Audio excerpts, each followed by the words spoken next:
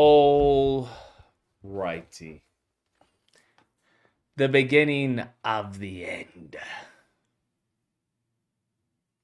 A lot of people were upset at this outcome.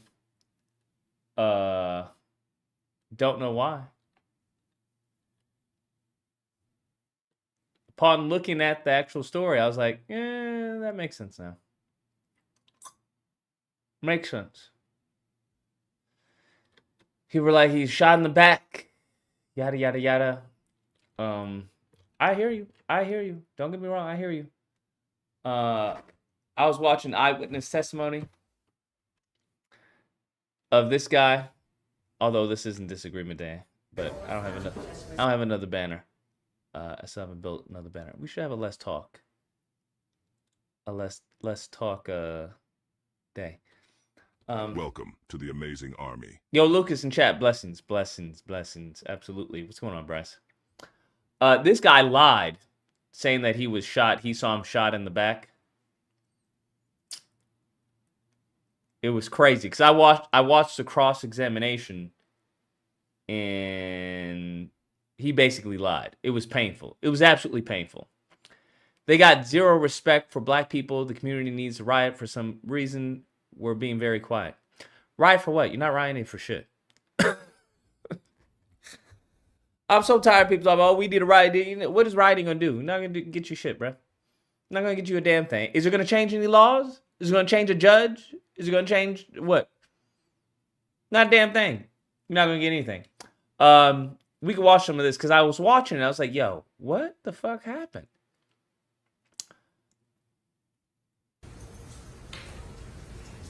This guy is a complete fucking idiot. Just complete fucking idiot.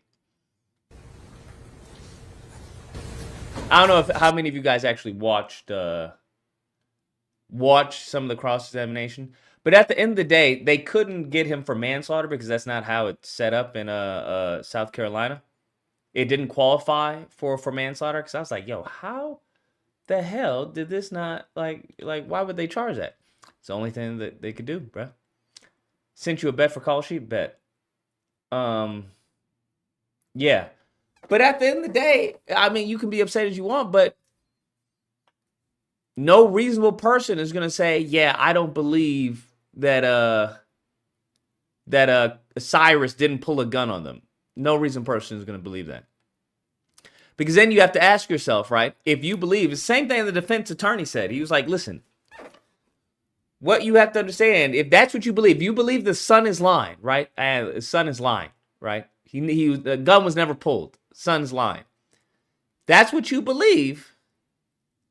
Then you're going to have to give me a good reason why he didn't shoot him for over 130, what was it, yards? Over 130 yards. I got nothing.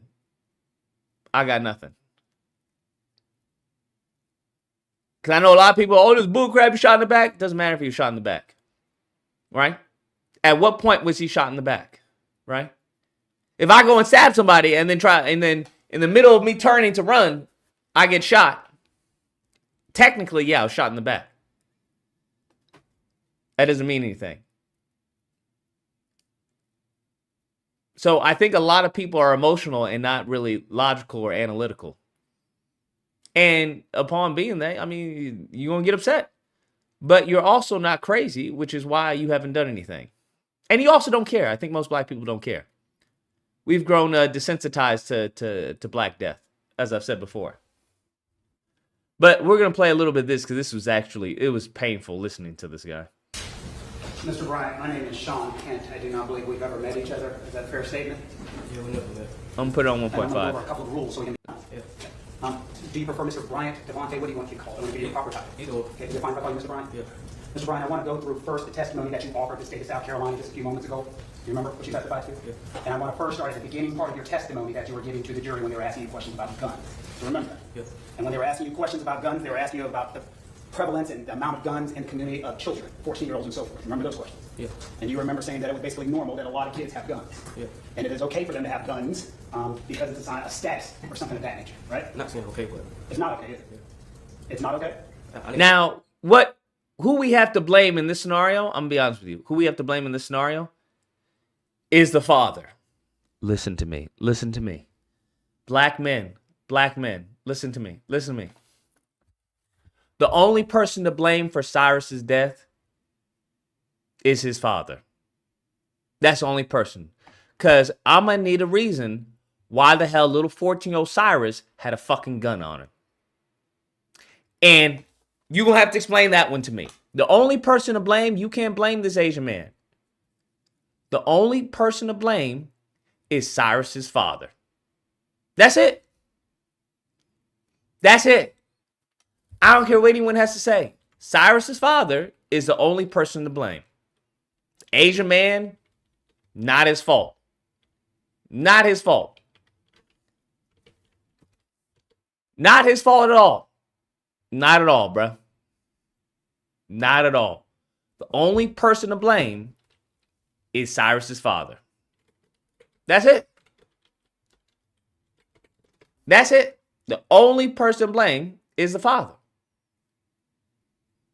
Because I got questions. How are you going to allow your son to act a damn fool? Why out like that? That's the question I got. How are you going to allow your son? Because listen, what you have to understand is they got this man. They got his son. This is the father right here to the left. Only person to blame is this black man right here for his son's death. That's the only person to blame. Why was your boy walking around with a gun, first off, at 14? It's illegal. I didn't even know it was illegal, but it's illegal. I don't know what the fuck is going on in South Carolina, but it's illegal. Then, on top of that, bruh, I was watching some of the testimony. They scrubbed the internet. Because I know this for a fact, right? Because I got an attorney in the family. I've dated attorneys. I know what they do, bruh. They will scrub all of your social media, fam. They will scrub all of it. All of it. Don't even think you're going to delete a post. Oh, please don't think you're going to delete a post. They already got it. They already got it. Because I was like, wait, what? Bro, they had I was watching the cross-examination of, what was it? Oh, the investigator. The investigator was a black guy. He was trying to stay on code. He was trying to stay on code. I'm not going to lie. He was trying to stay on code. I'm not going to lie. He absolutely was trying to stay on code. But the prosecution was not having it. The prosecution was not having it. Where is it? I'm trying to find cross. The prosecution was not having it at all. I was like, damn. It was wild, man. Because the police investigator was trying his best to stay on code. Trying his best to stay on code. He was saying stuff that, like, bro, it became outlandish at one point. I was like, come on, fam. Like, what the fuck are we doing here?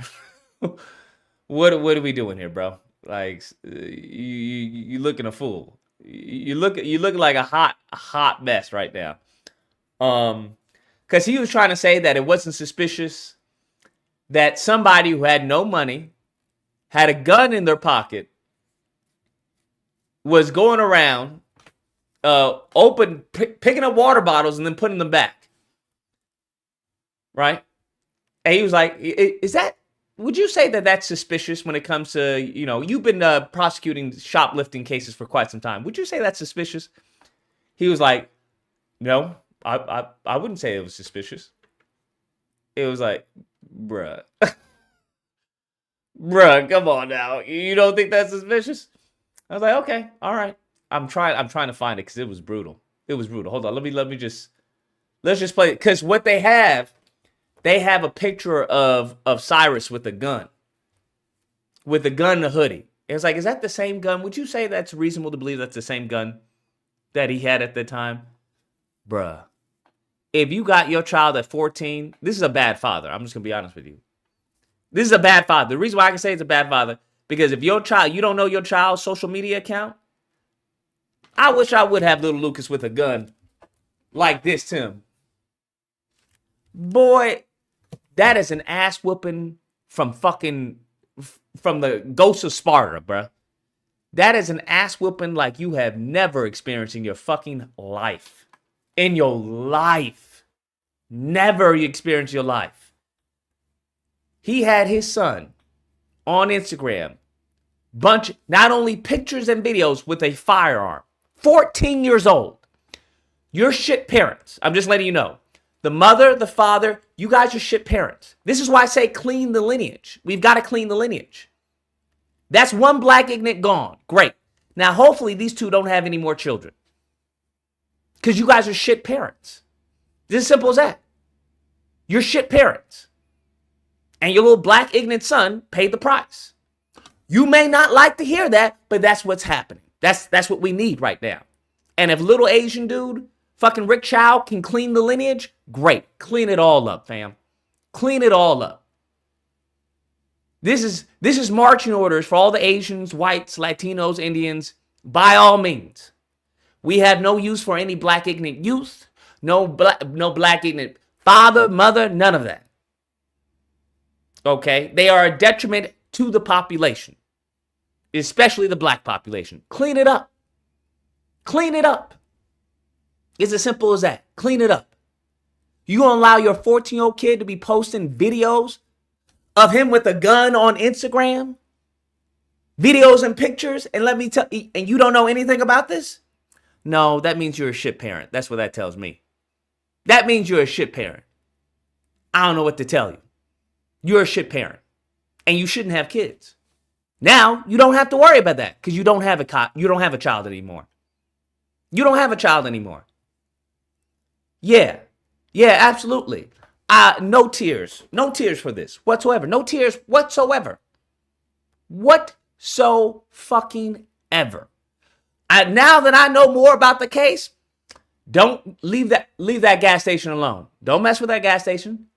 Leave that gas station alone. They already sold it, so it doesn't matter. Leave these good Asian people alone. Leave these good Asian people alone, bruh. Leave them alone. Because little Cyrus was not growing up to be a fucking doctor. The path he was on, little Cyrus was growing up to terrorize black people. That's what little Cyrus was growing up. Matter of fact, I wish we can scrub all of his shit so we can see his friends that he was hanging around with. Because I would love to erase that lineage as well, metaphorically speaking. Say that it was okay for a child to have a gun. I never said that. And then let me follow that up with that question. It's not okay, is it? I mean, it depends on what point you come from. I don't. Please explain. What point would make it okay for somebody under the age of 15 to possess a firearm? This is one of the witnesses, just so you're clear. I won't know. Well, you do know. You just said it depends. So let the jury know, based upon the questions from the state and your answer, when is it okay for someone under the age of 14 or a child to have a gun? I mean, I don't know. I mean, everybody had their own viewpoint of it. That's why I say it depends. And I'm asking your viewpoint, based upon your testimony, based upon what you offer to this jury, when is it okay? I mean, protection-wise, if you ask me. Go on, please. I did ask you. That's it. What do you mean protection-wise? Depending on the area you grew up in or the area you stay in, maybe. And so when the state of South Carolina put you on the stand, they understood that you felt it was okay to break the law for protection. Objection to the question. I'm ready. All right, ready. It is your testimony that it is okay to break the law for protection purposes. No, I'm not saying. I never once said that. Okay, tell me what you said. I don't want to put words in your mouth. I don't remember, but I didn't say that. No, you just said it a few seconds ago, that it would be okay for protection purposes for someone under the age of 14 to have a firearm. That's what you just said. That's what I said. Is it legal for someone under the age of 14 to have a firearm? No. So would it be breaking the law for a person under 14 to have a firearm? Yeah. And so what your testimony not have just been, it is okay for someone under the age of 14 to break the law for protection. Isn't that your testimony? Yeah, I guess. Yeah. I guess. Yeah, I guess. Getting cooked, bro. Getting cooked. Man, y'all. I'm gonna have to go to law school, bro. This shit is too easy, bro. This shit is too fucking easy. Because that's what they put you up to justify and say it's okay. So is that your testimony still to this jury? Objection to the question and the implication. I'll allow it, but be careful. I know. Did you understand my question? No, sir. Well, Do you understand my question? Did you understand my question? No, sir. Do you own a firearm? No. You don't have a firearm? No. Did you have a firearm that day? No. In your vehicle? No. You had a child yourself, if I'm not mistaken. 3. And I think one of them would be 14 years old right now. Yeah. You would not want him to have a firearm. No. You would instruct him not to have a firearm. No. You would not want him to have a firearm for protection of status or anything. No. No. He just said himself he would not want his child, who was 13 at the time, to have a firearm. Fam, this is one of the witnesses. Y'all really got to look into the case. Listen, it's so easy to get upset. Oh, they just killed a boy over $1. No. And listen, first off, listen. You take my PS5 controller, I will kill your little black boy. I will kill your little black daughter. I will kill your little black son. I will kill your little black wife. Legally speaking. I don't give a fuck what you take. You can take this fucking drink of mine. You go in my house and you take this fucking drink of mine. I will kill your son, your daughter, your father, your sister, your cousin, your auntie, your uncle, your grandma, your grandpappy. I'll kill your fucking dog. All right? I'm just letting you know. I don't give a fuck. Look, it's just a drink. Don't steal my shit. Let me think that you stole my shit. Let me think that you stole my shit. Because apparently in South Carolina, I have the legal right to be wrong. I have the legal right to be wrong. And I think you have a firearm. You have a gun on you. That's your ass. That's your ass. That's your ass. As simple as that. So you can complain, well, Lucas, they ran out for a water bottle. Yeah. They have every legal right to chase him over a water bottle. There is nothing illegal over what the fuck they did. Nothing illegal. You can be mad about it. Sure, you can say, that is egregious. Let the water bottle go. That's crazy. Okay? It's just a water bottle. Like who gives a fuck? Let him take it if he took it. I hear you. Listen, I hear you. If I have a store and somebody tries to take a water bottle, fam, you need it more than I do, bro. Go ahead, bro. Go ahead, bro. Now, what you also have to understand is the world isn't about little Lucas, okay? The world isn't about me. I don't own a whole bunch of gas stores or anything, gas stations. I don't own that. There are some people out there, especially in certain areas, they don't give a fuck what it is. They will pop you for looking at them wrong. We all know this to be the case. We all know this to be the case. They don't give a fuck what you stole. If they don't get, and let me be clear, the kid didn't steal anything. He didn't steal not a damn thing. Not a damn thing. They thought he stole something. They thought he stole something and ran after him. All within their legal right. You don't have to like the law, but that is the case. Legally, they're allowed to chase after him. I don't know what to tell you. I don't know what to tell you. You don't have to like it, but it is what it is. There was never a water bottle. Like I said, it doesn't matter. They had reasonable belief, right? Reasonable belief that he had stolen something. They chased after him. Doesn't matter what the fuck it is or whether or not he stole something, which he didn't. Doesn't matter. That's what you have to understand. That's not what the case is about. The case is not about, as the defense said, the case is not about whether or not they ran after him. They legally can run after him. The case is not about more racism. They can be as racist as they fucking want. They can be as prejudiced as they want. They weren't charged with a hate crime. He was charged with murder. No, they didn't. You can say that, but listen, they watched him the whole time. I know they watched him the whole time, but just because you watched him the whole time, what does that mean? That you saw everything? Some of y'all got husbands and wives you watched the whole time. They still cheating on your ass. Watching the whole time doesn't mean anything. And the reason why is because he had something in his hoodie. That's what they thought was the water bottle. You can say they lying. I don't give a fuck what you have to say. It's just, I mean, if you're on the jury, if I was on the jury, that makes sense. It logically makes sense. If I have a hoodie on and I got something like this, right? I got something like this. You can't tell what it is, right? You can't tell what it is. Now, their shop has been constantly, fucking vandalized, shoplifting and everything.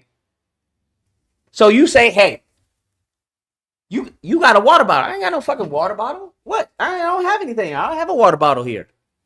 Bro, let me see what's in your hoodie. You showing you what the fuck's in my hoodie? I don't have to show you what's in my hoodie. I don't have a water bottle. Simple as that. Now, if you think a jury is going to be like, yeah, they knew he didn't have a water bottle and they went after him anyway. You think a jury is going to, that's what you think? You think a reasonable jury is going to believe that they are like, nah, he's lying. They knew he didn't have a water bottle and they went after him anyway. No reasonable person is going to believe that, bro. No reasonable person is going to believe that. I'm just going to let you know. I wouldn't fucking believe it.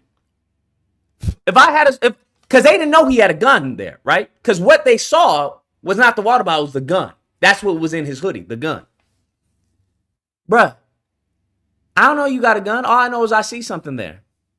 And I just saw you taking out water bottles and stuff. You may have fucking put one in there. I don't know. I didn't catch you. Maybe I didn't see you slip one in your hoodie. All I know is I see something in your hoodie.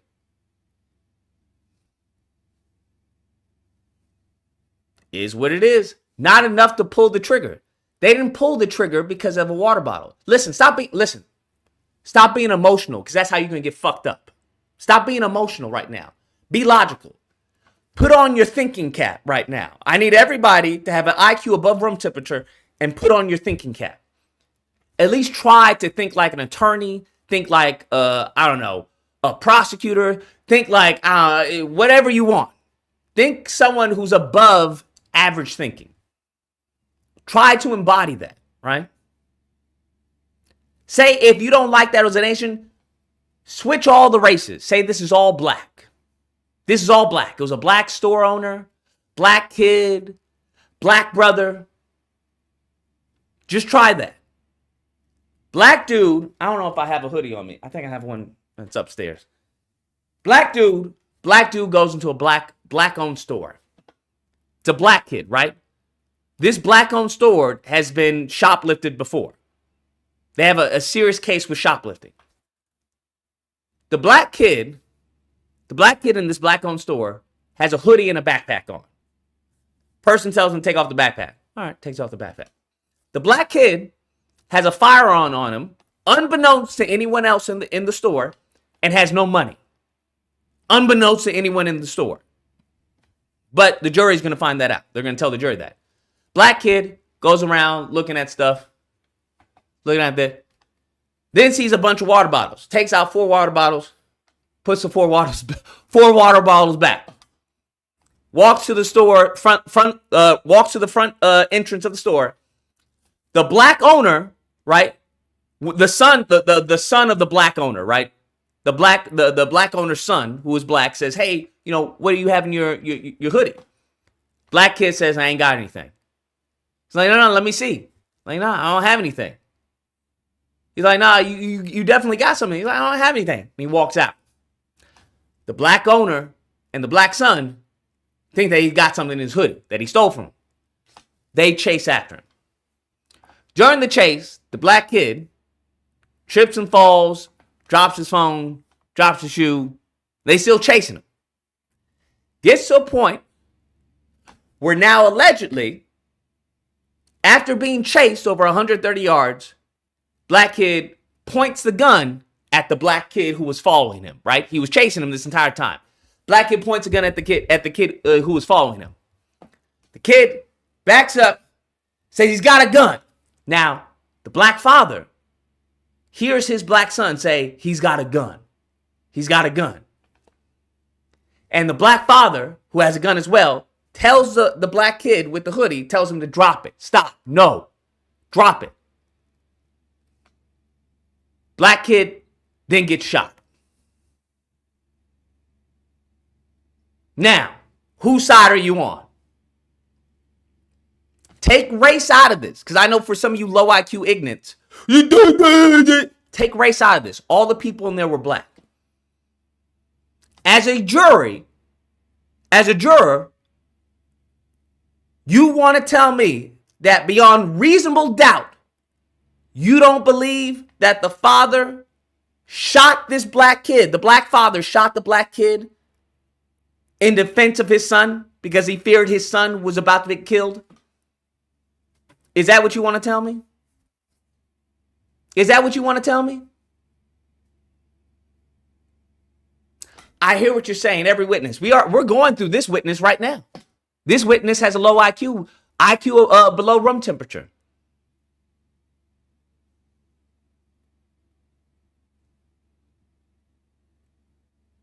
Is that what you want to tell me?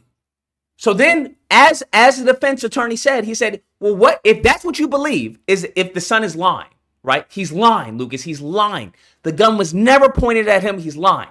Then you're going to have to give the jury a reason why at 10 yards they didn't shoot him, 20 yards they didn't shoot him, 30 yards he wasn't shot, 40 yards he wasn't shot, 100 yards he wasn't shot.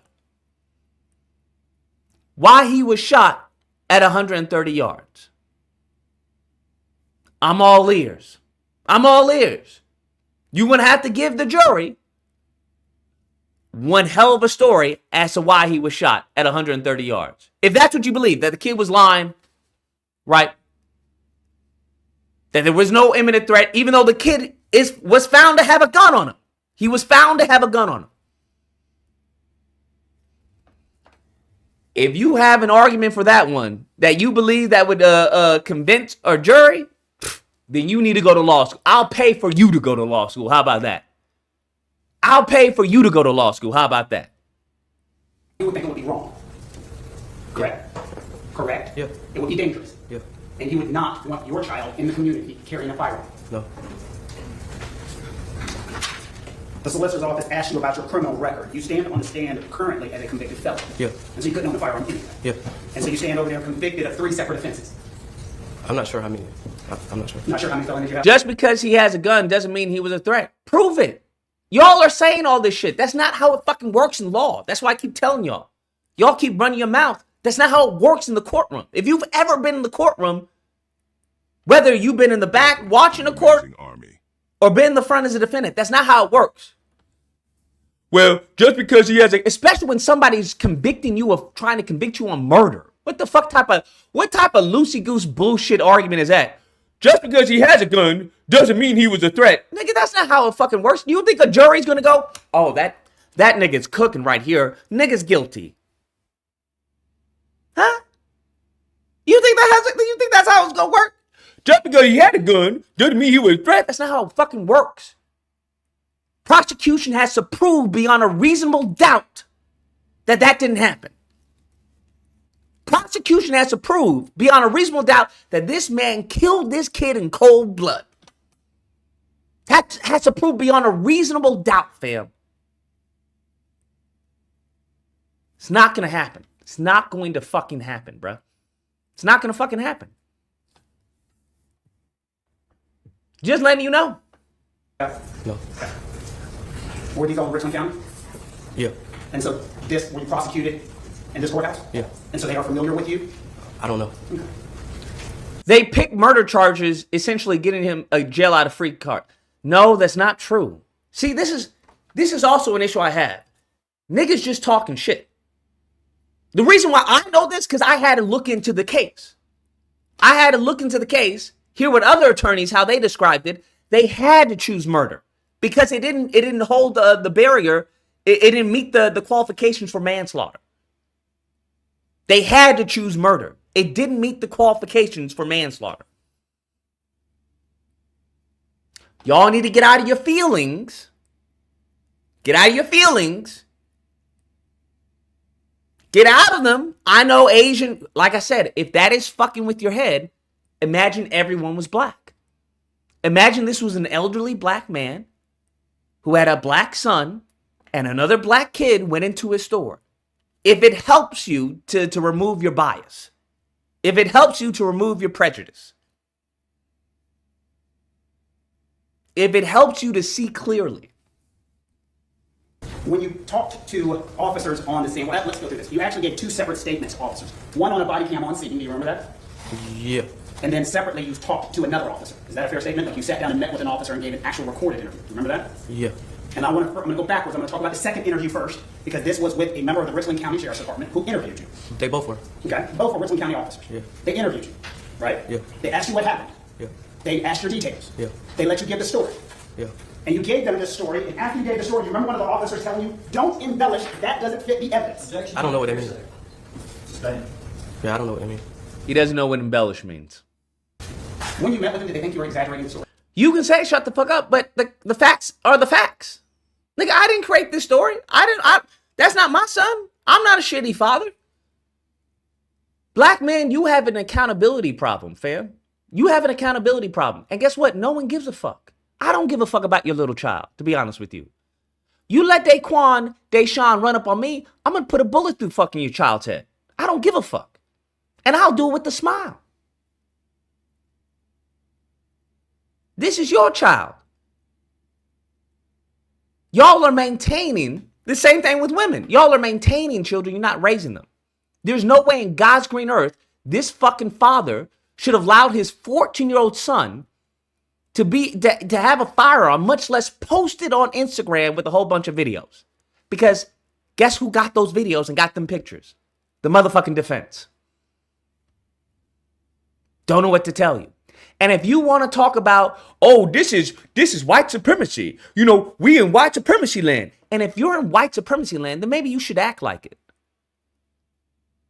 Well, Lucas, we ain't got no friends, okay? The Asians don't like us. The Latinos don't like us. The white don't. Then maybe you should fucking act like it. Then maybe you should fucking act like it. Simple as that. But you niggas keep on playing. Y'all keep on talking out of two sides of your mouth. You keep on talking out of two sides of your mouth. Huh? Make it make sense. You keep on talking out two sides of your mouth. Which one is it? Is you an American? I says American. I helped the country and everything. Or are you a victim of white supremacy in a racist country? Which one is it? Because y'all have this bipolar, schizophrenic fucking relationship with the country. Y'all niggas want to praise the George Floyd verdict, but not look into, well, why the fuck did this happen to begin with? What's the point of you getting justice over and over and over and over and over and over again? They just killing you, bro. And most of the time you don't. Breonna Taylor, Trayvon Martin, Tamir Rice, the list goes on.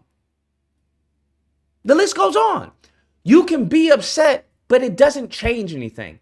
You can call me anything you want. That's not going to change his little black boy coming back. His black boy is dead because he was a shit fucking father. His black boy is dead because he was a shit fucking father. May I suggest to you, black man, don't be a shit fucking father. It's as simple as that. Don't be a shit fucking father.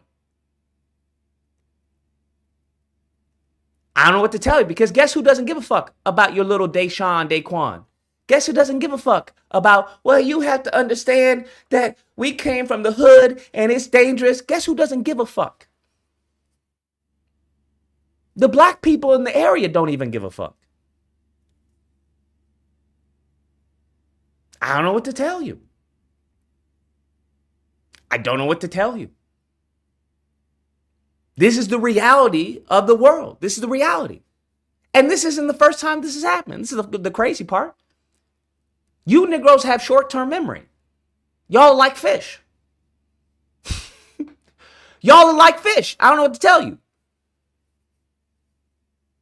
Right? You have a case. Officer gets off. And then all of a sudden you guys go, well, you know what? We in America, and you know what I love. Huh? What? What the fuck are you talking about? You didn't get justice for the last fucking 5 black people who have been killed. What are you talking about? Make it make sense.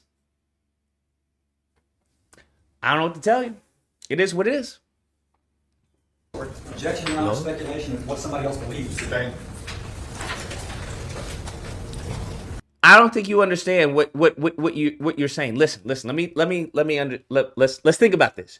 Just because if you're watching someone Can you say for 100% certainty that you've seen everything they've done? Right? No one's going to say that. So is there a possible chance that this person could have swiped a water bottle or could have swiped something from the store? Is that reasonable to argue? Is that reasonable? Reasonable. I'm not saying it has to be true, right? I'm asking, is it possible? Is it reasonable for someone who's been a victim of shoplifting that someone comes into the store with the hoodie, walking around, hasn't bought anything, went out, grabbed a bunch of water bottles, put them back? Is it reasonable upon seeing something in his hoodie? Is it reasonable for the person to believe that they may have taken something from the store? Is that reasonable? For those of you who say yes, great. Welcome to basic fucking common sense. For those of you who say no, I suggest you don't have any children because you have an IQ below room temperature. And you probably will never be on a jury because you're functionally retarded. You probably make very low money, don't make a high income. Because usually with intelligence, and pay, they usually go hand in hand in some cases. Not always, but usually. This is how it works. I don't know what to tell you. When you gave the story to law enforcement, what was your belief when you left, when you talked to them? Did they believe, do you believe they believe you were Objection, Your Honor, to what he believes somebody else believes. I would. You're asking him to That's determine not- what the officer believes. When you gave your story to law enforcement, and I want to make it clear, you told law enforcement that, and I want to make sure it's good again, I want to make sure the testimony is good. At some point, you were saying, Do you understand they can profile you? None of that is illegal. We're not talking about right and wrong. Do I think it's right that they watched him in the store? No. Do I think it's right that they harassed him? Do I think it's right that they chased him out the fucking store? No. What the fuck? What the fuck is wrong with you? But listen, this isn't the court of moral superiority, right? The judge doesn't come down and go, you know what? That's wrong. I don't like that. So you're guilty because I don't like that. It's not how it fucking works in the real world, buddy. It's not how it works. That's what you have to understand. That's what you have to understand. You may not like you got eyes on you, but they're not breaking any laws. You may not like that the kid was chased. They're not breaking any laws. There's no law against that in South Carolina. I don't know what to tell you. You can say coonish all you want, but guess what? Is that going to bring his boy back? Huh? That's not an argument. Oh, you cooning. Tell me how. Because let me get this straight. In the black man's mind, telling you to be a good fucking father, that's coon shit. Nigga, you're cooked. Telling you, black man, to be a good fucking father to your son, that's coon talking, huh? Yeah? You're cooked, my nigga. You're cooked. Deep fried. Filleted. Sauteed. You're cooked. You're cooked. The least you can do is look at your child's Instagram page. That's the least you can do as a fucking father. The bare goddamn minimum. This nigga couldn't even do that. This nigga couldn't even do that. You can't even look at your child's Instagram page? That's what you telling me? And now you want to cry in court? Nigga, you couldn't even look at your son's Instagram page. Because it's not like he was hiding it. The defense found it. It was all on his Instagram with his gun and everything. You know how these dumb fucking idiots are. These dumb fucking morons. They always posting their pictures of their, their gun and the little fucking fake stack of money. As far as I'm concerned, this man deserves a medal. As far as I'm concerned. He deserves a medal. Good. Absolutely awesome. Great. Now that's one less problem that the black community has to deal with. Thank you, Rick Chow. I appreciate you. That's one less fucking black ignorant that the black community has to deal with. Thank you. I appreciate it. Because when your father is such a shit father, he can't do a simple fucking cursory glance at your Instagram page as a 14-year-old. Nigga, what are we talking about? But he wants to cry in court. Get the fuck out of here, fam. I don't want to hear that shit, bro. Some of you guys are shit fucking parents. And your child is going to suffer for it. Some of you guys are shit fucking parents. Some of y'all know shit fucking people. Y'all know shit parents. Nigga, I'm not, your child can do that. My child's not doing that. Your child can go see that. My child's not going and seeing that. I don't know what to tell you. You may not like it, but those are the facts. You may not like it, but those are the facts. Let's go back to the witness. Saying the victim had his hands up? Yeah. Okay. And he shot when his hands were up? I just want to make sure. Tell me if I'm wrong. No. So explain it to me again so we can all understand. When he was on the ground, like Yes, sir. after he fell from being shot, it's like he was trying to roll himself over. That's when his hands was up. Now, there's no question he fell twice. Yes, it is. Your testimony is that he was shot the first time. Which I'm asking you, tell me when he was shot, if he fell twice. Do you know exactly when he was shot? you said if he fell twice after the second stumble, it wasn't two falling. It wasn't two falls? No. Okay. And I guess I'm getting more confused, and you did it with the solicitor's office, but I need to know exactly what position he was in when he was shot. And if I'm not mistaken, when you were... When you saying when he was shot, as in when he hit the ground? No, when he was shot.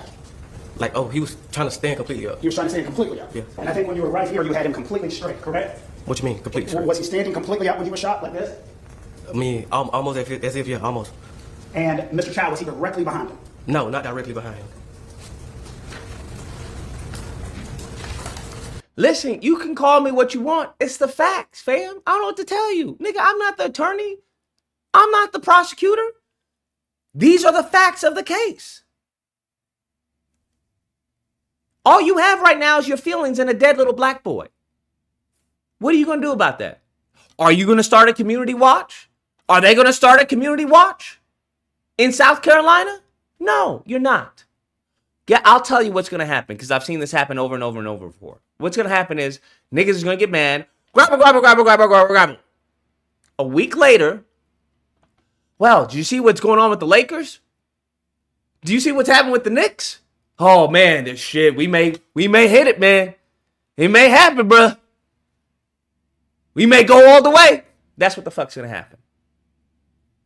So I know you may be upset now. I know in a week or two, you niggas won't remember this. And guess who also knows that? He knows that. He knows that. Latinos know that. So what do they have to do? All they have to do is just, hold out for a couple of days? Let the niggas get over it. Then they'll get over it. Nothing's going to happen. You're not going to do anything to change the community, right? You're not going to boycott the store. Because this isn't the first time this has happened. Not the first time this happened. It's happening right now. I guarantee it's happening right now.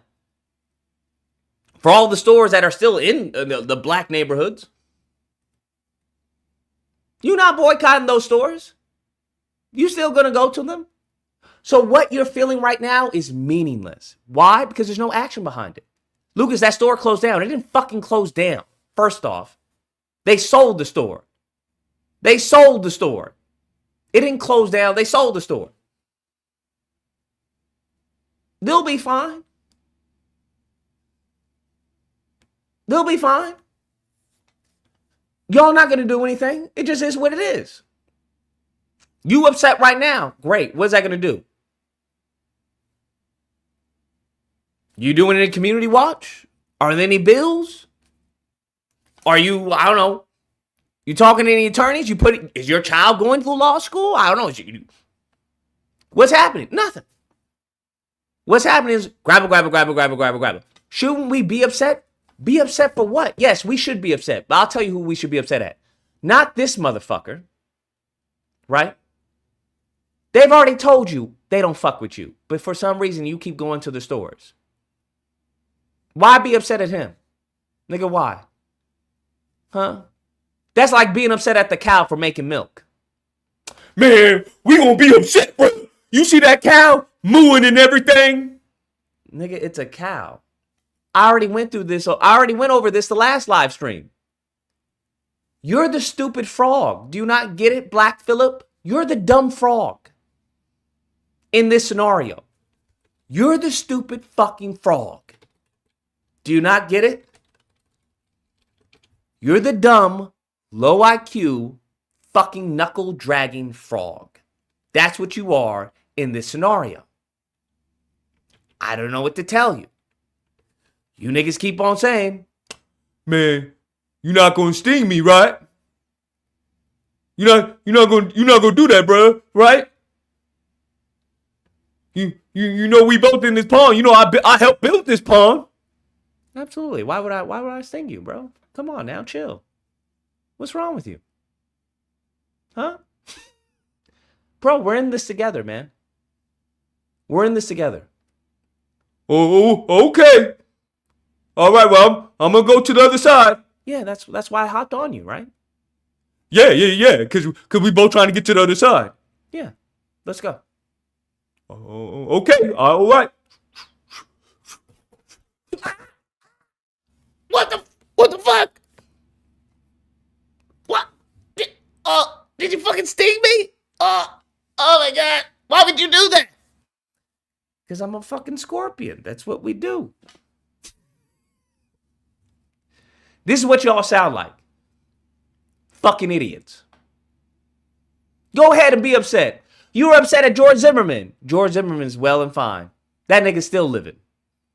Not one hair in George Zimmerman's body is out of place. Y'all have been crying wolf for quite some time. Oh, man, that's not right. Man, that's not fair. Man, what happens? Nothing. What happens? Not a damn thing. Nothing. I find it hilarious that y'all want to bring up, what's her name? Latasha Harlins. What happened to that Asian lady? Nothing. Nothing. So there's one person you blame. So you don't do anything? I don't know how. Maybe you're fucking retarded, Black Phillip. Maybe that's the case. In which case, I'm going to explain it to you very simple. Black men need to start being black men. Does that help you? Am I speaking your language now? The only person to blame is this black father. That's correct. Okay? That's who you should be upset at. We should be getting in his ass. That's who we should be getting at. Nigga, when was the last time you talked to your son? Well, what you mean? It was the Asian guy. I ain't worried about the fucking Asian dude. When was the last time you talked to your son? Who are his friends? Well, why you question me? Nigga, aren't you his father? Who are his friends? When was the last time you went through his phone? I don't do that. They have privacy. Your 14-year-old child has privacy? Well, you know, we should be getting in his ass. That's whose ass we should be getting in. We should be knocking on his door. How'd you allow this to happen to your son? How'd your boy get that gun? Well, I don't know. You don't know how your 14-year-old boy got that gun? How long has he been having that gun? Do you have access to social media? I don't know what social media is. What's that? Have you looked at his accounts? Have you talked to him? Have you had a sit down with your boy? Let him know what to do, what not to do, how to hold himself around law enforcement and whatnot?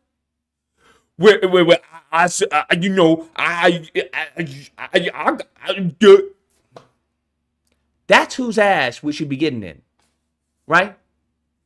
He don't give a fuck about Lil Deshaun, nor should he. He don't give a fuck about Lil Deshaun. Yes, a water bottle is more important. That's called profit. That's called capitalism. His shop was operating at a loss, allegedly. Yes, 100%. 100%. The only person who's going to give a fuck about your child should be you. This nigga didn't give two shits about his son. Not two shits. So before you start crying and say, they're not right, they shouldn't have done that. Nigga, yeah, cool. Slavery shouldn't have happened. Jim Crow shouldn't have happened. Segregation shouldn't have happened. A lot of shit shouldn't have happened. But I don't know where the fuck you think you are. Once again, this is this schizophrenic fucking understanding. They don't give a fuck. They don't care. You need to care. If he was being, as far as discriminatory in his behavior towards black people who enter the store, guess what? Don't go to his fucking store. Boycott his store. Boycott it. Now I understand. But look, I got to do stuff then. That's correct. That's correct, black man. You will have to do stuff. But look, what about the black woman? Black man doesn't concern himself with that. That got nothing to do with you, fam. Those that are on code will be on code. Those that aren't, you're going to have to handle that. Is what it is. They get ostracized. Nobody talks to them. They're isolated. A lot of ways to handle that. But guess what? It is your job. Especially if you want to say you live in a white supremacist society and everything. Fam, what? Huh? That's your job. That's your fucking responsibility. It'll be a little bit different if his son was caught up in some bullshit. If his son has been, a car accident or something, whatever. It'd been a little bit different, even if somehow he has stolen the gun and blah, blah, blah. By all means. But fam, the son posted the gun on his Instagram page. On his Instagram page. What are we talking about? It's not like it was a secret. Do you want to know how I know this? Because I watched the testimony. I watched the investigator. Are y'all ready? They brought it up. Fam, do you understand how much of a fucking goddamn ass whooping if this had been my son? Do you understand how much of a fucking ass whooping he would be receiving? They posted it, bro. They pulled all the down. They pulled the pictures down. They pulled the video of him down. Fam, you telling me he couldn't find this picture? The defense found it. The defense found it. Not only are there pictures, videos of him messing with it. You know how they do the fucking gun and flashing and everything and all that stupid shit. What you need to be is a better father. That's what you need to be. You need to be a better father. What does a picture got to do with the situation? Kevin, we're not talking to you because you clearly have a low IQ. We're not talking to you, Kevin. What the picture got to do with the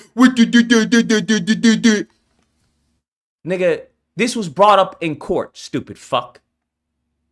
This was brought up in court. What are you talking about? This is the same, allegedly, right? Presumably the same gun and the same hoodie he had on when this took place. Kevin, go get a what is it called when they cut your balls off or whatever and you can't reproduce? Go get I forgot. Go get that surgery where you can't reproduce because you're a fucking goddamn moron. Right? Castration. No, not castration. Well, maybe the nigga needs a castration. Kevin, go get a vasectomy. I'll pay for it. I'm giving out free vasectomies, okay? Go get a vasectomy. I'll pay for it. Kevin, it's on me. It's on me. I'll pay for it.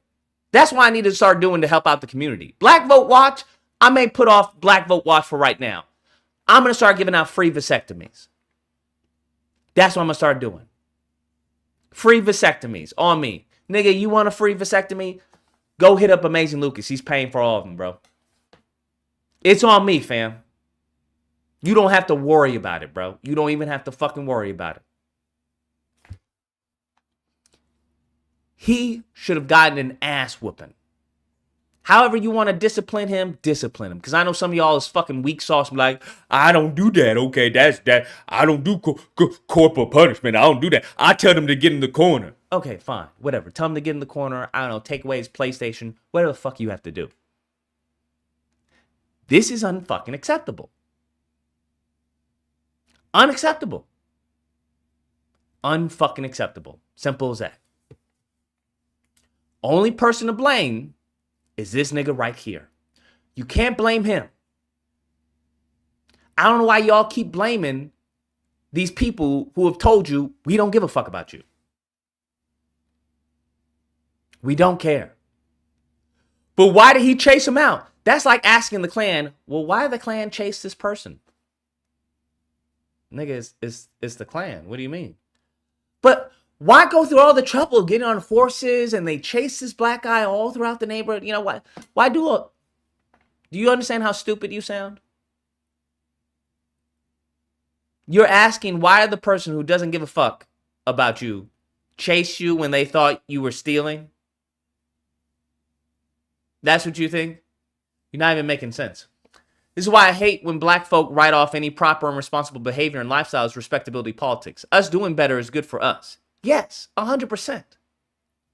100%. Because if you look at the fatality, the majority of the deaths are black deaths. That's the crazy part.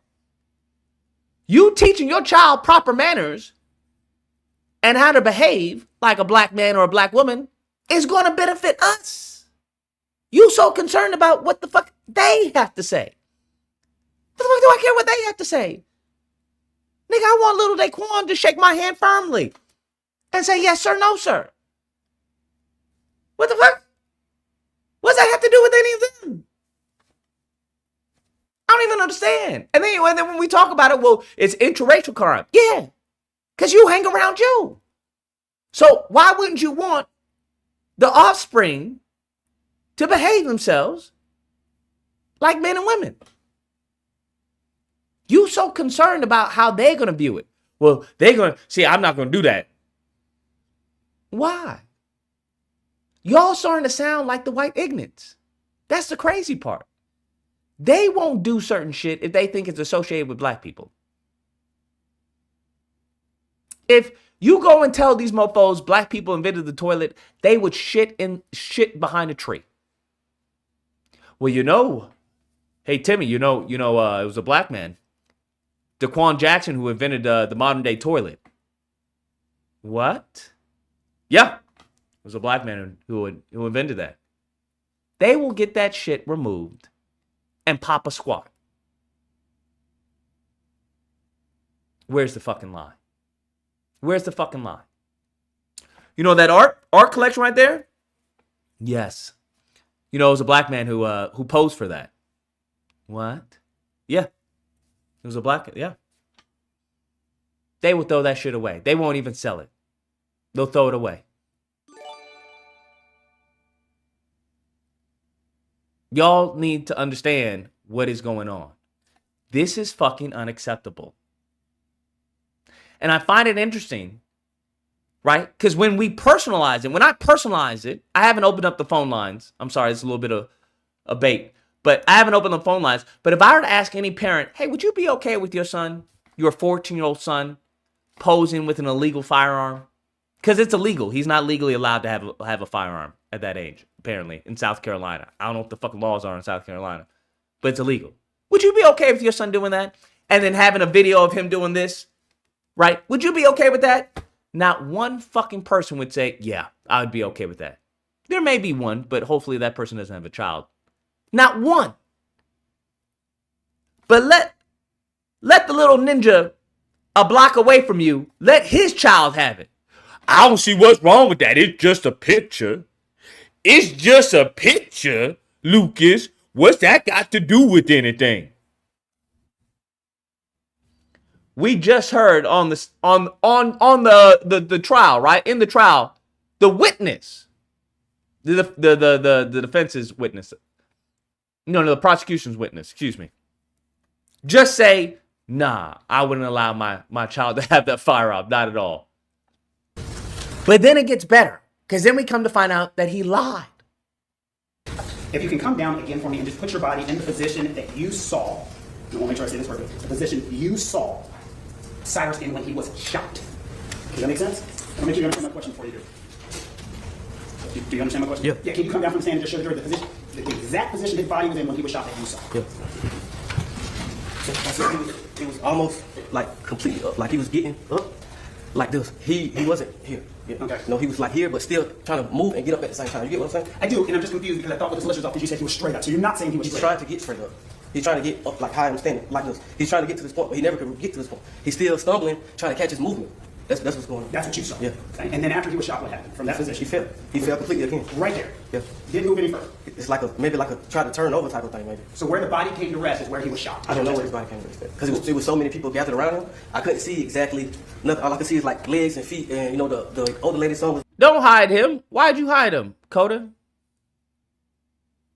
No reason to hide him. on their knees and all of that. I couldn't really exactly see him. Like I'm looking at this desk right here. Yes, I couldn't literally just see everything. I see everybody huddled around. Okay, go ahead back up there. Thank you. Now I want to go backwards to the body cam footage. You remember you said on the side of the road you talked to the officers while they were there?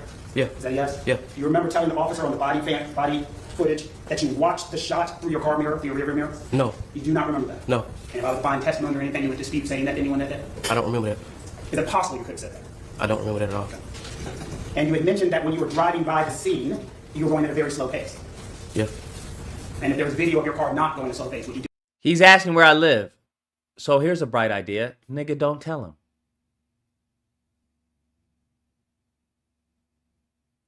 I don't understand. What's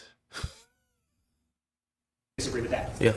And so, how fast would you say you were going? I don't know.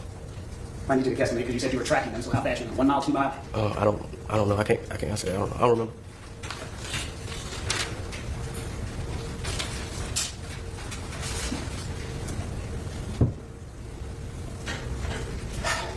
You had mentioned in your testimony that you did not see anyone throw anything. Is that correct? Yeah.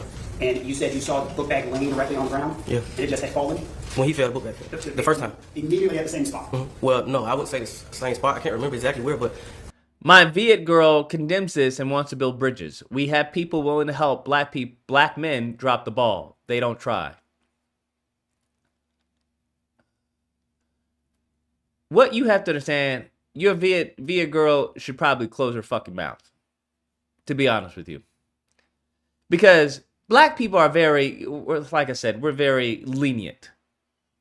The shit that I've heard from black people is insane. Right? These Negroes is so fucking, they're so, I don't know, brainwashed. Like post-traumatic slave syndrome.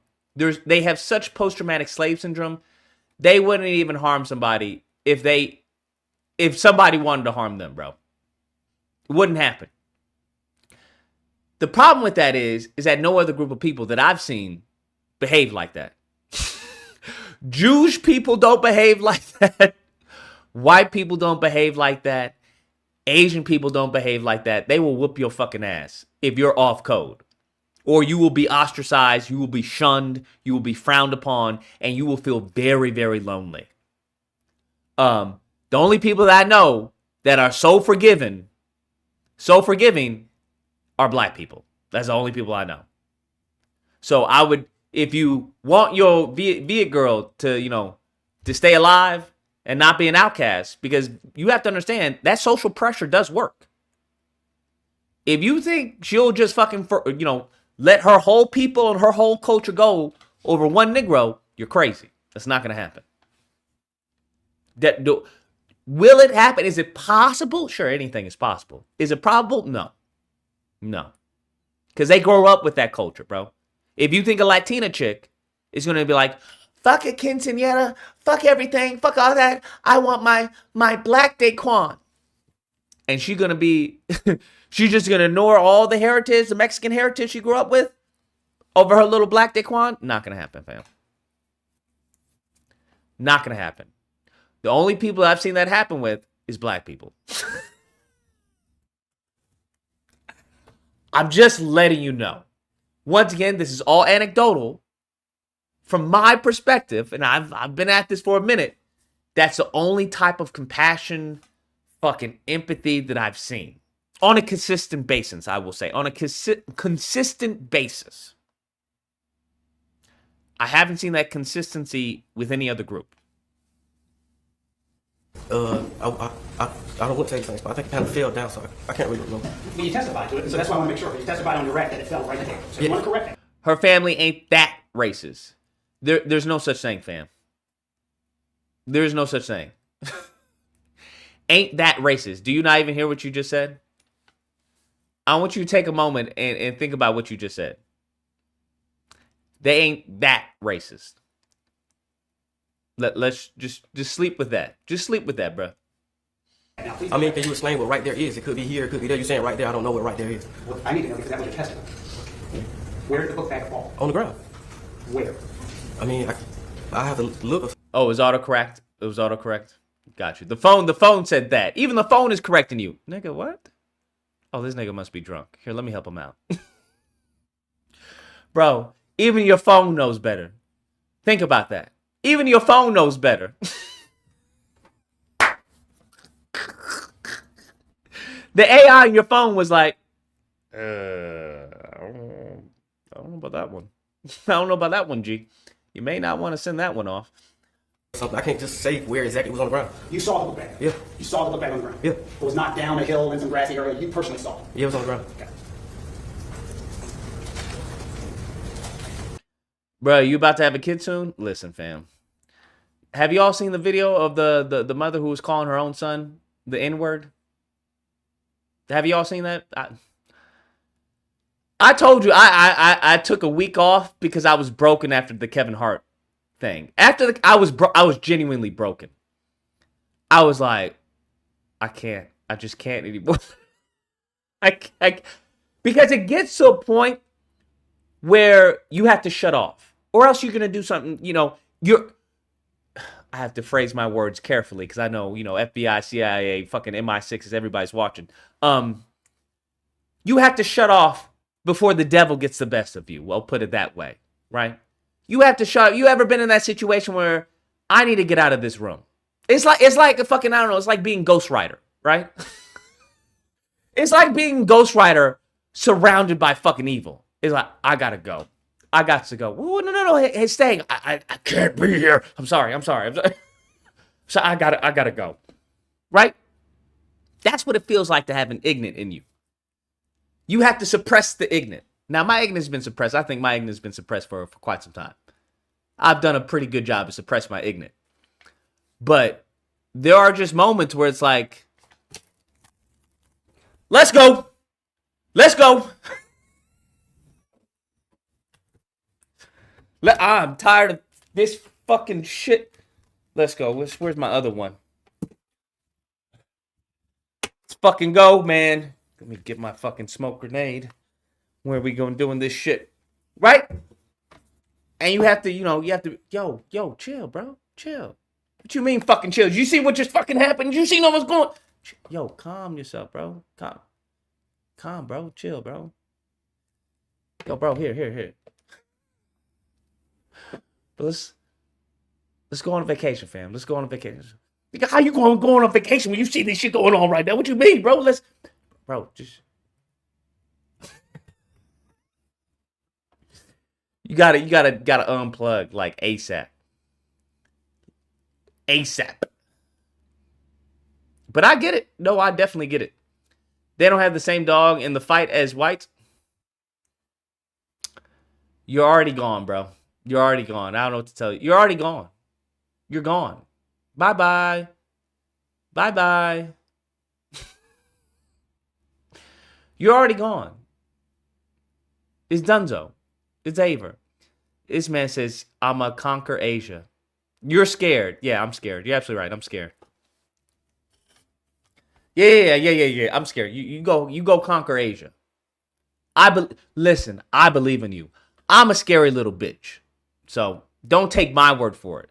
But I guarantee, Big Dog, Z, Reggie, some real ones in the chat. Ty will tell you, they'll tell you, you got it.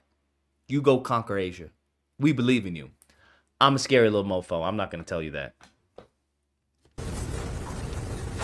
And your testimony is you personally saw the shoe come on. Yeah.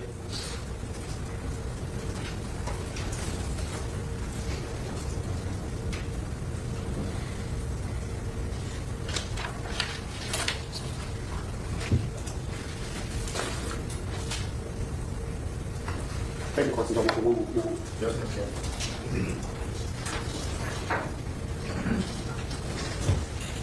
Now, you are not testifying. I want to make sure we're clear on this. You're not testifying today that the young man was shot while he was on the ground. No. Have you ever before, under oath, any testimony ever testified that he was shot on the ground? Testify. This is my first time Yeah. testifying. Have you ever given any statements or anything to suggest that he was on the ground? I believe so. I think. You believe so? Listen, he just said he was not shot on the ground. He gave a statement saying that he was. You have actually before to law enforcement said he was on the ground when he was shot. That's what I was thinking. I mean, so much going on at one time. You know, like right after the incident, my mom calling my mom. So much going on. This is called witness testimony. So, when you have witness testimony, when you say, oh, well, Lucas did the... Fam, this is damning to a jury. This is damning to a jury. The social media thing going on. So much going I on. got at it. one So time. much going on, so much stuff in our head, so much to pay attention to, and then time to figure out a different story. No, Well- not a different story. Well, originally, you have told law enforcement that he was on the ground when he was shot, correct? Okay. Not okay. Told law enforcement he was on the ground when he was shot. Okay, not okay. Yeah. And we now realize that's not possible, correct? Yeah. And you know that's not possible, correct? Yeah. And now today you're telling something And you know that's not possible, correct? Yeah. a little different, correct? Not just today when I spoke with him too. When you spoke with who? Officer. Admitting to lying. But you understand, we always want to try to get someone's statement as close to the event as possible, right? Because we want to get as accurate as possible. Is that a fair statement? No. You don't want to get someone's memory as close to the event as possible? I mean, yeah, but that's not fair because no. That's not fair. We don't want to know accurate. We don't want someone to plan. We don't want someone to think of something. Don't you want someone's memory as close to the event as possible? No. No? Why not? I mean, no. I mean, why not? I mean, I don't know, but I don't know. This sounds like some of the calls that I get, to be honest with you. I'm not going to lie. I'm not going to lie. This sounds like some of the calls I get. Not going to lie. I mean, it shouldn't matter. If something happens, something happens. It don't matter when you ask me. You got it exactly right. It shouldn't matter. When something happens, it should stay consistent. Is that a fair statement? That's not what I just said. So tell me what you said. I just said when something happens. I never said nothing about being consistent or anything. I didn't say that. Okay. So should someone's story change? No. No. That's what consistent means. So it should be consistent from one time to the next. Is that fair? I mean, you said that, yeah. You don't think a story should be consistent? Yeah, story is consistent. A story is consistent. Should be, yeah. Should be consistent. So at one point you told a story that he was shot directly on the ground, and then today you're saying he wasn't. You agree that's not consistent? Yeah, but I think that was a misunderstanding because I don't think the officer was really understanding what I was saying. So I think he kind of misunderstood my explanation. That's what I think. That's what you think? Yeah. And a few minutes ago I asked you, you specifically stated that you said he was on the ground when he was shot, and there was a bunch going on in your head and you were incorrect. No, I didn't say that. I said the women was around him on the ground as I was passing back by the scene. So A I moment couldn't ago, see. when I directly asked you about telling an officer or giving a statement that you said originally that he was on the ground when he got shot. That's what I asked you. Yeah, but you just asked me something totally different. You didn't ask me the same thing. What? What you asked me prior to the question that you just asked me? Do you remember, let's make it very simple. Do you remember, at some point in time, telling an officer, anybody, that Cyrus was on the ground when he got shot? Yeah. That's a yes. Yeah. Okay. That's not a confusion, that's not a trick question, that's a yes. Yeah. Today, you're saying that's different, correct? Yeah. You have met with law enforcement, solicitors, everybody in between those two times, yes? Yeah. And we realize the first thing that you said about shot on the ground is not possible. No. Listen, Bridget, you're emotional. I understand. I'm not even going to take any of the insults that I've seen in the comment section of, personally. Lucas, you sound like an effing idiot. You weren't there. So how would you even have an argument like this? Come on, man. You sound like a white supremacist. So, Bridget, I hope this helps you. But you see this man right here? You see the guy in the green shirt right here, Bridget? That man wasn't there either. Let me help you out, Bridget. You know the jury who decided on this case? The jury wasn't there either, Bridget. You know the judge right there? You see the judge right there? Bridget, the judge wasn't there either. Okay? So this is how a trial works, right? This is why we have facts and evidence, Bridget, right? So in this case, the prosecution has to prove beyond reasonable doubt that Rick Chow killed Cyrus in cold blood. The prosecution failed to prove that because the facts and the evidence of the case do not suggest that. to a reasonable person. So, Bridget, that's correct. None of these people were here. That's why the facts and the evidence are so crucial. That's why lawyers, attorneys get paid lots and lots of money. Okay? Because they can use the facts and evidence to portray one narrative, or they can use the facts and evidence to portray another narrative. Do you see how that works, Bridget? Well, you don't have to be there in order to come to a reasonable conclusion about what transpired. Do you understand? But I appreciate your fucking, your 2 cents. Less than that.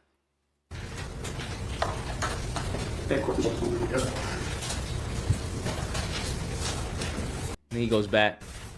A moment ago, I was asking you if there would be any video or anything of that nature of your car going at a fast level, and you said there would not be. Is that a fair statement? Yeah. And you do recognize your car? Yeah. And you know what? First of all, where are the cameras for all this that happened? These cameras everywhere. Dude, people are making shit up. Chinese people lie too. Bridget, go get your uterus removed. Then I'll talk to you. That's the only way I can feel comfortable talking to you. That's the only way I can feel comfortable talking. Do you think that there's cameras in the middle of the fucking woods, Bridget? Huh? Do you think there's cameras everywhere? You think there's cameras in your toilet? You think there's cameras in the sewers? Go get your uterus removed, then I'll talk to you, Bridget. That's the only way I can talk to you. What type of car is that? Honda Accord.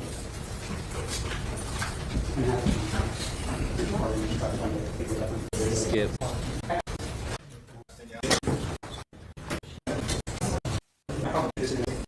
Refresh his memory.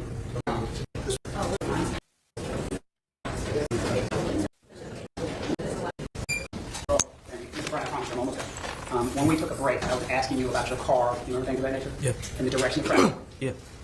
The speed your car would have been going. Yeah. And what direction you would have been looking at the shooting. Yeah. Is that all? Remember Anyways, long story. Anyways, this guy was trying his best to give defense to the kid. His best. If you listen to him, because this was the main investigator, the lead investigator. So I don't think it's... Tell the jury, where is this store?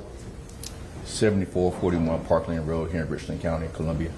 And one of the things that we started talking about in the cross-examination. It was rough. He was trying his best to give his defense for the kid. But he ended up looking like a fucking idiot in the meantime. Let's open up the phone lines. Not here for a long time, just a good time. It was rough, bruh. So, my stance is the person to blame for this is the father. That's who we blame. This man right here, this black man right here, is who the community should be shoving their foot up their asses. 949, you're on the line. Oh, hello. What is it, Lucas? I just really wanted to say, hey, I'm 20 years old. I watch your channel, and I really appreciate just you being there for the Black youth.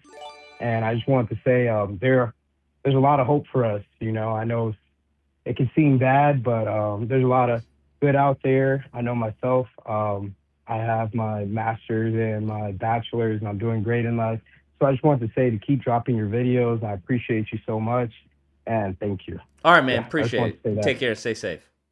There's not a lot of hope, just so we're clear. Don't believe that. Hope? Haven't you guys realized this by now?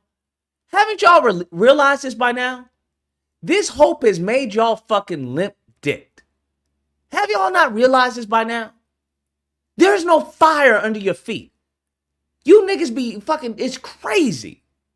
Well, I got hope, Lucas. I got hope we gonna get reparations. I got hope that the police gonna stop killing us. I got hope we gonna get justice. What the fuck is wrong with y'all? This post-traumatic slave syndrome, y'all have, I'm not gonna get my blood pressure high. You're right. I hope for the next generation. We can do that. Y'all got it. 272, you're on the line. What's good, Lucas? This is Kevin. What's going on, Kevin? I want I want to know how can you get shot in the back while pointing a gun at someone? Well, I can think of one way, right? You point a gun and then you try to flee and then you get shot during that transition. Or you point a gun at somebody and you turn. Or you point a gun at somebody and depending on where they shoot you. If the person turns, wouldn't they not be an imminent threat anymore? No, because it depends on when the bullet was fired. If I fired the bullet at you when you were pointing the gun after I told you to stop, no, put it down, and it happens to land depending on where the angle I'm at, hit you in the back, it is what it is. But you don't see the 3D, you got to do it. You know how fast you have to turn around for that to happen? Doesn't matter. Point the gun at someone, then they shoot you, and then you got to, and then the angle was pretty perfectly right in the back. It wasn't like at the side. I don't know where you got that information from, that it was perfectly in the back. I'm unaware of that. The prosecutor showed it. He showed where the bullet was at in the back, and they showed the diagram and all. Like, it was like right in the middle of his back. It wasn't on the side. It wasn't like to the left or right. Okay, well, the prosecution has to prove when that bullet penetrated him. Okay, and then isn't chasing somebody... Well, what the prosecution really has to prove is that, beyond a reasonable doubt, that Rick Chow shot him and that Cyrus did not point the gun at his son. That's what the prosecution has to prove. I personally understand. Well, that's the only thing that matters, though. That's the whole point. I only understand because the black guy was good. The black attorney, he was good at selling the story, telling narratives. He was good. He could get the emotions flowing. That guy. It's not about emotions. It's about the facts. No, but if you think logically, first of all, they're chasing him with a firearm. So hold on, I hear you. That's a crime right there. I'm not aware of it being a crime. Chasing somebody with a firearm is not a crime? I'm unaware of that. What crime is that? What was he charged with? He was charged with murder. I'm unaware. He was charged with murder. We know the system is fucked up, and then you know. I don't want to hear this system shit, bro. I don't want to hear the system shit, bro. I think they purposely didn't get him for other stuff, or maybe the state the rules is different. You can't charge multiple things.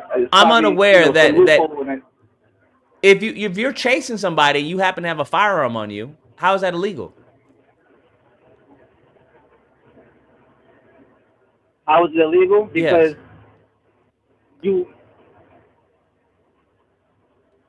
that's dangerous. That is not dangerous. What the fuck does dangerous have to do? A lot of shit is dangerous. I asked, how is it illegal? I mean, and then we see what happened, like the intent. I didn't ask that. No, hold on. Now you're talking about intent. What proves intent? What are you talking about? What did he do that made you believe that A, his son was lying, and Cyrus didn't pull a gun out, and that he just shot him in cold-blooded murder? Well, I think this because they shot him in the back. That's how I know they're lying. So by shooting someone, so that's the only thing you have that leads you to the conclusion that he shot him in cold-blooded murder. I mean, they already lied on him about the water bottle. I didn't ask that. They didn't lie on him about the water bottle. They suspected him of stealing. He had something in his hoodie. And they were wrong. They were wrong. Guess what? So you legally have the right to be wrong. I know that's part of the law. Okay, then. So you haven't described what they did illegal. You have to give me a reason beyond reasonable doubt why you believe he shot this person, hunted him down in cold murder. We know the law is fucked up. We understand that. Has nothing to do with fucked up, bro. It has to do with, do you believe beyond reasonable doubt that Rick Chow hunted this black boy and killed him? I think so, because he also has a prior record. Based off of what? People. No. We're not going for a prior record because I wasn't in the court case. Based off of what? I mean, no. Because if I went to stop. We're not talking about you. We're not talking about you. That's not how that. Hold on. So how evidentiary works is that it depends on how prejudiced the information is. The reason why a lot of times they don't involve prior cases because it can be too prejudicial against the person. But even still, I looked into those cases. I looked into those cases. I know they didn't look at the priors. I know they didn't look at the priors in this case. But I think we know why. I think A lot of stuff was shady about I just this. told you why. And even still, even with those priors, he would still be justified. But regardless, you're going to have to explain to me what piece of evidence, explain to me why you believe beyond reasonable doubt, all reasonable doubt, that this person, Rick Chow, just hunted this boy down and killed him in cold blood. That there was no self-defense claim, that it was he's lying about it. Why? I mean, because the boy's body showed he fell. It clearly shows he fell. So what about him? And he was So what about him falling proves to you beyond reasonable doubt that Rick Chow killed him in cold blood? Because he fell first, and then he got shot in the back. So it's like, okay, when did he point this gun? Show me, like, how? So why did Rick Chow wait 130 yards to shoot this boy if he wanted to kill him so bad? Why do you wait 130 yards if you Yes. want to come so bad? Yes. I mean, he probably was saying while he's running behind him, like, yo, if I shoot him while running, it's harder to like get away with it. You think that's a reason? So what about 130 yards makes it easier for a jury to get away with it? What about 100? Maybe he was waiting to get out of sight of other people. Because There is no maybe. So this is what I'm talking about. There is no maybe. You have to prove that. But also, there's witnesses that said they didn't see him. There's multiple witnesses that said they didn't see him. Sure, just because they say they didn't see him, as we know his witness testimony is not really the strongest, as we just saw, doesn't mean that it didn't happen. So you have to prove beyond a reasonable doubt that what the son said, who was there, he was there. The father was there. You're going to have to give me beyond reasonable doubt that this son is lying. Those witnesses were there too, though. Hold on. Hold on. There was 3 other witnesses that he didn't point a gun. I hear you. We already saw one witness was lying. But what you have to understand is that you have someone who is experiencing this. So you're talking about firsthand experience versus a witness who saw it from afar. But that person has every incentive to, fidget little things, I hear you. This is exactly what the defense attorney said. He said, if you believe he's lying, sure. But then you're going to have to explain to me, if they wanted to kill him, right? Rick Chow wanted to kill him. Why did they wait 130 yards to kill him unless something changed?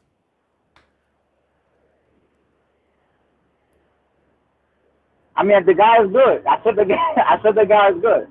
It has nothing to do with being good. It has to do with logic. This is what I'm talking about. You have to think logically. If you don't like the story, then give me a logical reason beyond all reasonable doubt why he would kill this kid, why he would shoot. Because he only shot once. It's not like he popped him up like law enforcement.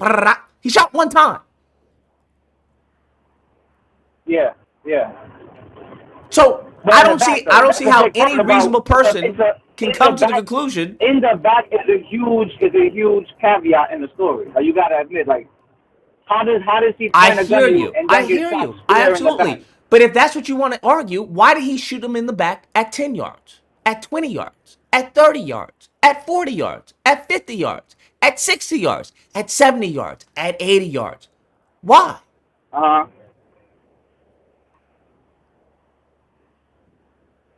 mean, listen. Well, yeah, we're good. Thank you. Appreciate it. That's all I'm saying. I hear what you're saying. I understand. You got a lot of feelings. I get that. I hear you. That's what the prosecution tried to go off of. Feelings. The facts did not justify their narrative. I don't know what to tell you. It is what it is. I'm not knocking it. 407, you're on the line. All right, bro. So you already know I ain't here to help that brother, but if I was the defense attorney, he should have brought the gun first. And this is how you beat it. You put some racism into it. I hate to do it. So at 10 yards, he lost his shoe. You know how black people are about their shoes. Donald Trump himself put out shoes. Why he turn around and point the gun then? Hello? Yeah. Let's keep going. At 30 yards, he dropped his cell phone. Once again, black people and their cell phones. He still didn't turn around and point that gun, did he? Hello? Yeah. Okay, next. We're gonna keep going. We'll say 40 yards. He dropped his mama's cell phone. He's such a gangster. Was like, damn, mama's going to beat my ass. Still didn't turn around and point no gun. Yeah. So forth. Our reason he turned around at 130 yards and finally was like, stick him up. That sound logical to you, Lucas? Now this ain't me. Once again, this is not me defending him. You're right. Daddy is shit. Horrible father. Horrible father. So how it works is But we the know prosecution, you have to prove that the son is lying. Why is the son saying that he pointed the gun at him? Once again, why did he not point the gun near the time or the other time? Doesn't matter. Has nothing to do with anything. It doesn't matter. It doesn't. Has no bearing. Has nothing. The only thing that matters. Then Lucas, we're lost, and we need to figure this thing out. Huh? I don't disagree. Yeah, sure. You lost. I already told you black people are lost. I already told you that a long time ago. I don't have any issue with that. Absolutely. You understand? It's the prosecution. The prosecution charged this man with murder. That means beyond reasonable doubt. If you want to say, well, why did he shoot? I don't know.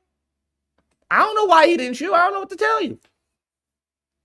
But if you want to tell me that the son, right, the son is lying, that he never saw a barrel of a gun, then you're going to have to explain. You're going to have to give me a pretty damn good explanation. Not only an explanation, but an explanation backed by facts and evidence, which they were lacking. Just I don't know how you cross that. I don't know how you get there. Don't know how you get there. Especially with the damning evidence that you can see that this kid is clearly has no problem with this firearm. No problem with showing it online, pointing the gun and everything. I mean, it makes sense why he would point it, right? You fall so many times, you trip and fall, you know. Whether or not he pointed it, but that's what you have to understand. Whether or not, even if he didn't point it, right? If Rick Chow was under the belief, right, that his son was at imminent danger, right? Say he picked it up and the defense attorney walked up, picked it up as he was picking it up, right? After his son just says he's got a gun. Even if, say it's not even pointed at him, say he lied about that, but he in the process of picking up that gun, Rick Chow believed that his son was in imminent danger and fired one shot. It just so happened to be a fatal shot. I don't know what to tell you on that one. 659, you're on the line. Yeah, can you hear me? Yes. All right, I think it's working. All right, so I'm just saying that what was I gonna say? The Andy Chow story. Andy Chow, I think he's lying. He's definitely lying because what the first guy was trying to explain, but he didn't do a good job of explaining it. What he was trying to explain is what the pathologist in the trial was explaining is the trajectory of the bullet. And when it comes to the bullet and how it went in his back, it went in his back and then up to his heart. What she was saying is that he had to have been bent over at that point when he was shot, not standing up or having Andy Chow at gunpoint like Andy Chow said. That wouldn't make any sense because there would be a whole nother trajectory. So what sounds more likely is that he actually, like you just said, I think that's what's more likely is that he fell and then the gun probably fell out. Maybe he grabbed it or maybe they just saw the gun and he yelled gun and then automatically shot. That sounds more likely because that trajectory doesn't line up with their story. I hear. So even still, he would still be not guilty. Yeah, and that's another thing. I think because what you're saying is true. Because at first when I saw your video, I was mad at first, but I did the research. What you're saying is true. I think this might be a setup because them not choosing any lesser charges is a weird thing. It didn't qualify for lesser charges. So that's what I'm still researching because they still. Well, I'll play it for y'all because I saw a clip because I was thinking the same thing y'all were thinking. But we have an attorney who actually goes and explains why. Told you, I looked into it because I was like, what the fuck happened, fam? How, Sway? How? Where is it? Said this case is an example of why a 14-year-old needs a gun, because he was hunted down by two grown men. Now, one of the biggest conversations that I am seeing happening on social media is the question of, why did the state choose to charge him with murder instead of manslaughter? Well, the elements. This case really was not a manslaughter case. Manslaughter requires some type of legal provocation, and there was no provocation. There was no heat of passion in this case. This was a murder. I agree with that decision. So based on the elements of murder and manslaughter, and had I prosecuted this case, I would have indicted him and charged him with murder as well. What is the burden of proof? What does the state need to prove in a murder case? And do you think the state met that burden of proof? In every criminal case, whether it's a traffic ticket, a DUI, a possession of marijuana, a murder, a death penalty case, the burden of proof on the state is always beyond all reasonable doubt. Beyond all reasonable doubt. There is no way on God's green fucking planet you can say that beyond all reasonable doubt, this man just shot this kid in cold blood. I don't see how you come to there. The facts and evidence don't show that. Story doesn't show that.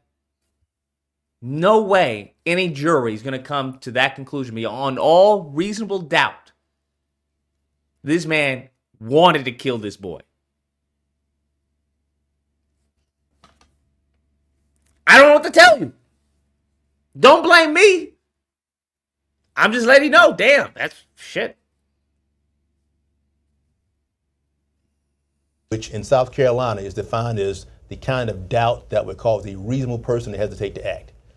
So again, from the standpoint as to whether or not they met their case from a Father didn't even know why he began the chase. What changed is that they caught up to him. So you believe that a gun, that what? A gun couldn't catch up to Cyrus? Is that what you think? You think a bullet, you think Cyrus was the Flash and he could outrun a bullet? Fam, I don't care how far the fuck you are. I'm going to let one off. I'm going to hit something.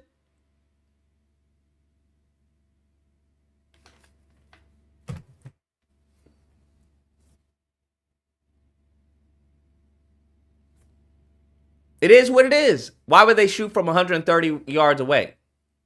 Why would they shoot from 13? What? I don't understand.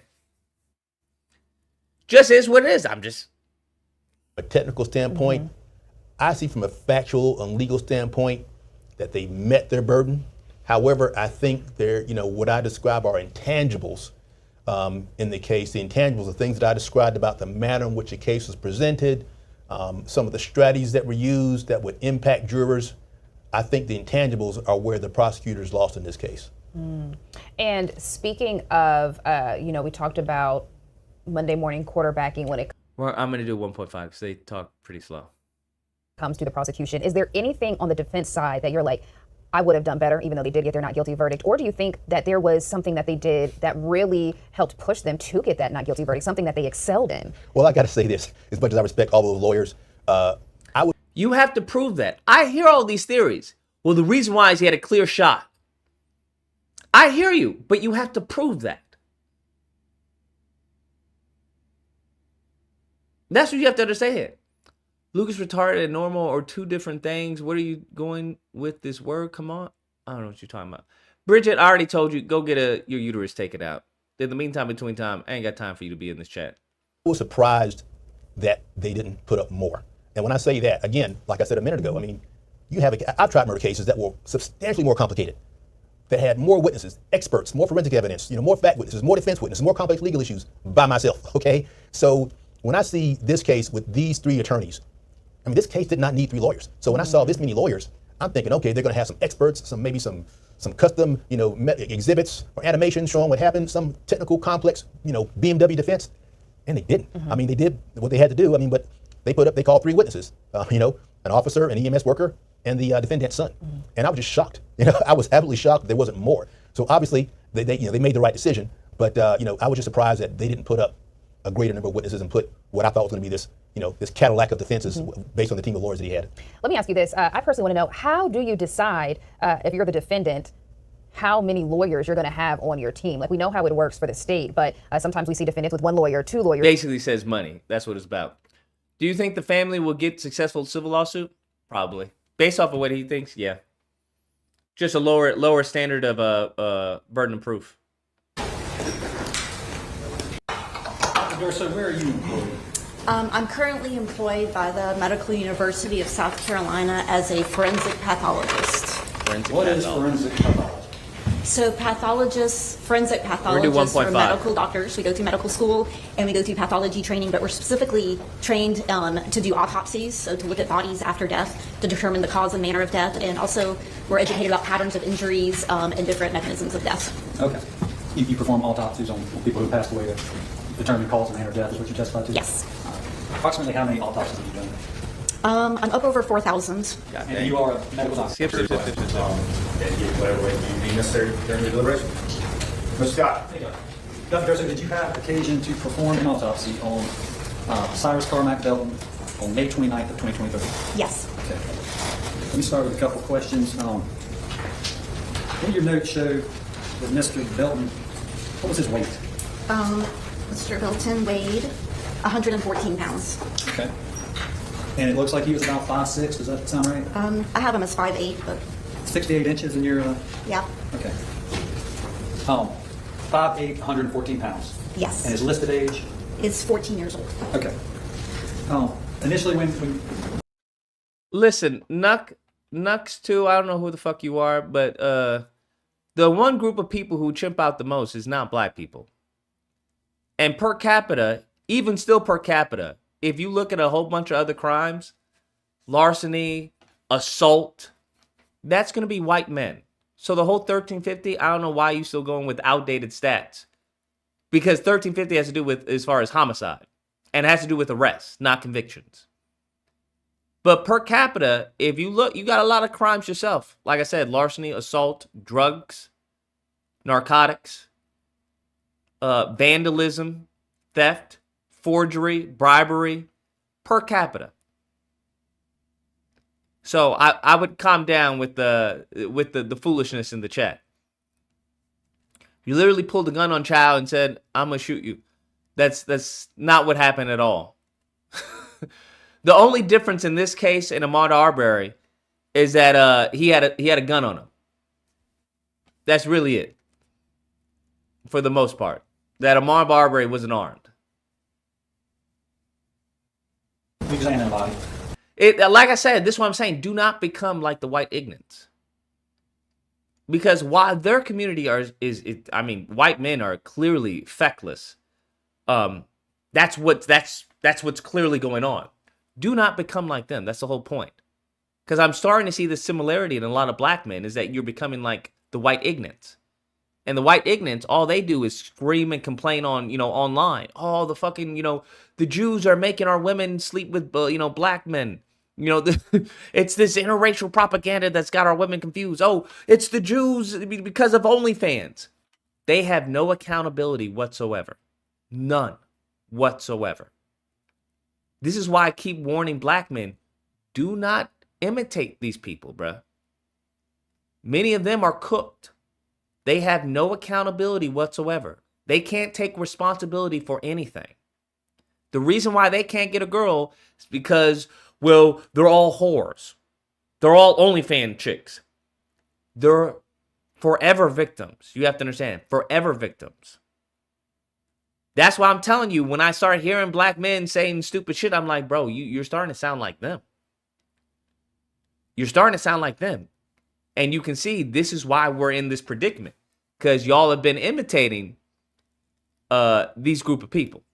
And not even the good ones. You've been imitating the ignorants. That's why I keep telling y'all, listen. Don't talk like them because you're not them. They love to say to blame everyone else. They love to blame, oh yeah, this is. Little do you know that when you look at the porn stars, not a lot of black women. Per capita, guess what? White. When you look at OnlyFans, per capita, white. And guess what? Guess who's funding these OnlyFans? Not a black man. Not black men who's funded them. So all this degeneracy that they hate and everything, they the one funding it. It's very simple. They want to complain about the OnlyFans chicks making millions. It's like, fam, you the one that made them millions. What are you talking about? Huh? What are you talking about? They want to complain about the laws, but fam, you made the laws. What are you talking about? You're anti-white racism. All I'm saying is don't become them, bro. Just don't become them. 14-year-olds shouldn't have guns. What? White people don't believe that. What are you talking about? Say 14-year-old black boy shouldn't have guns. Be honest. See, you can't even be honest with it. If you go to some of these bumfuck areas in the United States, bro, some of these kids messing with guns are like 5 years old, bro. That's what I'm saying. I don't listen to anything they say. Oh, 14-year-olds should have guns. What are you talking about? They love giving their kids guns, bro. They love giving their kids guns. Guess who has per capita the most suicides? Ooh. Guess what it's by? I'll tell you. I'll give you a hint. It's not by a fork. They're not forking themselves in the head. Yeah. Nux or whatever your name is, I think you got problems of your own to worry about. Okay? All right. I'm talking to black people. How about you go talk to your white men and get yourself in order, all right? All right? But you can see what I'm talking about? They can't help themselves. Don't be like them. That's all I'm saying. If you learn anything from this live stream, don't be like them. They're the ones that go around, impregnating, women and then not taking care of them. They're the original passport bros and all this stupid shit. Don't engage in their degenerate behavior. That's all I'm saying. That's all I'm saying. Don't engage in their culture. If you want to take certain aspects here and there of it, sure, by all means. But it's overwhelmingly negative. Overwhelmingly negative. That's all I'm saying, bro. That's all I'm saying. Now, I know you guys have grown accustomed to acting like them and wanting to be like them. Don't do that. Don't do that at all. Because it only is going to lead in, as the scripture says, death. That's what it's going to lead in. It's going to lead you to death. But let's go on. What is the first thing you do? So the coroner's office identifies the body, brings it out, and then we look at the outside of the body and we notate everything. All right, let's start with this. Right back. Okay. What about other superficial type wounds? There was a partially healed injury on his right hand, and there were some abrasions on his right lower leg. I want to show you states 77. Is that accurately reflecting on abrasions on his leg? Yes. Okay. And did these appear to be recent wounds? Yes. Okay. The location of the wound on his back, say that one more time. It was on his kind of right back area, just below kind of mid-back. Okay, and that states 80. Does that fairly and accurately represent what you yourself witnessed? Yes. Okay. I want to show you what's been introduced, states 79. Do you recognize that? Yes, this is a photo of one of the x-rays we took before we started the autopsy. So before we do autopsies on gunshot wounds, we x-ray the body to make sure we know where the bullet is, if there's a bullet in them, to make sure we recover that so we can hand it over to law enforcement. He's on his side. Okay, I was about to say, where his head would be to the right of the screen? Yes, his head's to the right, his legs are to the left. Okay, yeah, and I guess his buttocks would be at the bottom left corner there? Correct. This object right here that we're seeing, you say 79? That's the projectile we recovered from the body in autopsy. Okay. This is just this is an angle, different angle, but this is stage 8. Do you recognize that? Yes, that's upside down. But this is an x-ray going front to back of the body, again showing where the projectile was located. So it's just left of the body, as you can see. 83, I know, we're all from stage 83 for this now. No, okay. Or the United States 83. Okay, this is a little, Can you say through again? This is what? That's the projectile. You can see the shadow of his heart just above that. This is his heart? Yes. Okay. And correct me if I'm wrong, but his head would be, this is basically looking at his head being up, being down. I even see, I think, the arm right here. Yes. Okay. What were your general findings as far as the bullet wound? Did it have an exit? It did not exit, no. Let me show you, it hasn't been introduced yet, but did you? This also goes to show, listen,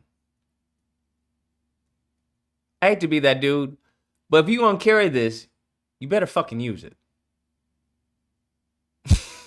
Let me be clear, I'm not advocating for anyone to have an illegal firearm or, to, you know, if you legally can't own a firearm, don't have one. But this also goes to show all you mofos with them pictures and y'all ain't prepared to squeeze. Because in another world, guess who's dead? In a different world, guess who's dead?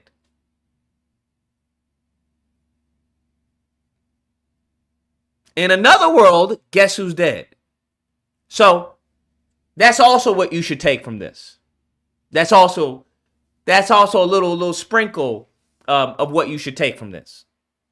So don't be acting like you about that life if you're not really about that life, right? Because there are some 14-year-olds that are about that life. There's some mofos in juvie who's about that life. That's also another thing. Once again, this is also, I would argue, a failure of the father. This is your son. This is your offspring. He got your DNA. This is your job to raise him right. So, worst thing you can have is a play gangster, bruh. We ain't trying to, if you really about that life, please don't raise no fucking weekend warrior, bro. If he's with the shits, have him be with the shits. And I don't know him personally, but I'm aware of people, you know, they daddy was a gangster, they cousin was a gangster, the uncle was a fucking gangster. It's now part of the fucking family business now. Just saying. Just saying. Because in another world, this is 616. Maybe in Earth 213, 310, this man is gone. But let's continue on. Do you often, or I guess rather, probably all the time, do you draft something like that when you do an autopsy? Yes, so we have a stack of blank, male, female, all sorts of diagrams. What are you talking about? There's tons of white kids who have guns and records. You don't even know anything about white people. This is crazy. They really think that their shit smells like fucking, I don't know, unicorn in fucking rainbows. What are you talking about? There's tons of white kids who pose with guns. Who do you think the music is made for? Who do you think consumes it? Huh? Who do you think? Bro, we got a whole fucking war going on right now. What are you talking about? We're literally in the Iran war. Do you think that the mofos in the uniform who pose with their gun, you think they're any different? Why? Because it's been sanctioned by the United States government? What are you talking about, bro? Get out of here. You sound stupid. You're one of the white ignorants, I can tell. And your crazy part is, you want to know what the crazy part is? Motherfucker's probably not even white. Bro, if I had $1 for every fucking, Asian white supremacist, every fucking Latino white supremacist, every black white supremacist, fam, I'd be a billionaire. That's the crazy part. Do you understand how hard it is to find an actual white supremacist? Bruh, do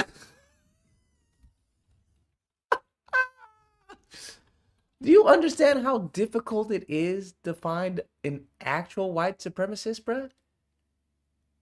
It's hard, fam. It's hard to come by like a true white Aryan supremacist. You be hearing these people talking about, oh yeah, you need to go back to your country. Yeah, we don't like blacks, go back to Africa. You know, all y'all do is kill, steal, 1350. You're like, sir, what do you look like? Okay. What? Yeah, get the fuck out of my country. What? Fam, this is fucking Nick Fuentes, if we're gonna be honest. This is Nick Fuentes in the sun for a couple of minutes. Like, it's just like, come on now. Most of the fucking white supremacists aren't even fucking white. That's how crazy it is. That's what you have to understand. So I'm not even tripping most of the time. I'm not even fucking tripping, bro. Not even fucking tripping. But anyways. Diagrams that we take notes on when we do the autopsy, and then I kind of do my report based on some of the notes I take on there. Okay, and this is not scale, right? This is just kind of...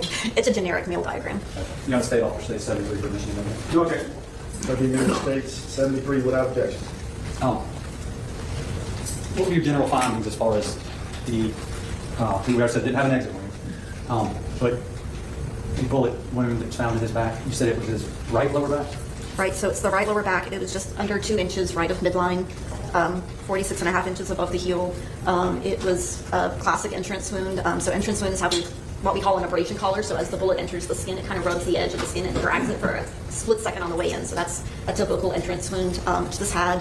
The other things we look for when we're looking at bullet wounds in autopsy is we look for soot and stippling, because that's going to kind of tell us if there's a clue as to how close the shooter was when they were shot. So if there's soot like in the wound, that's usually a contact wound. If there's soot more on the skin around the wound, that means the gun was usually within 6 inches. If there's stippling, which is actually the gunpowder that comes out of the end of the gun and has tiny little abrasions on the skin surrounding it, that's usually within around 18 to 24 inches. The exceptions to those, of course, if it goes through like an intermediate object like a car door or a wall of some kind, and also very thick clothing can block those things. On this case, I did not see any soot or stippling, so this is what I call indeterminate range, meaning I don't know if it's 2 feet away or 20 feet away. Okay. So no indication of sooting or stippling. So after we track the bullet, it comes in, it goes through, it kind of hits the 11th rib, so we have 12 ribs, so just above the bottom rib. It hits part of the rib and part of the T11 vertebrae, so the 11th vertebrae going down the thoracic vertebrae there. It then goes through the right lower lobe of the lung, and then it goes... All right, sip. The blood loss, so instead of the blood circulating in your vessels and going to provide oxygen and energy to your cells, such as your heart, brain, vital organs, the blood is accumulating in his chest. Tell me about midline is backbone, is that? Yes. How far from midline, left or right, was the wound? The entrance wound was 1 3/4 inches right of midline. And as far as the trajectory, was it, I guess, assume back to front, there's no exit, it holds us back? Correct, so it's back to front, it was going a bit upwards, and it's going just slightly right to left, so it goes from just right of midline to just left of midline. Okay. Of course, from Michigan, Dr. Garcia, step down for a minute. Sure.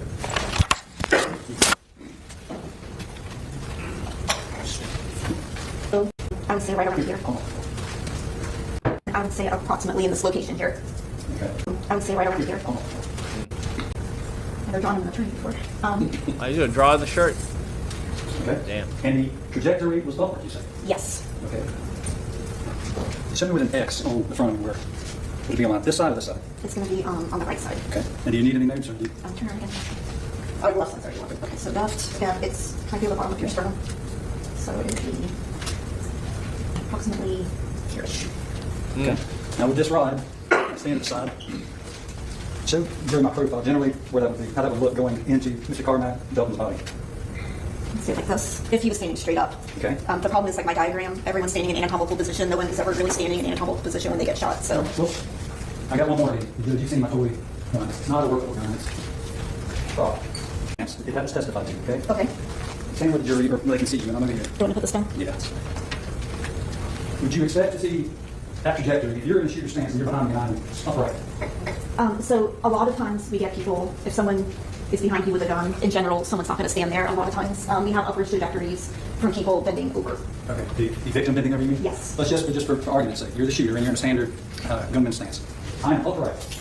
Would you expect to see the trajectory that you observed on Mr. Belton? No, so either the shooter would have to be below you shooting upwards, or the victim would have had to be at an angle downwards, or he would have been uphill. There's a few different variables, but generally not straight if we're on flat ground and I'm directly behind you. The testimony is we're on flat ground. Okay. Okay, and you're standing upright in a shooter stance. Yeah. Would you expect this trajectory if I'm hunched over running? Yes, that would make more sense. Okay. Now, would you expect this trajectory if I was turned in any way like this? Not from right behind you, no. Okay. But you would expect this trajectory, would it be consistent with somebody running away in a runner's stance with their back directly toward you? Yes, if I fired the weapon from here to you in that stance. Okay. Essentially, if you just twisted just a tiny bit, that would be consistent. Now, if I'm for some reason turning around aiming at you, like I'm doing now, is it possible to have this trajectory? No. Thank you, Officer.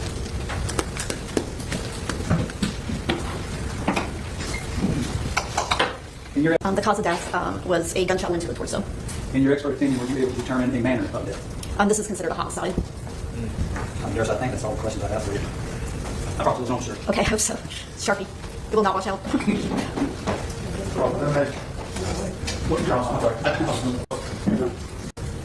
Nice to meet you. And under no circumstance am I going to let you draw on me. No circumstance will let you draw on me. Ha ha ha ha. Now here's the defense. That's the prosecution. I mean, okay. I'm good with that. Okay, I can promise you that. That's great. Dr. Durst, I just want to go through some of your testimony to make sure that I understand that everything that you said. And of course, I have no challenge to your expertise whatsoever. And so please don't take offense to any of my questions. And if I am wrong, feel free to correct me. Hey, Vinny, I appreciate the super. I appreciate the support, right? Because I don't think a lot of people are going to be going over this. So what it causes is just people to be upset and not understand why they're upset, or understand that the reason why they're upset is not justified. Is that a fair statement? Fair enough. And you do not have anyone reward, anyone punish. We consider you a neutral witness. Is that fair? You don't work for the solicitors. Oh, correct. No. I'm just here to explain the autopsy findings and what it means, and that's it. I do not take sides. And I'm definitely not going to disrespect or ask you how much you make or anything of that nature. That's completely improper, but you work for a living, correct? You work for the Medical University of South Carolina? Yes. And how long have you been there? Well, I've only worked directly under them for about a year now. For 15 years before that, I worked for a private group of pathologists, and they just bought our practice. So I'm doing the same job for 16 years, but with MUSC for only a year now. And Dr. Esby, Autopsy for 16 years? I say correctly, that is a rude phrase, but they want to make sure that they can look at it, challenge it, and see if it's done a consistent way. Yes. Is that a fair statement? Yes. And as a matter of fact, there are specific standards that are utilized in doing autopsies. Yes. And that comes from the forensic autopsy performance standards. Yes. Are you familiar with those? Yes. And we utilize those to make sure that if somebody else is looking at the work that we've ever done, that we can have a standard to, not necessarily can challenge, so they can make sure. Well, tell me why you have standards. Tell me the point. Just so we don't have people making stuff up and creating havoc. And we want to endeavor to make sure that if we utilize and follow the standards at all times, that's when we know things are done exactly correctly. Yes. What happens when we don't follow standards? Is that a problem? I'm not sure what you're getting at, to be honest. It's just a question. Do you know, I mean, how about let's make this. Looking at the picture of the autopsy, do we believe that all standards were followed properly? I believe I did. Okay. When we're looking at the human body, I think you mentioned that we take it from the anatomical position. Correct. We take the height of the individual. Yes. Because we want to be very specific. Yes. And then we measure where the wound is, the defect, I think some call it wherever the wound is. Yes. We measure it exactly because we want to have very precise measurements. Correct. And then in this situation, we're very specific that the wound path in this situation is back to front, and because we can tell that because we can tell the entry wound. Correct. And it's going front, back to front, and it's going, I think you mentioned right to left. Yes. And it's going slightly up. Yes. Now, first I want to deal with the word slightly. In my research and looking and talking to other doctors, they have mentioned that that's generally not a word that we utilize when dealing with autopsy because we want specificity. Is that a fair statement? I use it, and so do my colleagues. But with a word like slightly, that's not a question where we can get a specific what number that we're dealing with. I guess not, no. Okay. And without having a specific, using a word like slightly on a small human being could be different than slightly on a large human being. Yes. And when we're dealing with standards and making sure we can make a point of what has happened, it makes it almost impossible for another doctor, another pathologist to look at our work and say, what does slightly mean? Well, that's why we take photos. And that's the next thing I wanted to get into.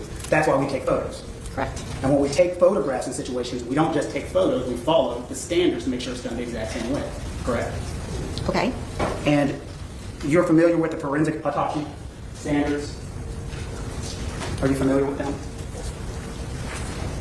Yes. Okay. And are you aware that utilizing the forensic autopsy standards, there are specific things that we are supposed to do when we take pictures of injuries? I'm not the one taking photographs. But you would agree with me there's some specifics that we're supposed to have in dealing with an autopsy? What are you saying we were missing?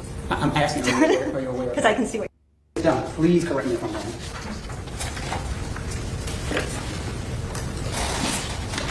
Okay.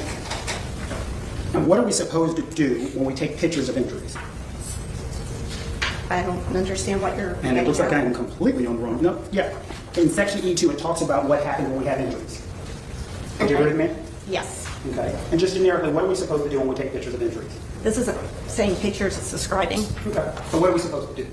It says describe an injury by type, location, size, shape, pattern, and color. Okay, if we turn to page 15, that is where our industry standards talk about photographic documentation of injuries. Are you familiar with that section in the standards? Yes. And if we go to the forensic pathologist or representative shall, there's E3.1 and E3.2. What does E3.2 require us to do? It says photograph major injuries with a scale. Did we do that in this situation? The sheriff's department or police department is the one that does that. And typically they do. I do not supervise them directly. Do we have a picture of any? Carlette says the prosecution should have added second-degree murder, involuntary manslaughter, which is more plausible. I think we went over as far as why that wasn't the case. For those that don't know, I think it was at 6. Hold on. State choose to charge him with murder instead of manslaughter. Well, the elements. This case really was not a manslaughter case. Manslaughter requires some type of legal provocation.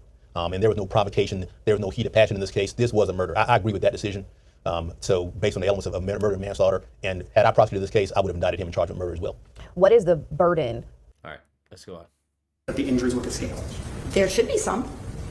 We haven't testified or seen any of that yet. Yeah, Mr. Kent, going down a road you might not want to go. No way approach. Yeah.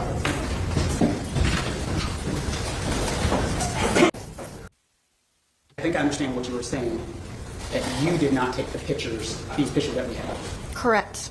And if you would have taken the pictures, you would have had a scale next to the pictures as required by the industry standards. Right. So the sheriff's department always uses a scale, I guarantee you. Sorry, Your Honor. Ladies and gentlemen, we're going to take a short break. I'll be right back with you. I promise this will happen. Don't stop the case. We covered it anyway, so we can find. I think my question was going to stop because she didn't put it on there. The sheriff's office would have done it, so I'm going to come through this witness. I mean, she's exactly right. She didn't do it, and that's where we're going to stop anyway. Do you think that guy could have won the case? No. No disrespect to him. I just don't think that you could have won the case. The criticism he gives about the prosecution was that they didn't humanize what's his name, Cyrus, enough. They didn't humanize him enough. So really what he's arguing is that, emotional manipulation, not really focusing on the, on the facts, but trying to, convince the audience, hey, look, this is, he was a bright young kid. He was going to school, blah, blah, blah, blah. But I watched this, and that's what I got from it. Maybe you got something different, but from what I heard, his biggest gripes about the prosecution is that they didn't really humanize him enough. I'm like, I don't know what the fuck that has to do with the facts and evidence, right? But sure, but that is a part of of being a good attorney.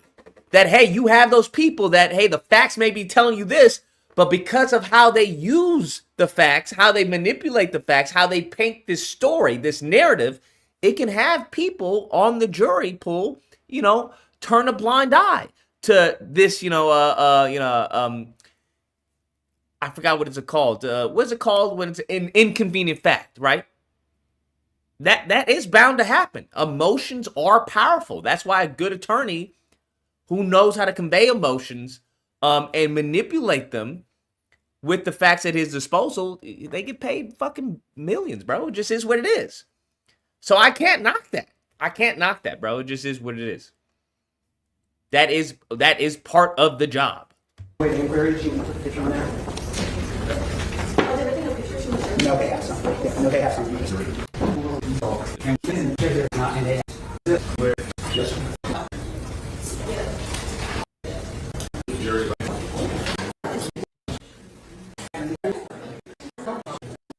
Break.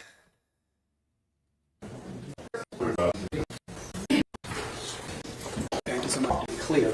you don't take the pictures, and I think that's where my confusion was. You don't take. Right, I don't take the photos. I'm honestly gloved up in full PPE the whole time. So the coroner's office has a representative that takes photos, and in this case, I believe it was the sheriff's department sent one of their crime scene investigators to take photos, and they always take pictures with and without scale of the wounds. And you understand why that was a concern of a question that I had to make sure who actually took the pictures, and that's why I'm glad you can explain that. Right, I'm happy to correct you. No problem. And I want to give you a chance to make sure to clarify.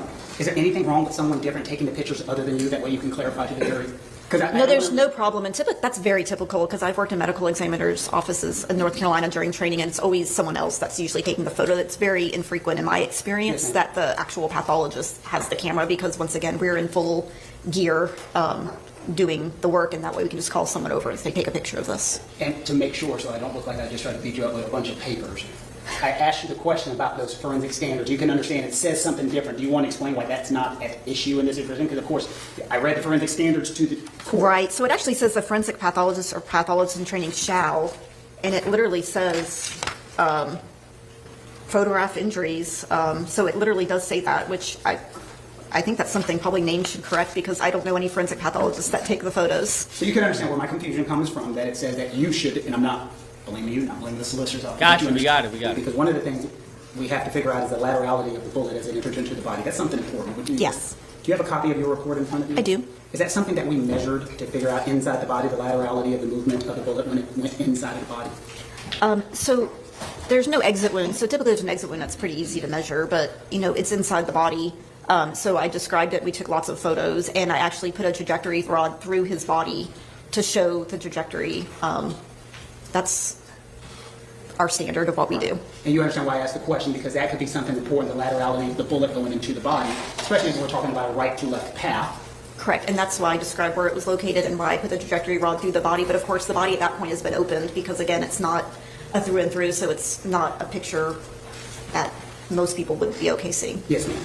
And of course, that's one of the questions that, when I brought up at the beginning, I want to make sure I say this correctly, utilizing words like slightly, when we didn't talk about, we don't have a measurement of the laterality of how the bullet moves in the body, that would be something we'd have trouble determining how right to left something is actually moving. Do you understand why I had that concern?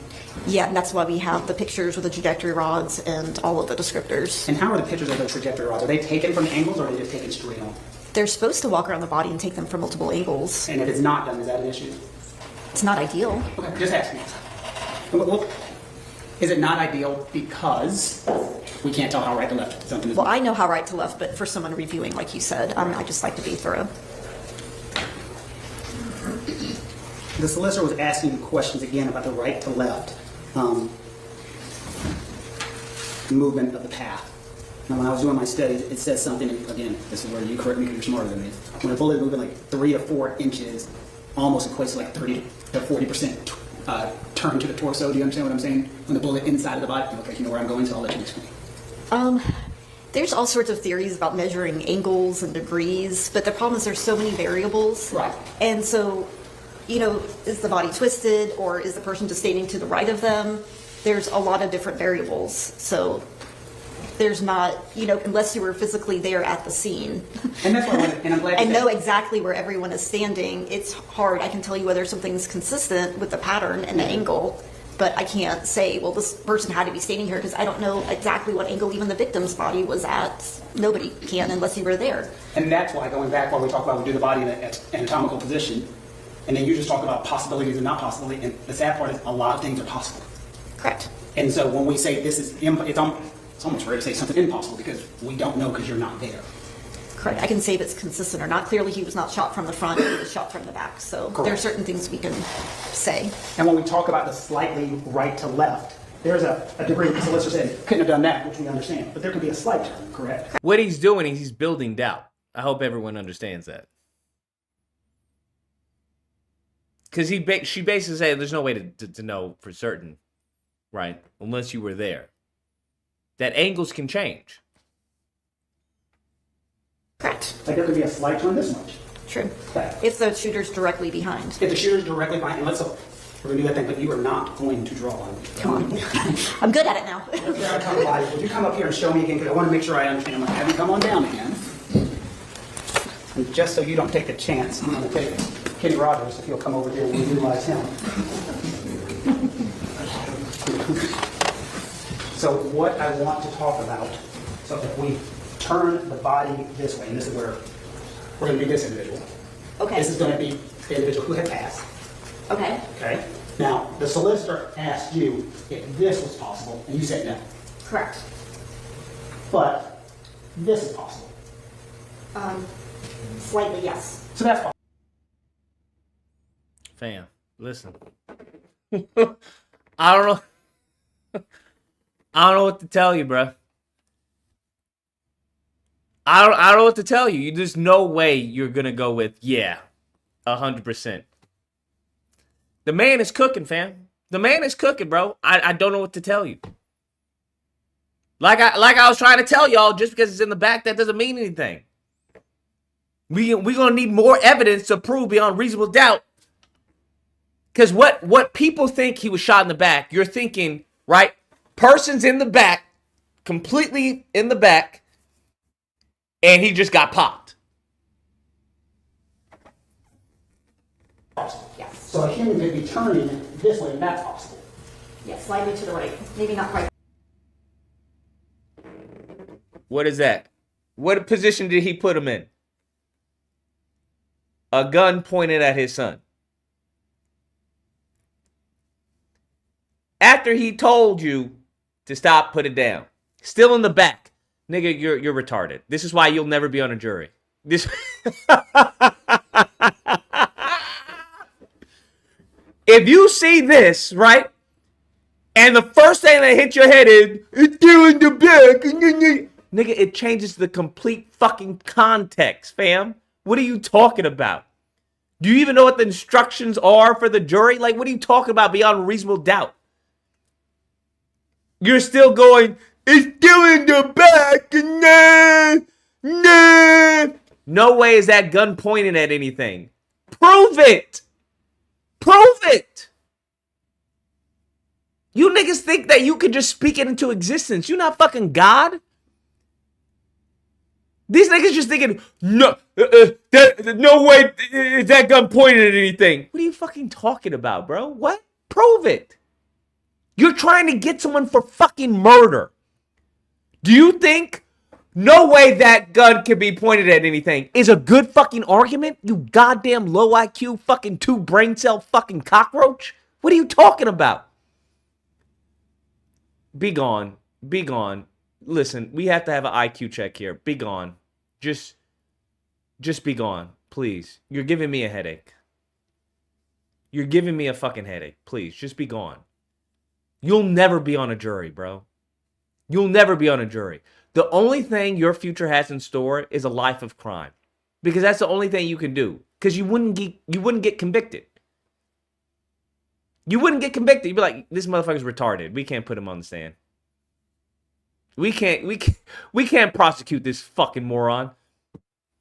I mean, that's assuming, like, if I'm to the right of you, that changes, but directly behind, as it goes just right to just left. Okay. I would say more than out there. If I'm directly in. If you're directly behind. Yes. So that's possible. Yes. Okay. Thank you so much. Yeah, you can go back. See? All you did, a little doubt, bruh. A little doubt, bruh. A little doubt. Just by a certain perspective. You can be upset, but You get the draw on me.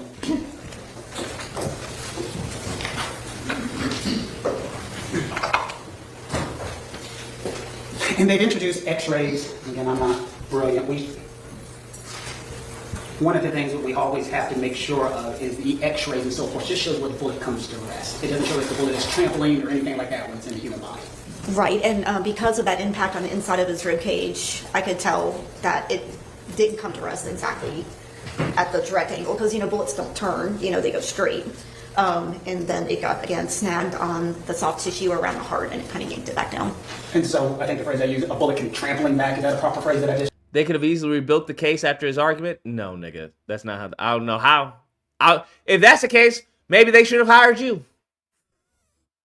If that's the case, then maybe they should have hired you. Because at that point, what do you say to that? What do you say? No one knows definitively. You don't have to explain why he shot. His son made a 911 call saying he had a gun. How did he know he had a gun? Welcome to the Amazing Army. It's just it was a hard case, bro. For the prosecution, I would argue. Issues. That's a word, yeah. Look at me looking words. Look at that stuff. This is why I always get picked for jury duty or a standby. The lawyers like logical people with listening comprehension skills. Yes, sure. But you also get picked for jury duty. Just you know, let that sink in. They know that you're not smart enough to get out of jury duty. Because the smart people actually don't go to jury duty. You do understand that, right? The smart people actually, the real smart people, not the niggas who want to be seen as smart, but the real smart people don't go to jury duty, bro. Just so we're clear. They know what to say to get out of jury duty. Not to that bubble, but let's go on. And again, I want to apologize completely if I have misconstrued anything. There's levels to this. Levels to this. this. Your expertise whatsoever. So please apologize if it seems like I have done anything to do that. Have I given you opportunity to answer all the questions that I have? Yes. And do you feel as though you've gotten perfect opportunity to respond properly to everything that I have asked? Yes. Have you given opportunity to see? You don't believe that I've tried to trick you in any way whatsoever? No. And you would agree with your testimony that we've talked about. There are different possibilities that could have happened and you were not there. Absolutely. And one of the things the solicitor talked to you about, if the two individuals are on flat ground, that takes a situation that you don't know. Correct. Because you're not there. Correct. And so if somebody's on a flat ground or raised ground or something like that, all of that changes our equations. Correct. There are several variables as long as that angle stays true. That you As can long as move the angle both stays the shooter, the shootee, and everyone else around. So. And so the best way to do it is take the science that you have offered and put it with witnesses, evidence, and so forth, and let them decide what happened. Thank you so much. I appreciate your time. Oh, I've been told that. Okay. I've been told I have another question. Okay.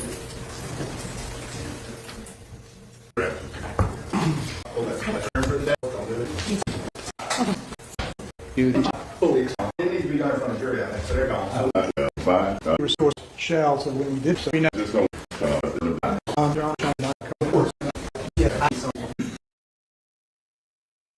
Rough, man. Rough. Listen, do you understand? That doesn't look good. I don't think you understand. That's not a good thing. If you have an eyewitness who says they didn't see a gun, when the fool actually had a gun, I don't see how that's a positive. We know for a fact that he had a gun.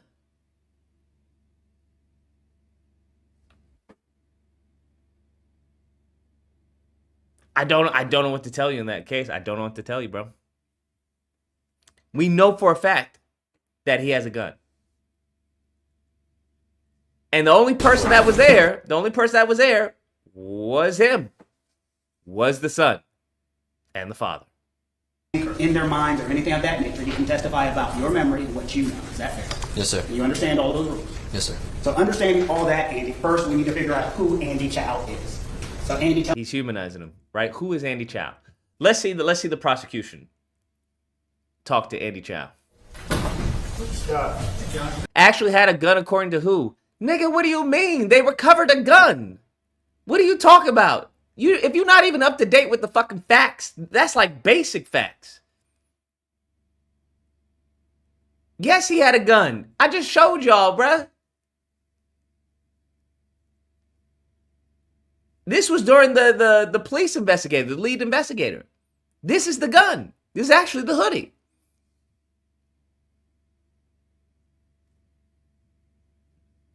She said she never saw him point it. Okay, cool. All right. Does that mean it didn't happen? Just because she said she didn't saw him point it, so therefore it never happened? If you have a gun, let's think about this. You have a gun, someone's chasing you. Points a gun at you. You're telling me it's unlikely that someone's going to point a gun? So the kid just He got a gun for no reason. What did he do with the gun? The whole point is that if he saw he had a gun, right? Then I don't know how you jump to Rick Chow not believing that his son's life was in danger. How do you get there? I can't get there, to be honest with you. I can't get there. I can't get there. Beyond a reasonable doubt, it just is what it is. Mr. Chow, you were 23 years old, correct? Yes. 23. This is the prosecutor, okay? Because I don't want to big up the defense, but this Negro's good, bro. that black man is good, bro. Shoot. If I ever, God forbid, something happens, fam, I'm gonna go out of my way to hire him. If I have to sell a kidney. Sir. In 2023, you were 20 years old, correct? Yes, sir. And at the time, you were a student at USC. Is that true? Yes, sir. Let's do And you 1.5. graduated Hammond Academy, correct? Yes, sir. Okay. If I ask any questions that you need me to repeat, I'm happy to. Okay, You yes, graduated Hammond at the time? Yes, sir. And that is a private school here in Columbia, correct? Yes, sir. And 839, you're on the line. Hey, what's up, man? What's good? Hey, can I ask you a question real quick? How did we get to the son chasing the kid after the wife, after they figure out he put the waters away? Why did they? Because they believe he had a water in his hoodie.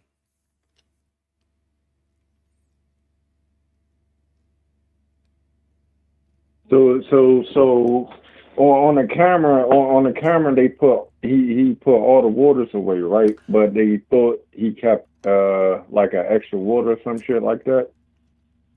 They saw something in his hoodie. Little did they know that was a gun and not a water bottle. Okay, and then that's where they chased him. Yeah, and shit like that. Oh, all right. Yeah, man, you right, bro. I mean, that doesn't matter if he dropped the gun and bend over. It doesn't matter. Yeah. Self-defense all the way. Eh? All right, man. All right. Listen. Do I think they're do I think they're morally right? Fuck no. Listen, this ain't moral court, bro. This ain't moral court. I don't tell you. And because it wasn't recorded, the gray is a beautiful place to be in trying to beat a murder case. The gray is a beautiful place to be trying to beat a murder case. I don't know what to tell you. It is what it is. you swam on the swim team, correct? Now, if his 14-year-old son had not had that gun, you'd be looking at a different case. It probably would have been like a Ahmaud Arbery. That's why you get a good holster, not your pockets. No, that's why you as a fucking 14-year-old don't carry around a fucking gun. What are you talking about? 272, you're online. Yo, what's going on, Lucas? You can't chase somebody and claim self-defense, though. Yes, you can. Also, and earlier, you asked me about the 130 yards. They was chasing him. They got close to him. In the beginning, you saw how far he was from them. He was walking, and then he ran off a lot. Like they didn't break any law by chasing him. Now I'm saying, you asked me why they didn't shoot in the first 130 yards. It's because they were trying to catch up to him. You feel me? Bullets are faster than however. Bullets are faster. I don't know what to tell you. But why would you shoot somebody from mad far away? Like, you running too. He's running. It's harder to catch. It's harder to shoot him. They saw he fell. They got closer. And then I think they saw the gun. I think they saw the gun in the area. And then they got somebody. You know how it is. They got a gun. They got a gun. By your own statement. That happens all the time with the police. By your own statement. They got a gun. They got a gun and found. Then by your own statement, he's not guilty. Okay. How? What do you mean how? He believed that his son was in imminent danger. I could believe, come on, a belief. I could believe anything. You know what I'm saying? No, I could believe. Listen. Hold on. We're talking about law, right? We're not talking about philosophical bullshit, right? Given the totality of the circumstances and the context in which this took place, I don't see how you can say, well, no, that's bullshit. Unless you're a literal retard. But your retelling of what transpired would lead a jury to a reasonable doubt or to a reasonable belief that he fired this one shot to defend his son. But he could have been pointing a gun at him. You saw the lady and how she moved at the end to more square behind him. You're missing the point. And I think that's why he sat her down, because he saw, oh shit, she moved a little more to the side. He ended everything. He was all right. Let's then he's legally sound. I don't know what to tell you. No, he's nice. The black guy's nice, and he did good building doubt. I respect it.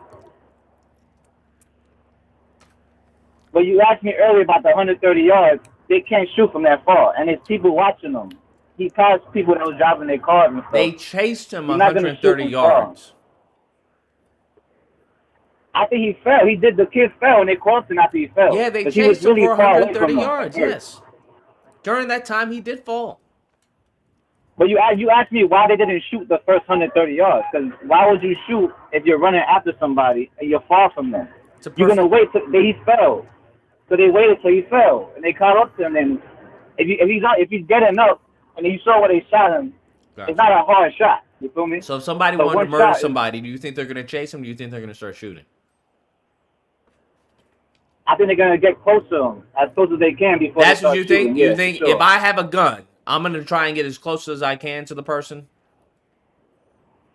Closer than where they were, 130 yards. That's a football field, bro. Like, so if I want to kill someone, I'm just going to say, you know what?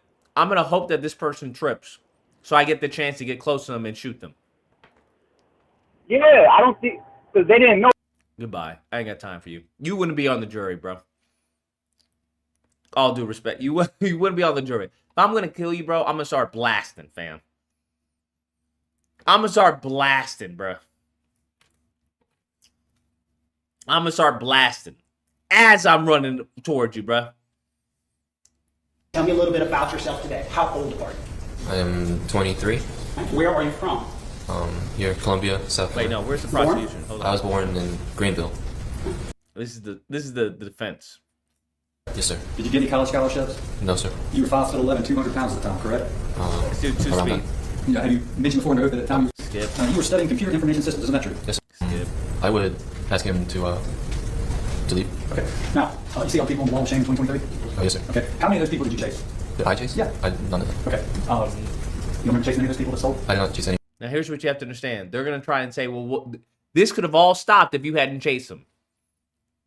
They had every legal right to chase him. They didn't break any law chasing him. They didn't break any law chasing him. Okay. I see a number of other pictures here of people. Do you see the lottery tickets right there? And I don't know if that's you zoom on this. What's that guy? What's he doing there? Right there up under the monitor of the cash register. Probably the same thing as the same as the other pictures. Okay. Stephanie, can you zoom out there?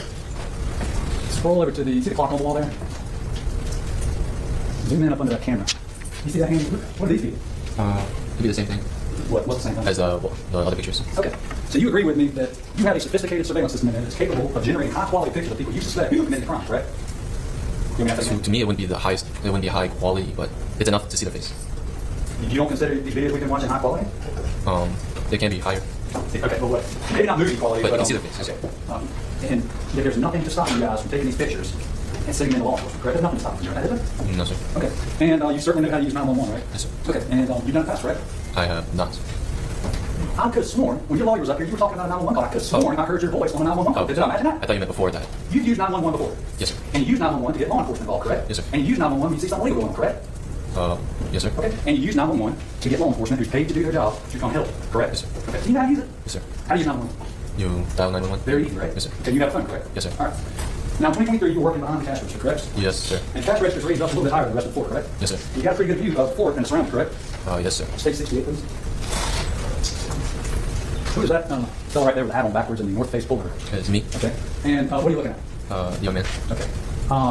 I'm just looking to, you see right over there to your left, there's another picture of some other people in the, isn't that some more people right there that you got a picture of, right? You can look right here and you see these people here, and what do they do? Or do they shoplift? Or why would you have pictures of people back here? I'm not sure. Okay, did you have pictures of customers behind the counter too? We did. Okay, and look right here. There's some more people right here that you got pictures of. Right? Yes, sir. Tell me about this guy right here. This tablet to your right. What is that? It shows if a person who is in the system. What? Tell me about a person in the system. So they need to be entered into it. Explain what you're talking about. Use your words. Okay. So all I know is that the picture needs to be entered into it. Whose picture? Anyone. It can be. If I just went home faster, you put my face in the system? No, sir. Whose face do you put in the system? There are employees. My face is in there. There are shoplifters. Okay. Tell me more about that. Tell me more about the shoplifters that you enter into your system, and then you got access to them from that tablet. Tell me how that works. So if they are in the system, they and they come into the store, right? Then they will pop up on that tablet. Really? Yes, sir. Okay. So you can get facial recognition technology at 7441 Park Lane, the Shell Station family, correct? Yes, sir. That's very sophisticated equipment, correct? Yes, sir. Okay. So any of these people who shoplifted in the past, committed the crime of shoplifting, if you review your camera, go back and you got a Snicker bar alone that's missing from inventory, right? You can go back and review the camera, and you can say, aha, this person stole the Snickers, right? You could, yes, sir. You can do that. How many different camera angles you got in that store? Do you even know? I wouldn't. And you agree with me, it's a lot. Yes, sir. Over 20, correct? Yes, sir. Okay. So you can get multiple different angles of the person's face, correct? Yes, sir. Most likely you get some kind of shoes over there. Yes, sir. You can probably identify what kind of shorts or pants or dress they had on, correct? Yes, sir. You can identify the top they had on, correct? Yes, sir. And you can zoom in to like look at different graphics on the shirt or whatever they have, correct? Yes, sir. You can look at different identifying characteristics of the clothing they were wearing. Yes, sir. Yes, sir. It would depend if I could see what you were doing. If I couldn't see, then I wouldn't know what you were doing. You can see what's actually doing, did you not? Not completely, no, sir. So you weren't sure? You weren't sure? I believe he had pocketed something. You believe he had? Yes, sir. Okay, why did you believe that? Because of the things that happened in the store. Okay. So he had his hands in his pockets? He was scared of danger for him and his son. He wouldn't have chased him. Okay. Okay. If someone steals your phone, are you going to run after them? Huh? And then you get shot. Or the person pulls a gun. You going to use that argument? All right, then. So what are you talking about? If he was scared of danger for him and his son, he wouldn't have chased after them. You're going to chase after someone, bruh. Now, once they have a gun, they pull a gun, you may retreat. You're like, eh.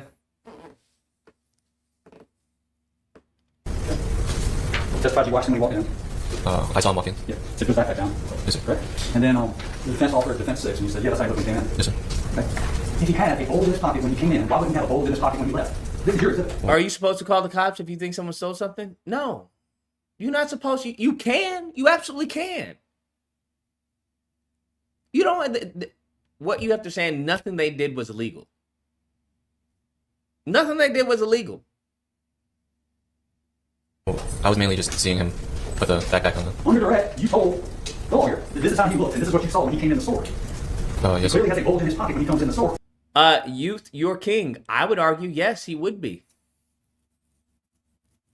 I would argue, I've already said that the real problem is that he didn't shoot off first.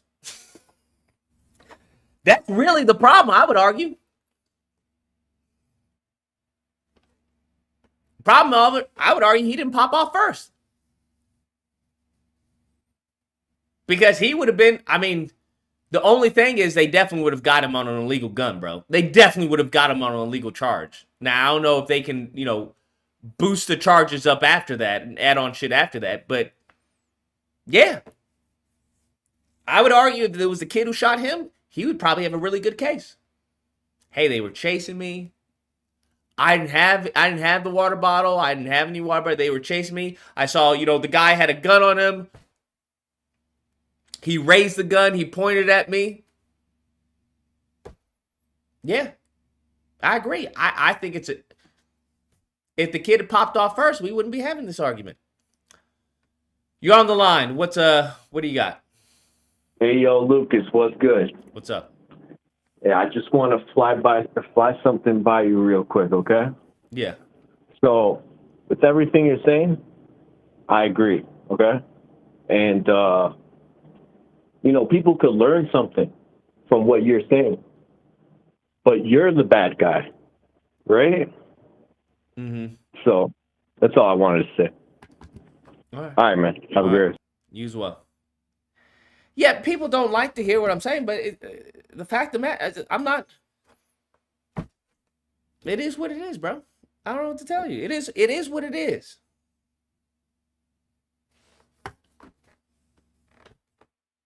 Why would he have a bulge in his pocket when he left the store? I was not focused on the bulge when he came in. You just testified that this is what he looked like, and this is what his pocket looked like when he came in. Looking at the picture, yes, sir. You identified. Unless the gun did unless the judge did a Rittenhouse and tossed the gun charge out. Yeah, exactly. But in South Carolina, I don't think a judge would do that. I don't think that's gonna happen. We can see that the judge threw out, the previous shootings that his father had. It's the judge's discrepancy. He believes it was too prejudicial against the defense, the defendant. It's the same thing that happened in Kyle Rittenhouse, right? When Kyle Rittenhouse, they had a video of him talking about he wished he had his gun on him because he thought he saw some looters. Yeah. This is being him, how he looked when he came in. Yes, sir. Okay. So after again, he had a bulge in his pocket when he came in, and as long as you harass him and say he's got a bulge in his pocket when he left. You see what I'm saying? I did not notice the bulge when he came in that day. Okay. And then you talk about, this is the bulge I saw that he had in his pocket. This is your exhibit that you just introduced to the lawyer. This is in the picture I see. In the picture I see the bulge. Okay. You see the water bottles in his pocket? I cannot see in the pocket. Yes, well, why, you identified something black and a bulge in his pocket. See that? I did. But the reason this is evidence is because you identified it through your lawyer. You don't recognize this from 10 minutes ago. I mean, I see like the shadow of the pocket, yes, sir. Do you see a water bottle in his pocket? He's asking you see a water bottle in his pocket. I can't see in his pocket. I can see if there's something in his pocket. I can't see if there's a water bottle or nothing. This prosecution is ass, bro. I'm going to tell you, this shit is fucking ass, bro. He is fucking ass. Because he let him get out. He should have covered his bases before asking, the bulge in his pocket or whatever, the bulge in his hoodie. Because he let him get out, right? He said, well, if you know he had a bulge coming into the store, then why was it suspicious if he had a bulge coming out of the store? I didn't see the bulge when he came in the store. That's when he got upset. Does it look like he has a water bottle in his pocket? I can't see in his pocket.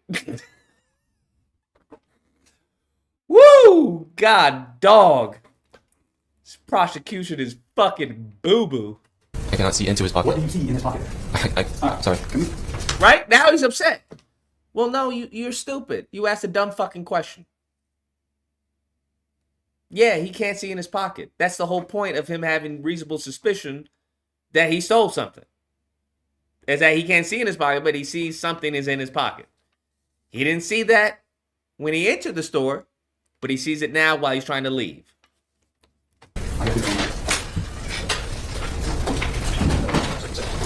If he was a bad kid, he would have robbed them at gunpoint. If he was a good kid, he wouldn't have had a gun. I don't know any good kids that walk around with these Instagram photos, right? And a video of him, with the gun. I don't know any good kids. I don't know how many college grads, doctors or lawyers, have pictures like this. I don't know a lot. Possible. There's clearly something black in his pocket. In the picture, states number 5. I'm going to point to it. Do you not see something black in his pocket? To me, now, I want you to think about this. He printed out a picture. Think about how stupid this prosecution is. He printed out a picture. He's showing it. Look how close he is to the witness, right? Showing him. Do you not see something black in his pocket? Fam, what are you doing, bro? Do you think he had fucking X-ray vision? Do you think he's Superman? The nigga has glasses on. Bro, this is horrible. This is a horrible angle. I don't know. I'm not an attorney, but this is a horrible fucking line of questioning. You mean the guy with glasses, you expect him to see the black thing in the person's pocket? Is that what you yeah? Okay. Yeah, I just thought that was just the shadow of the pocket. Does it look like a water bottle to you? It does not. Okay. All right, with all the surveillance systems they have at 7441 Park Lane Road, and all the technology, and facial recognition, okay? Does the shadow that you had to look at this close, does it look like a water bottle to you? No. I'll rest my case. Yeah. Could we have hung this 14-year-old Hopefully Carmelo has better attorneys. boy's picture up on the wall of shame? Could we have done that? We could have put his picture. Yeah, on the wall of shame with all those other people, right? Yeah, could we have done that? You could have. What would have stopped you from doing it? Nothing. Nothing. Why did you chase him? Right? What's the reason behind you chasing this guy? What made him special? Huh? What made him special? Is there anything that would have stopped us from going back and printing all these pictures of the boy with the white Air Force Ones, the black Nike joggers, the red Child's Play hoodie? He never covered his face, did he? He did not. He never put a hoodie on, did he? He did not. We got hundreds of still shots we could provide law enforcement. Could we not? Could you? You could. You could. Is there anything that stopped you guys from doing that? No, sir. Okay. And how long does it take to call 911? How many seconds does it take, you think, for you to hit 3 buttons on your cell phone? A second. 1 second? Is there anything that stopped you on that day from using 1 second of your time to dial 911? Nothing stopped me. No. And you know how to use 911 because you used it before, correct? Yes, sir. You used it on that day, correct? Yes, sir. Nothing stopped you from using it. No, sir. And you certainly have a cell phone that's capable of connecting 911, correct? Yes, sir. Okay. But we didn't do anything on this particular day, did we? Not until after. Yeah, it's a little late after that, right? And think about it. I'm asking you. Could we not, if we suspect this 14-year-old, how many water did you think took? I'm not sure. How many do you think took? Maybe just one. One. How much in the year 2023 does a bottle of water cost at 7441 Park Lane Road in Richland County at a Shell gas station operated by the Chow family? How much does one bottle of water cost? I'm not sure. You don't remember how much they cost? You work cash register, right? I did. Like 98 cents sound about right? Yes, Let's just round it up to $1. $1 sound right? Yes, sir. Right? He's got nothing, bro. They got fucking nothing. They got nothing. He's trying to make an argument. Oh, this guy's life was, worth $1 to them. Yeah.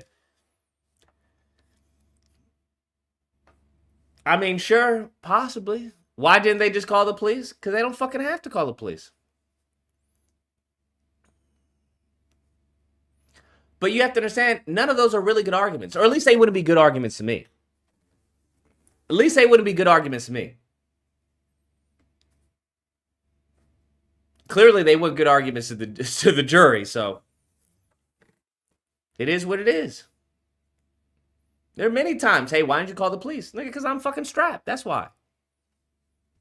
Or I believe I can handle the situation.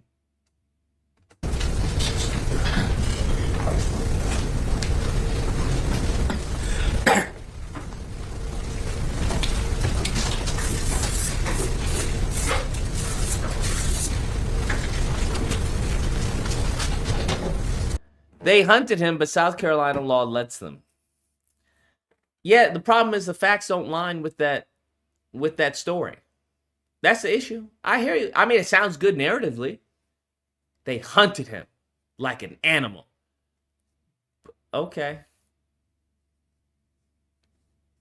All right. Think you took $1 worth of merchandise from your store? I did think that, yes, sir. And you were certainly. I believe you had taken it, yes, sir. You strongly believed enough that you left your counter, you left the cash register and ran out, correct? Yes, sir. You yelled at him. You soft spoken today, right? Yes, sir. You weren't soft spoken on that particular day. Well, I just called out to him. You used your voice, right? Yes, sir. It's not difficult to hear your voice in the videos, is it? No, sir. Okay. They literally hunted him. No, they didn't hunt him. What are you talking about? What the fuck are you talking about? No, they didn't literally hunt him. Mr. Chow can't escape the court of public opinion. What do you think the black community will do because of the non-guilty? Nothing. The black community is fucking useless. Didn't Trayvon Martin teach y'all the black community is fucking useless? What are you talking about? What do you think they're going to do? The same thing they did to George Zimmerman. The same thing they did to Ahmaud Arbery's killer. The same thing they did to Breonna Taylor's killer. The same thing they did to Tamir Rice's killer. What are you talking about? Shit, how long did it take for them to even handle fucking, Chud the Builder? Nothing. Like, what are we talking about? Stop it. Your dad ran with you, correct? He was behind me. He ran with you, correct? I was not. I didn't know what he was doing behind me. He ran with you, correct? You know, I asked the answer. Yes, you can. This is Kevin. You got to watch the trial, bro. You got to watch the trial. You got to watch the defense. Right? If it's to save, if you believe that your son's life is in danger, right, is in imminent danger, you can't take a shot. And you can be wrong. Right? You can be wrong. People are wrong all the time. There's a difference between someone having a gun, right, and it being aimed at your son in the general direction, whatever, Your son saying, hey, gun, he's got a gun. And you say, stop, put it down, no. And then you shoot one shot. What are you talking about? Yes, bro. Yes, 100%. This is literally showing that, yes, that is very much within the realms of the legal standard. He ran with you, correct? They chased him down and killed him. Now you're playing the obvious. It's not rocket science. No, they chased him down and they shot him. The father shot him because they alleged that he pointed a gun at his son. That's why. It's not like they chased him down and then finally, bam. No. And if you don't buy that story, then you're going to have to show me facts and evidence that counter that. He put his son in danger. You make no sense. Nigga, you make no sense. You're just fucking stupid. You can call in and I can maybe explain it to your slow ass, but I highly doubt it. You just want to talk in the fucking chat and be wrong. This stream has been going on for how long? How long? For about what? Almost 3 hours? And you still saying stupid shit in the chat? Make it make sense. He put his son in danger. Sure. Was it illegal? No. Now what? Did they know that he had a gun? No. The argument is what you have to prove beyond reasonable doubt is that he didn't shoot Cyrus on behalf of his son's life being threatened. That's what you have to prove. Your name calling will make your argument more sense. I don't have to. Nigga, he's free, stupid. What are you talking about? He's free. What are you talking about? I'm trying to explain to you the fucking logic behind the case. Your name, I ain't got to call you anything. I can call you whatever the fuck I want because I'm right. You're wrong. I'm right. This nigga right here, he's free. I call you stupid because you are stupid. You're not looking at this from a facts and logic standing. You're looking at this from an emotional perspective. You're going to get fucked in court. Guarantee you haven't been in any type of jury. Guarantee it. You don't have the temperament or the fucking IQ. You're just a fucking moron. Watching the video, I saw him running behind me. He's running with you, correct? He was shot in the back. We already went through witness test. We already went through the autopsy report, right? Shot in the back does not mean literally shot point blank. The person is right behind you and shoots. No. The defense already said that at that angle, it could have been varied. He could have been like this based off the bullet trajectory. The autopsy, right? She already said, yes, that is possible. He could have been turned halfway. How you going to say BS? I just showed you the fucking video. I just showed you. You niggas are stupid. Get the fuck out of the chat. I know y'all not regular audience members. Get the fuck out of here, bro. You niggas are just, y'all are just upset. Reaching. How's it a reach? Do niggas not do this? Am I something? Do niggas not twist? What are you talking about? Am I missing something? The point is you have to prove beyond reasonable doubt. How do you prove beyond reasonable doubt that that wasn't the angle that he took? Because it goes along with the trajectory of the bullet according to the specialist. That was the defense's specialist. So what are you going to say? Well, I believe it was this way and not this way. Based off of what? Well, I just believe it. You're a fucking idiot. I don't know what to tell you. People like you let innocent people go to jail and convict or free the guilty people. That's the problem. People like you. You just going off of your fees. Hold on. I'm sorry. He ran with you, correct? Yes, sir. Watching the video, I saw him running behind me. Okay. And you talked to obey your father, correct? Yes, sir. You understand my question? As in just like... Were you taught to obey your father? Yes, sir. You were not taught to disobey your father, were you? No, sir. Okay. So when he yelled to you, Andy, stop! Do not do this. You listened to him, didn't you? Yes, sir. Huh? Yes, sir. So when he yelled that day, you stopped, didn't you? When? May 28, 2023. That's what we're talking about here today. Yes, You remember sir. May 28th, 2023? Yes, sir. You remember when y'all ran out the door after that 14-year-old boy? I walked out the door. Okay, we'll watch a video here in a second. Okay. Do you remember when you exited the store with your father after the 14-year-old boy? Yes, sir. Okay, you remember right then your dad said, stop. Stop, Andy, let's stop right here. You remember he said that? No, sir. Because he didn't, right? He did not. He didn't say that. No, sir. And if he had, you would have obeyed him because you obeyed your father, right? I would have stopped. But you guys continued running along up Spring Street, correct? What the fuck is the point of that questioning? Can someone tell me what the fuck is the point of that questioning? He obeys his father. Okay, so he's a good son? What's the point of that questioning? But he yelled, stop! No, sir. But if he did, you would have stopped. Yes, sir. So you guys keep on running along.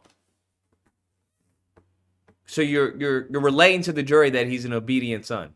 Gotcha. Okay. Well, so I saw him Wait. Okay, but you need to explain the question. I was just asking you to continue to run up Spring Street. Forced. after he started running. Yes, I ran after. When did he start running? So I had gone to the corner of the store, and I hear my dad come up behind me and call out, "Hey!" Right. And then I see him, the young man. He turned and then turned back around immediately and started sprinting down. Okay. And so that's when I started to run. Okay, so that was after y'all went around the corner. Let's see. I kind of slowed down at the corner. Just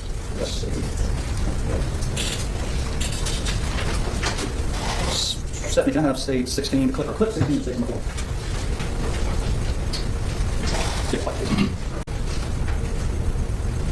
That's you watching, correct? Yes, sir. There's your father already making his way towards the front door, correct? Yes, sir. Okay. And your mother left too, correct? In the video, yes, sir. Okay. Who's manning the cash register right there? No one. All right. Who's this gentleman? Customer. Okay. Is it common for the whole Chow family to leave the gas station with the customers inside the store? Well, I wasn't completely sure what my parents were doing, but I exited the store. Everyone left over $1 of water, correct? I left because I thought he stole. Okay. Your dad had you saw was right in the heels, right? Rewind. In the video? Is your monitor working right now? Okay. All right, press play, Stephanie.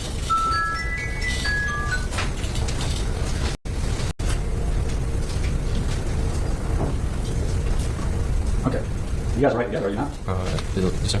Sorry? I see that, yes, sir. Yes, is that yes or no? Yes, sir. Okay, thank you. Stephanie, can I have clip 20 from slide 4?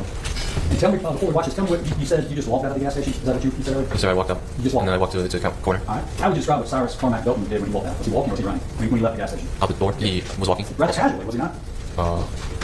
You could say that. Okay, was he looking over his shoulder or anything like that? Or No, sir. He just kind of casually left the store? Yes, sir. And you two just bust out after him, correct?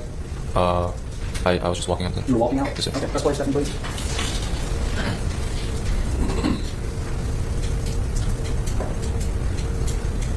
That's walking to you? Yes, sir. That's walking? For me, yes, sir. You typically walk that fast? Notice that this is 2-speed, just so we're clear. Okay, so when you get up saying you're going to walk that fast, do you see? Depends on what I was doing. What were you doing there? I guess it would be a brisker walk, but I wasn't running out the store. When did you start running? After he ran. Why? Is there anything wrong with him running? Well, I ran because I thought he had stolen something, and I wanted to see where he was going. Okay. How far were you going to chase him, do you think? I'm not sure. Mr. Chow's black attorney was bad optics too. Mr. Chow's black attorney was bad optics too. What do you mean? That was fucking beautiful optics. What are you talking about? An Asian man with a fucking black attorney? That's genius fucking optics. What are you talking about? Sure. Just going to see where he was going. What if he didn't run a mile? Would you have kept chasing your dad? I'm not sure. I'm not sure what I was doing. You don't know at what point you stopped chasing the 14-year-old? I don't know when I would stop. Let me see, clip 21, state sport, please. You remember when Shoe fell off as he was running? I have no idea where he's fucking going with this line of questioning. Does anyone else know where he's going with this line of questioning? I did not see that. So you didn't see him running with one sock and one shoe? No, sir. I did not notice that. You never want to ask a question that you don't know the answer to. He is just giving him free fucking reign. You didn't see him with one shock and one shoe? No, sir. What? What?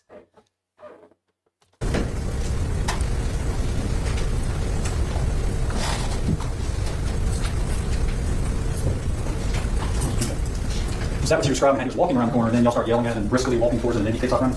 I just hear my dad call out "Hey" to him. And that's what made him start running. When y'all were back briskly walking towards him, that's what made him start running. I kind of just slowed down to a stop at the corner. I wasn't walking at him. You slowed down to okay. Let me go back. Let's watch it again because I didn't see that. Go to clip 20 of stage 4, and let's watch Andy stop as he goes to the corner.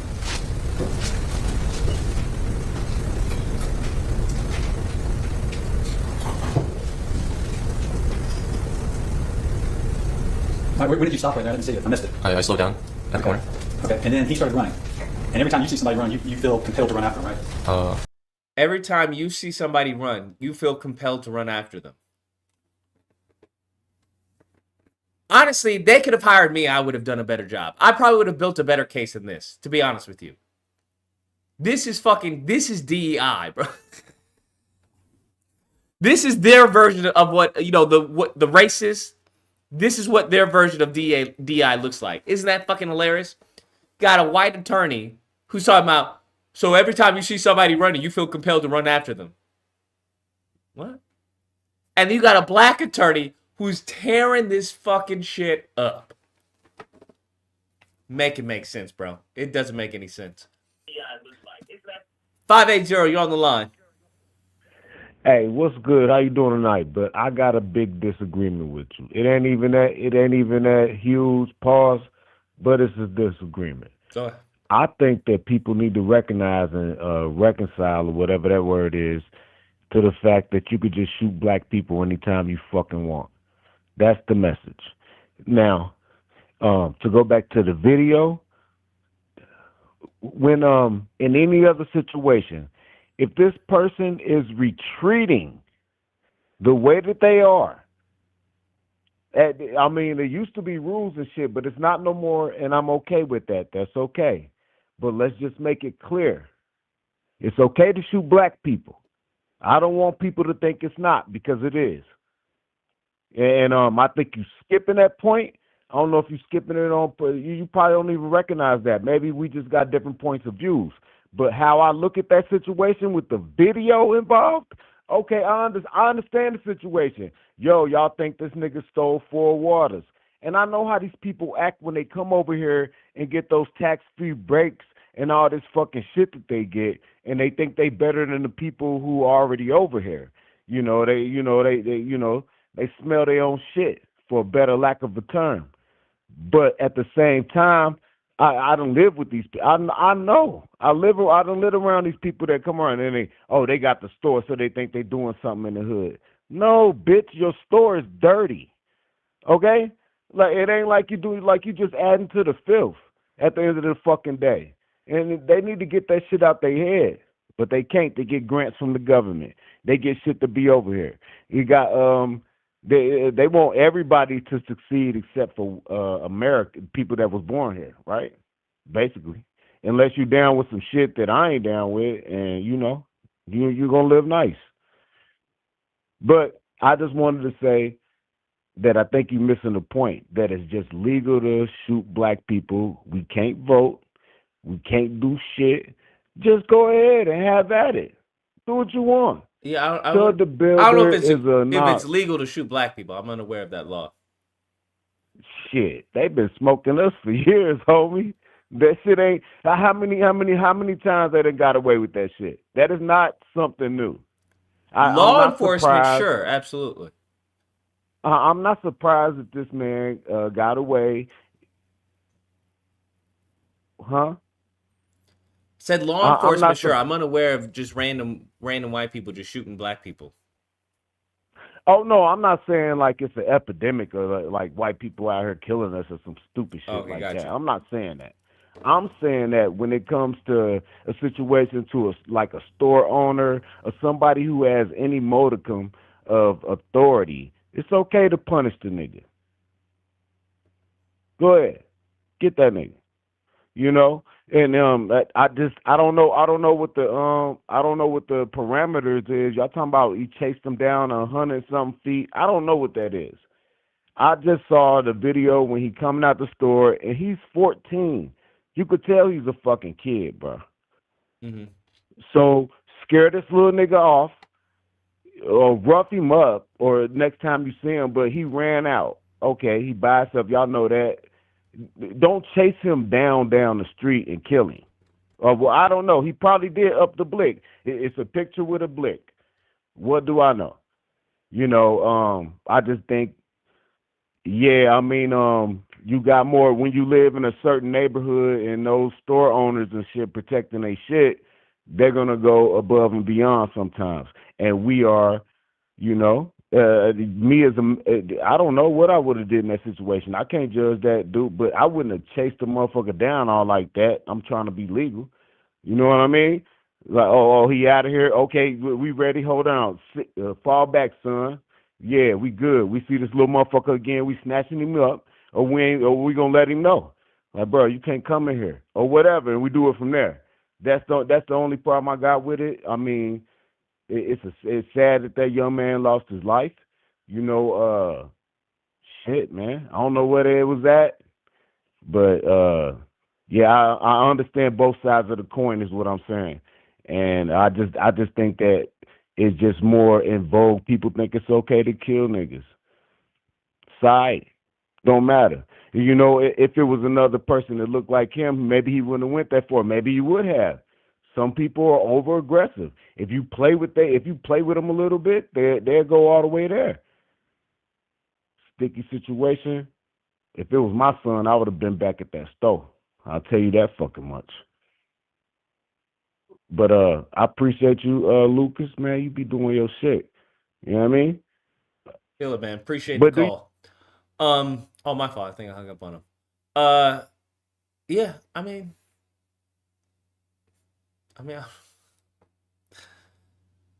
I think the bare thing you could do as a father is look at your child's Instagram. I think that's the least amount of effort you could do as a father is look at your child's social media. Because he had this on his social media along with video of him with the light and the gun. I don't know how you don't know your child has a gun. I don't understand. They chased him down because they knew they could get away with it. They obviously weren't scared. Okay, cool. Then he's dead. I don't know what to tell you. Simple as that. If you know you can get away with something, shit, why wouldn't you do it? I don't know what to tell you. That doesn't make them bad. That makes them smart. If you know you can steal, I don't know, $100 million from the U.S. government and get away with it, what's stopping you from stealing that $100 million? What are you talking about? That makes them smart. I don't know what to tell you. You're saying that they knew the reason why they did this because they knew they could get away with it. That means this man is a super fucking genius. He is a super fucking genius. So what I would say, black people, don't mess with super fucking geniuses. If that's your take is, hey, they did this because they knew they can get away with it. All right. Then I would suggest you leave these motherfuckers alone because they are some bad motherfuckers. They are some bad mama jams. All right. The only killings they do are the ones they can get away with. I would suggest you leave them alone. If that's your take, okay? But you see how fucking stupid that sounds? Huh? How about not getting your son in a murder case? I agree. That's why I said my take is blame the father. Don't blame him. Don't blame him. You should blame the father. Because you want to know what's something? He's willing to kill for his. Uh-oh. You may not like that. He's willing to kill for his. Literally. He's willing to kill for his. This man couldn't even look at his son's fucking Instagram account. This man couldn't even look at his son's Instagram account. This man couldn't even look at his son's Instagram account.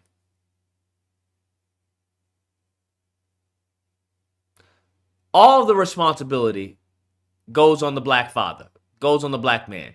That's my take. You aren't blaming the father. Oh, I 100% am blaming the father. 100 fucking percent blaming the father. Because that's who the responsibility lies on.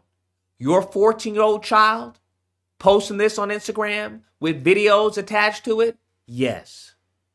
100%. You haven't done a sweep of your child's room?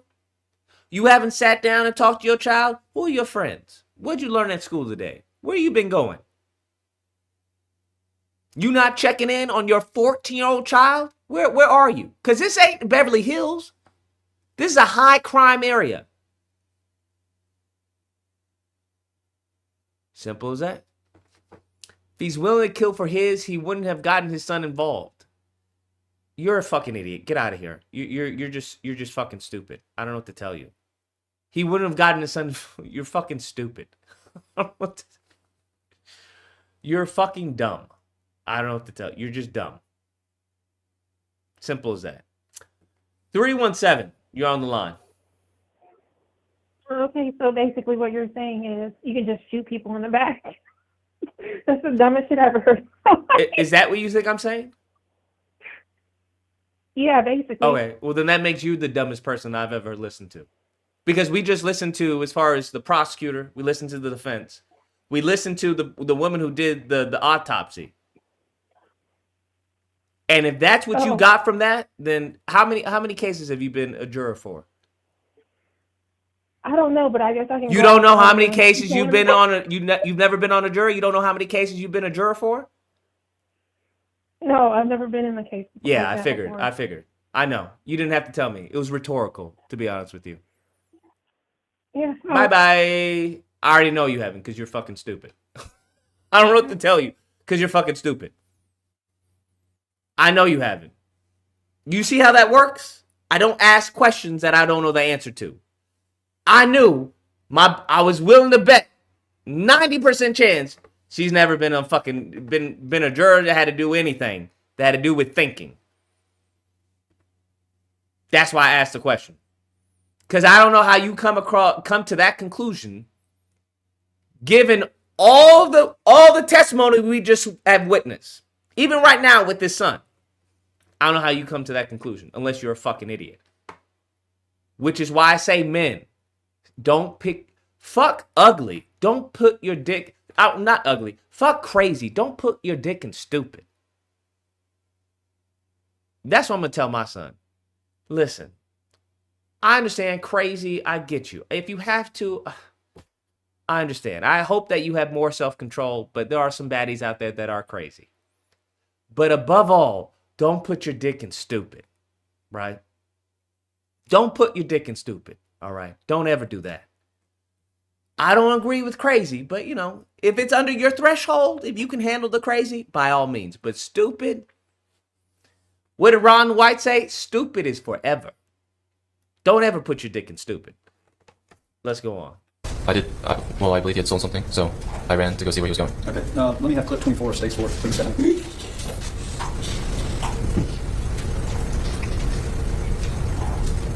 And now, what do you call it? Y'all are really briskly walking there, right? That's a really brisk walk. Well, he's running off screen, so that's when I started running after he started. Okay, you're running now. Yes, sir. That's running. You're no longer briskly walking. You're running now, right? Yes, sir. And what's your dad doing in that video? In the video, he's also running. Okay. And is he saying, Andy, let's stop. Let's do not leave the parking lot. Let's stop right here. I did not hear that. Okay, he didn't say that? No, sir. Okay. And now the boy lost his shoe. You know your mother went and picked it up from the scene, right? I went afterwards, yes, sir. And he's running so hard, he comes out of the shoe. You know that now, right? Yes, sir. Okay, you don't dispute that, do you? No, sir. We saw the video, right? Yes, sir. And he's running so hard, his cell phones fall out of his pockets, correct? He throws them out. Okay. Well, you said before they fell out. Did you not? I know you're saying he threw them out today. Have you ever thrown cell phones on the side of the road? I never. Okay. And he didn't either, did he? No, he threw them. If I showed you a video from your store the day of where you said they fell out of his pockets, would you still deny that? Yes, sir. Okay, Your Honor, I need to refresh his memory of the video. Let me ask first, if this will help refresh your memory. You're not saying that? I do not deny saying that. Okay. Do you not say that? I do not deny saying that. Okay, so you don't disagree that the day of, you said these things flew off, and you never said anything about him throwing anything? At that moment, yes, sir. I did say that. And this was the day of? Yes, sir. Because why would anybody throw their cell phones out? Does that make sense to you? I would not know. No, because he did throw them. They flew off of him because he was running so hard. No, sir. I saw him throw it to the side. What did you want me to read what you said? Would that help? Well, or would you want me to play the video for you? Would that help? I'm just telling you what I saw. Okay, I'm asking you what you said on the day it happened. Okay. You never said that he threw them. You said he dropped them. I did say Two things that. flew off of him, correct? Yes, sir. When flew, like he threw it. That's what I meant. That's what you meant. Okay. Yes, sir. They threw a shoe off, didn't you? I did not see that myself. Okay, so Tom, you're saying he dropped his phone. Two things flew off. You don't disagree with that? I did say that. Okay, all right. And as a matter of fact, you chased him, you stopped and looked at him, right? At what point? Oh, at what he threw, you mean? Well, I'm only going to be talking to you about May 28, 2023. So if you ask when, I'm talking about this date when 14-year-old Cyrus Belton died. So, is that clear? Yes, sir. Okay, when you're chasing him, your shoe comes off. Two cell phones come off him. You stop and look at him, do you not? So I slow down for like a second, and I glance back. I don't see a phone, a water bottle. All I see is trash, and so I turn back around and continue to follow him. All right. Would it surprise you to know that you had previously said that you stopped and looked at him? There's two cell phones around. You said that? Do you disagree with what you said? I don't remember saying that. Would it help you if I refresh your memory? Yes, sir.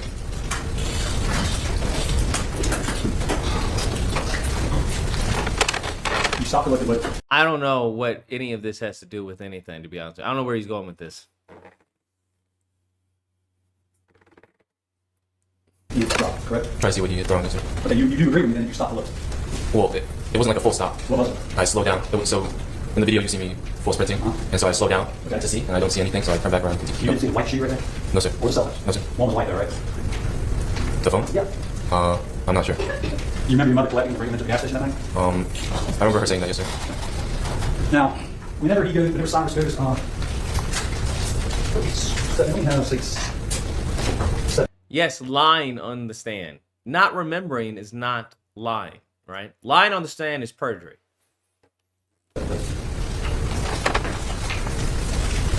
You have to understand, this happened 3 years ago.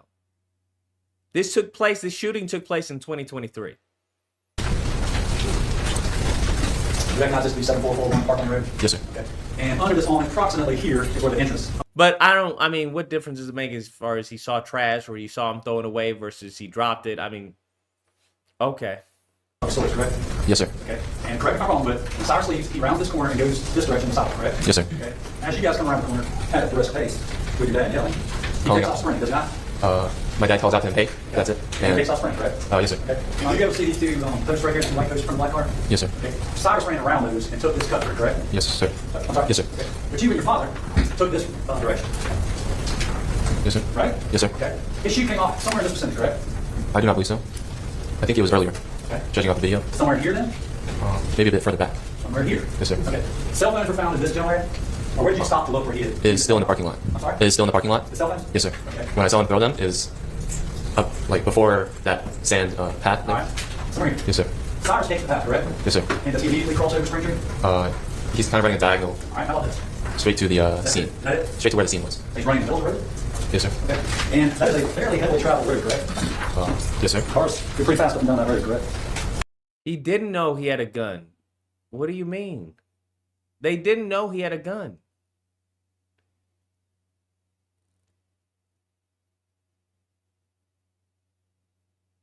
Listen, all you're asking, unless you know this for a fact, I don't know why you would ask any of that. I'm not sure. You never notice people speeding up and down the road? No, sir. No? All right, it is heavily traveled, correct? Yes, sir. Cyrus, you and your father run directly across with no disregard for cars coming or going, did you not? I did not see any cars. You didn't even notice the white Honda that had slam on brakes, didn't you guys? I did not notice. No, sir. You did? No, sir. Because you were focused on chasing a 14-year-old, is that correct? I was focused on seeing where he was going. Okay.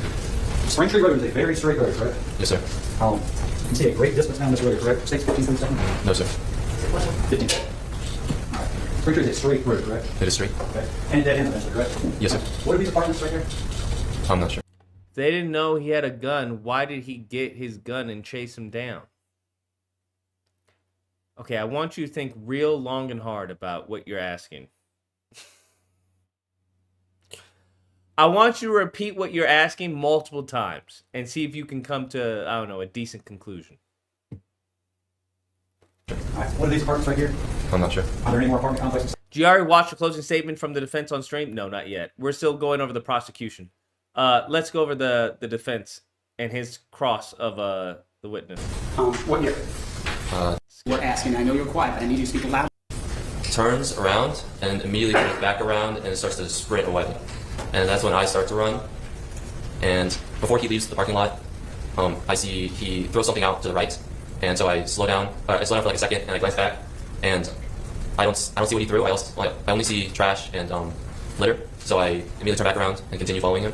And so I see he crosses the street, and I go to cross the street, and then I see he trips and falls. His father has a legal permit, I believe a legal permit to carry. I don't know if it's concealed carry, but I can't remember because they said it. But he had a legal permit to carry. Flat on grass, and so I was running full speed, so I end up catching up to him. And when I catch up to him, I see something is in his hand. I'm not sure what it is yet, but as he... If he's not a threat, why would I make myself a threat to him? Okay, you're gone. That doesn't even make any sense. starts to get up, I see that it's a gun, and he points it at me. So I immediately put my hands up. I start to back away from him quickly, and then I yell, "He has a gun!" And I turn to my dad, who's coming behind us, and I yell at him again, "He has a gun!" And I'm still backing up, and I watch my dad, and I watch him yell, "Drop it, drop it!" And he yells no, and then pulls his gun and fires one shot. And so he, as after the shot, I turn and I look at him, and I see he takes 1 or 2 steps, drops his gun in front of him, and then ducks to the ground and stays on the ground. And so I start to go to him slowly, and I see my dad coming on my left side. And when we get to him, my dad, he picks up young man's gun and he tosses it to the side further away. And then I check to see if he got hit by the shot, because I thought my dad actually missed. And so I check it and I see there's a bullet hole in the hoodie. And then I pull up his hoodie and I see there's a wound in the back right, on his back right side of his back. And then my dad immediately grabs his hoodie and applies pressure to the wound, and then starts to call the police. And then I look back down at him and he's unresponsive. So we flip him over onto his back, and my dad immediately starts chest compressions, and he yells to me to call 911. And so I start to dial 911, and I see 3 women coming down from the parking lot, and I continue to talk to 911, and I see one of the ladies, she's hurrying over, she's taking her hoodie off, and she says she's an EMT, and she says she's going to tie a tourniquet, and she comes over and takes over CPR. And so I see my dad and her working together, and then I continue to talk to 911, and then I start to hear the sirens coming closer, and I go out to watch to see if the first responders come to us or turn into the parking lot of the gas station, and they end up turning into the gas station. So I go and run to the parking lot, I point all the first responders to the scene, and You're praying for Carmelo? Don't pray for Carmelo. Those are wasted prayers. Those are wasted prayers. Do we have any information on what happened? Any new information? after most of them made it there, I make my way back to the scene, and I wait to talk to the police. Did you talk to the police? Yes, sir. Did you tell what you just told us, right? Yes, sir. I want to go backwards through your story and talk about a little bit and get some details. That's okay. Yes, sir. It has been suggested that you didn't tell anyone you saw a gun pointed at your father. Or pointed at you, I'm sorry, not your father, a gun pointed at you. Did you tell anyone on scene that a gun was pointed at you? I did not say the exact words it was pointed at me. What did you say? I said that he had pulled a gun on me. And you called 911? Yes, sir. Talk to officers? Yes, sir. After the young man was shot, did you and your father have time to huddle up, sit down, and talk about anything that happened? No, sir. You called, and who told you to call 911? My dad. Immediately? Yes, sir. And the 911 call, that was the first time you had mentioned about the gun? Is that what you remember? Yes, sir. You remember sometimes I'll play Mr. Chow's 911 tape for everybody playing the application?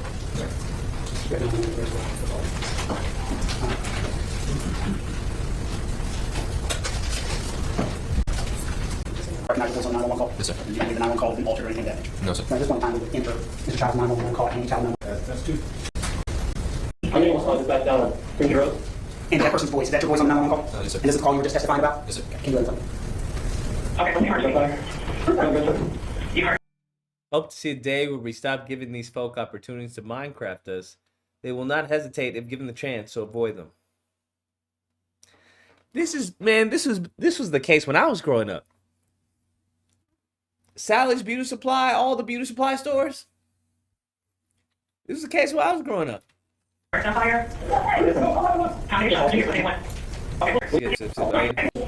You can listen to the audio of the call.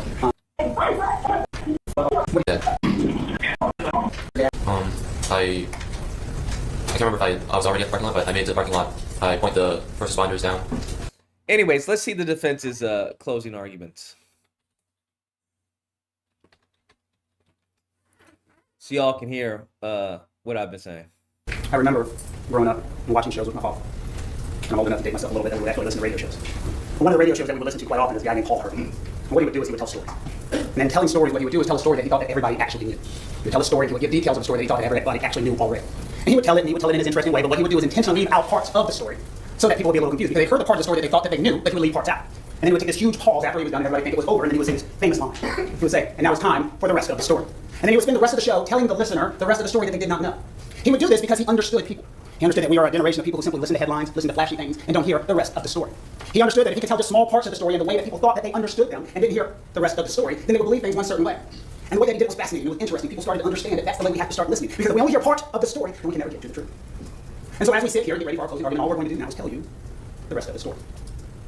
I will tell you wholeheartedly, and this might come across as a shock. I agree with some of the stuff that the state of South Carolina said. When they got done with the closing argument, folks next to me said, do you want to take that dollar down? And I said, no. Because let me tell you with unabashed honesty, they are 1,000% right about the following statement. If Rick Chow executed a human being over a $1 bottle of water, enjoy hell. Let's make that clear. If Rick...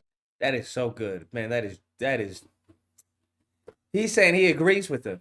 If Rick Chow killed someone over $1, over a water bottle, then 100% enjoy hell. Woo! Chow shot a man in the back stealing $1 bottle of water from his store. You do what you will. Because there's nothing to justify this back and forth. Was he right? Was he wrong? It doesn't matter. Taking a human life over a bottle of water is absolutely ridiculous. It's wrong under any way that you could possibly look at it. And that's why the state has gone out of their way to put this $1 bottle of water out. They put this picture up because they want you to believe that this is what this case is about. The rest of the story. It has nothing to do with this water. It doesn't. Because if that was what it was about, this wouldn't be a complicated case. As we sit in front of you, the things that we have to talk about is we have to break down everything that we have watched in this case. We need to break down what the state of South Carolina has presented to you. And as we break it down, we can break it down inside three classifications. This is at 2 speed just for everyone. I mean, we could put it at we could put it at 1.5 if it's too fast for people. Well, we can do it at 1.75. What they put on the stand. They put on what they call eyewitnesses. They put on investigators. And they put on experts. You remember? Those are the three things that they have given us. So first, let's talk about the eyewitnesses. And the reason I want to talk about the eyewitnesses first is remember, and I wrote down a quote that the state said, cameras don't lie. For 17 seconds, you could have played the camera. For 17 minutes, you could have played these cameras. If you remember, these witnesses got on the stand, they sat in front of you, and I asked them questions. They looked directly at you. They were talking about what they remembered. They were talking about their memories and how important that is. And then I started asking them questions right there. You remember? I said, no, I'm not trying to be rude, but I remember you talking to 911. Do you remember that? Yeah. And you said something different to the 911 tape that you're saying right here today. I asked another person, isn't it true that we don't interview witnesses together because they can get their stories together and the brains could get something that didn't really happen? Yeah. And that's on video, correct? Cameras don't lie. And they called 911, and then the 911 call, they said they didn't see anything, correct? Cameras don't lie. But don't you remember, and I asked one of the witnesses, isn't it true that you told them something and they said that was completely impossible? Well, yeah. And then they met with you, they talked to you, they interviewed you, and put you on the stand, and you told something different. Cameras don't lie. So why are we sitting here and not watching those videos? Why did the state give you the 911 call? Why did they give you the videos? Why did they give you the information? If cameras don't lie. The rest of the story. I talked to one of the investigators and officers as he took the stand. Remember, we asked him, what is important as an investigator? It's important to get the facts, it's important to get the information, it's important to get the evidence as close to the incident as possible. So we can do what? Remember the question I asked him? So we can give all the information to your jury. The rest of the story. Because what we don't want to do is subject and put our emotions in there, our personal belief, our subjective decisions. That's what's happened. The rest of the story. But for some reason, the state of South Carolina doesn't want to give it to you. One of the witnesses took the stand, if you remember correctly, Detective. He wasn't killed over the presumption of that. He was killed to defend his son. That's what y'all are missing. He was killed. Cyrus, this little Negro right here, was killed because he believed his son's life was in imminent danger. That's why. That's why. Had nothing to do with the water bottle, had nothing to do with the lynching, had nothing to do with any of that. That's what the case revolves around. He shot him to save his son's life. That's the story. English took the stand. Remember? One of the first ones they put on. And they put the videos up on all these screens, all this technology that the state of South Carolina has. And they put up all of it. And one of the clips they put up was of Rick Chow's statement. His son's life is in danger after he took running. No. How is it? No, it wasn't. His son's life was not in danger after he took off running. What are you talking about? He should have waited and see. No one disagrees with you. You're going to hear the defense. He doesn't disagree, but he didn't do anything illegal. That's how that works. He interviewed as far as the leading investigator, law enforcement. He said, hey, we prefer people not to chase after them. Is it illegal to chase after somebody? No, it's not. You remember? And they played it, and it said, my son saw, I didn't initially see my son that he had a gun, so when I looked at his hand, and then what did that officer do? He just walked away.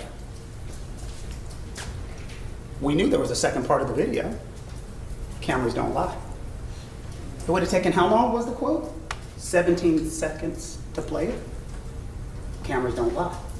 And what was the next question from the state of South Carolina? Isn't it true he didn't tell you on that scene blank?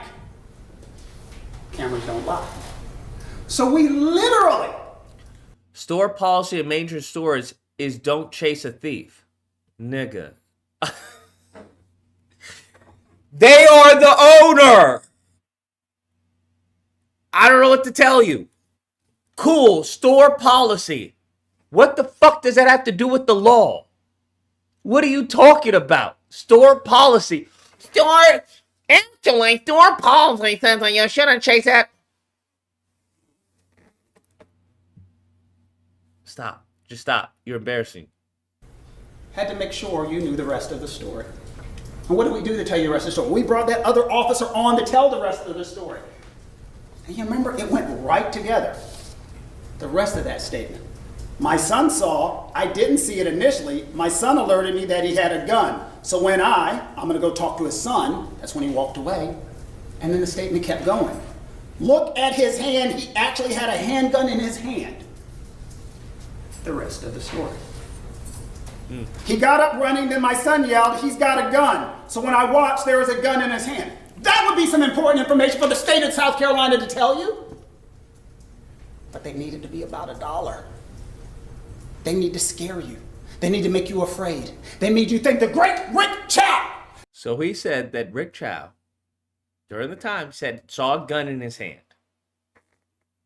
This evil human being over here killed a man over $1. And that is disgusting, that is awful, that is abhorrent, but that's not what happened. The rest of the story. We don't want to tell you the rest of the story because if you hear it, then you get to make an intelligent decision, and we don't want you to make an intelligent decision. We don't want you to hear the 911 calls. We don't want you to watch the videos. We don't want you to hear what Rick said at that moment, at that time, without a lawyer, without anyone telling him what to say or do. We had to play those for you.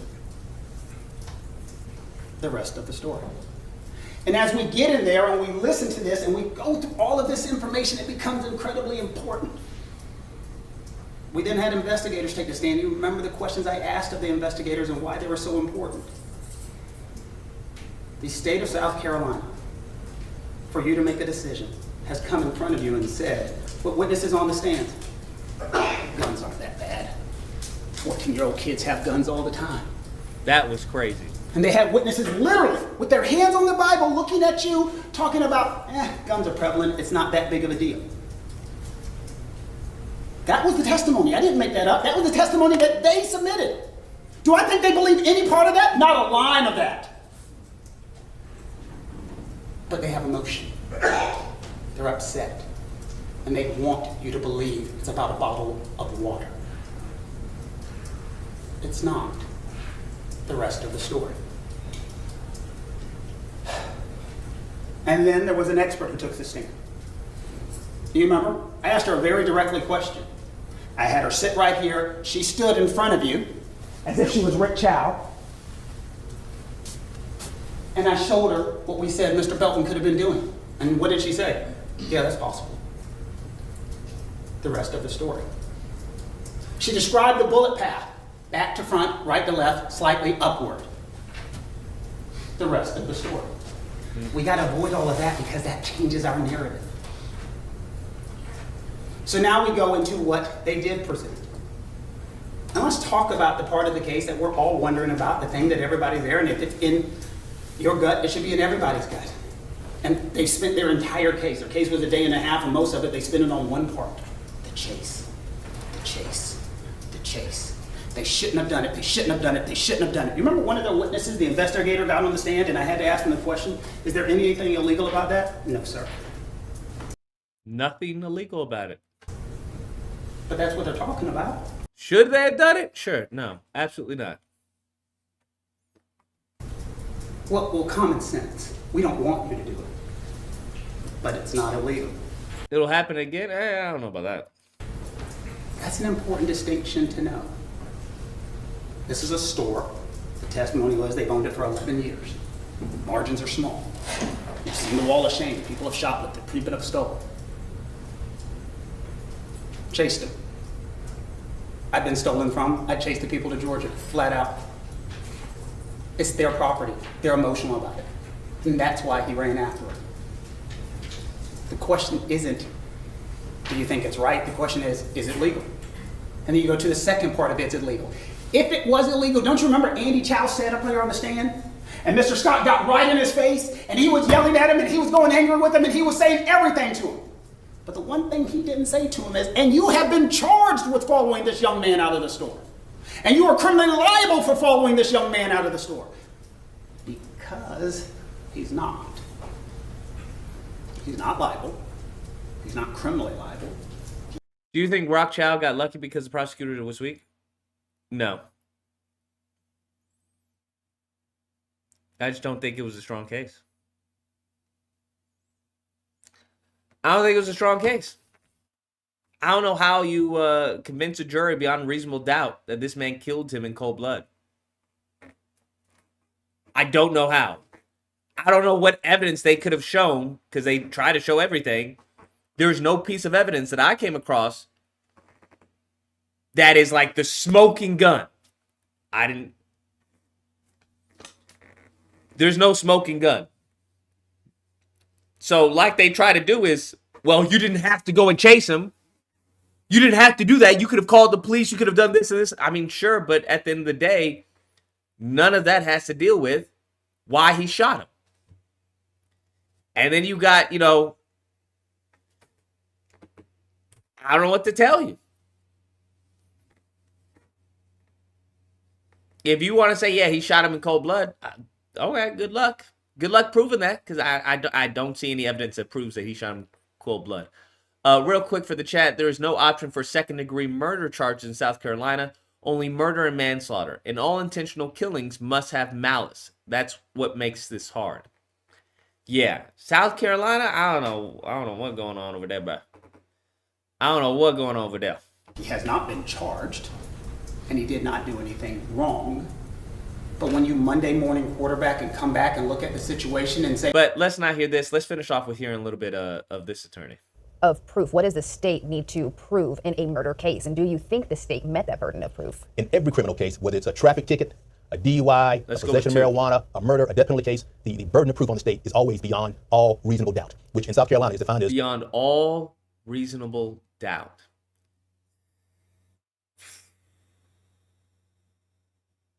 That's a tough one, bro.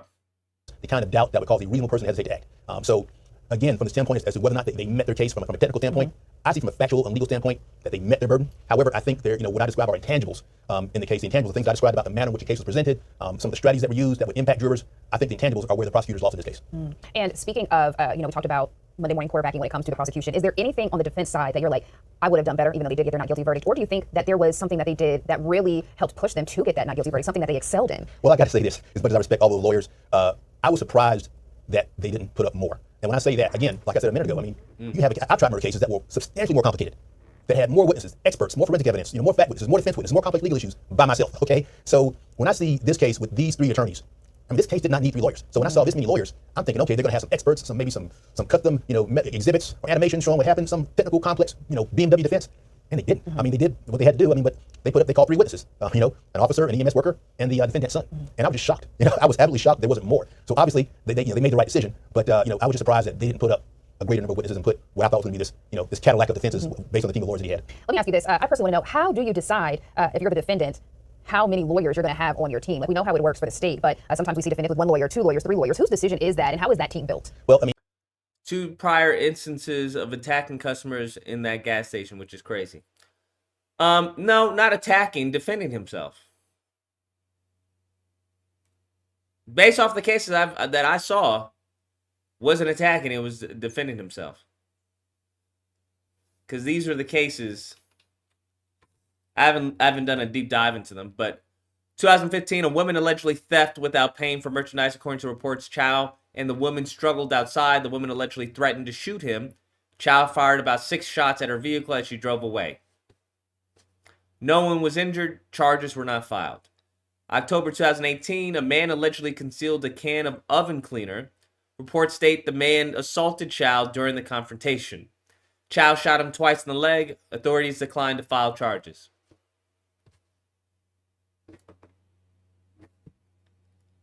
This seems wild.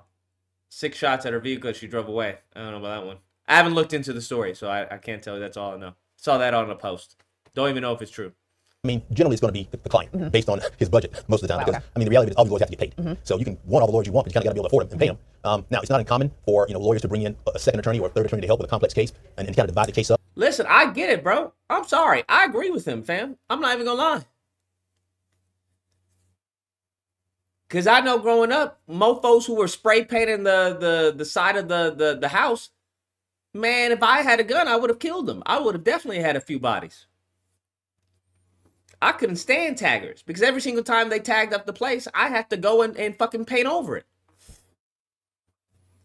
So yeah, if you have a shop and you have people stealing from you, I'm sorry. It gets under your skin after a while. I'm sorry. It is what it is. it is what it is. Listen, perhaps if he had had a better father instead of the shit one he had, he would still be alive. But he didn't. Nigga, I don't know what to tell you. And broccoli doesn't taste like chocolate. What the fuck you want me to do about it? Simple as that. If you have a case that's a lot of witnesses and a lot of issues and very complex, I didn't see this type of case. And I know he had some, the defendant had some very good lawyers in the beginning, the Sheelys, and for some reason, after he lost the stand your ground hearing, the Sheelys no longer on the case, and he hired Jack. In order to stop going to Chow's store, there has to be some group economics. There has to be some unity within the group. It's not going to happen. There has to be some discipline. There has to be some discipline. It's not going to happen.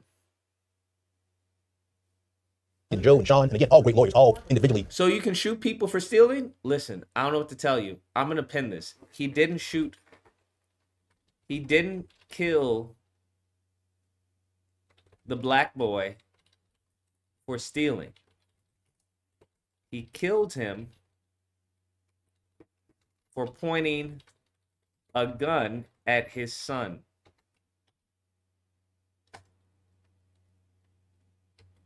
He shot one off in self-defense of his son.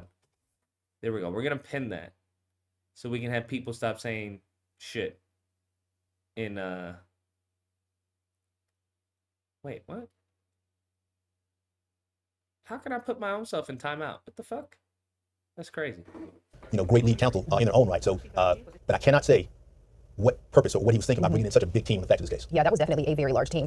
When you look back at the trial, were there any moments that really stood out to you, whether for the defense or for the prosecution? No, I mean, they really were not. I mean, and that's something I was looking for. I was looking for, you know, that moment, that blockbuster, that bombshell moment that normally helps define a trial. But I think, you know, if I'm trying a case, whether I'm prosecuting a case, I used to be a prosecutor, which has been a long time ago, like another life. But if I'm defending a case or litigating a personal injury case, I'm always looking for something. Yeah. I'm always looking to create that defining moment, that bombshell, that blockbuster that's going to stick in the jury's mind, that's really going to be something that, you know, makes a difference. And I just didn't see it in that case. I kept looking for it. I kept waiting for it. I just did not see it in that case.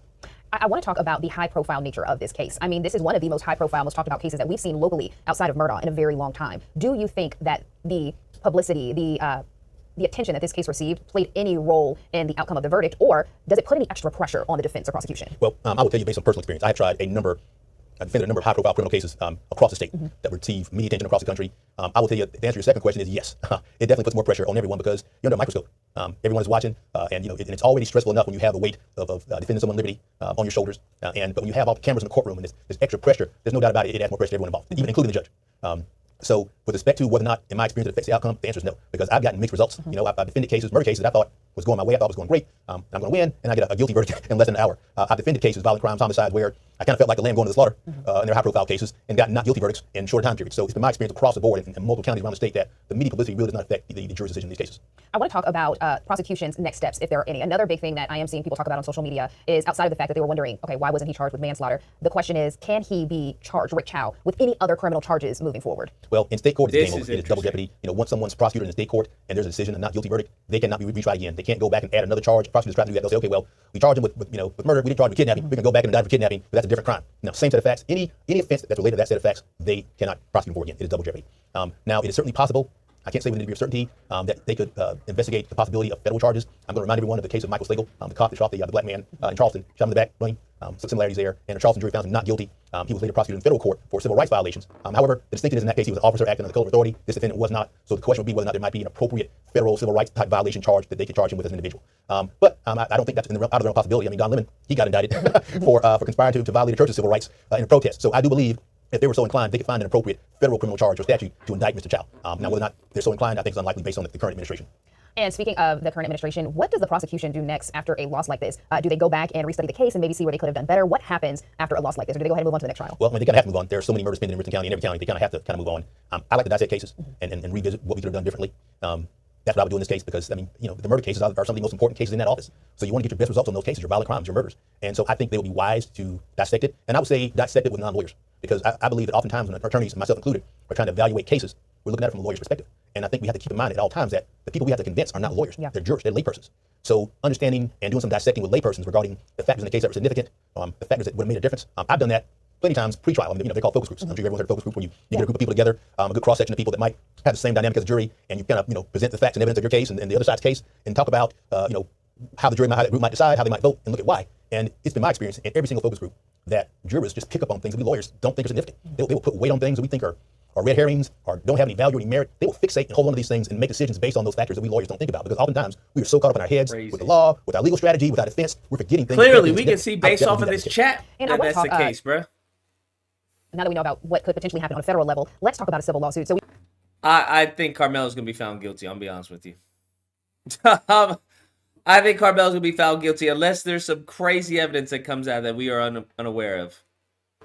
we all learned last night that Cyrus's family attorney, Todd Rutherford, said they will be pursuing a civil lawsuit against Rick Chow. What does that process look like? Well, it involves filing a lawsuit, of course, against him. I would also say his son. I would say his son as well, and potentially even the wife that was involved in the initial accusations. And you know, the standard of proof in a civil lawsuit is much lower. It's simply a preponderance of the evidence more likely than not. I think the big case that everyone can understand is the O.J. Simpson case, where he was found not guilty of murdering his wife and Ron Goldman, but he was later found liable in a civil suit. So it's the same thing, that the standard of proof is lower. And one of the second things that's important in a civil lawsuit is you have the right to engage in discovery, which you do not have in a criminal trial. And when I say that, when there's a criminal trial, a criminal case, there are things that the prosecutors must give to the defense and the defense must give to the prosecutors, but you don't have the right to make specific requests for documentation. You don't have that full extent of right to discovery, and you also don't have the right to take depositions. And in this case, you know, something I do all the time because I handle civil cases, when there's a criminal case is, you know, the defendant you're suing the criminal case, in the civil case, if the criminal case is pending, he can still assert the fifth and kind of refuse to cooperate.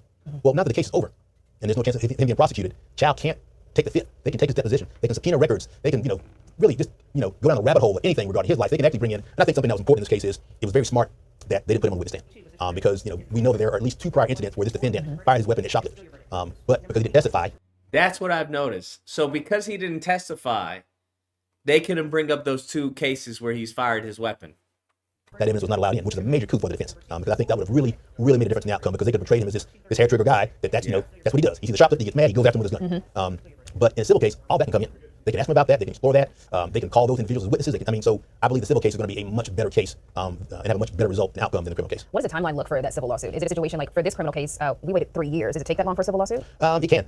It can. I mean, you know, I would expect the lawsuit has been filed already and it's not been served. I mean, if it's not, I would get it filed today because there's a statute of limitations, which is 3 years. But there's no reason to wait on that. I mean, now from there, any civil case, you know, obviously if it gets settled, it can be settled very quickly. But if they want to take the case to trial, you're looking at a good 2 years in this county.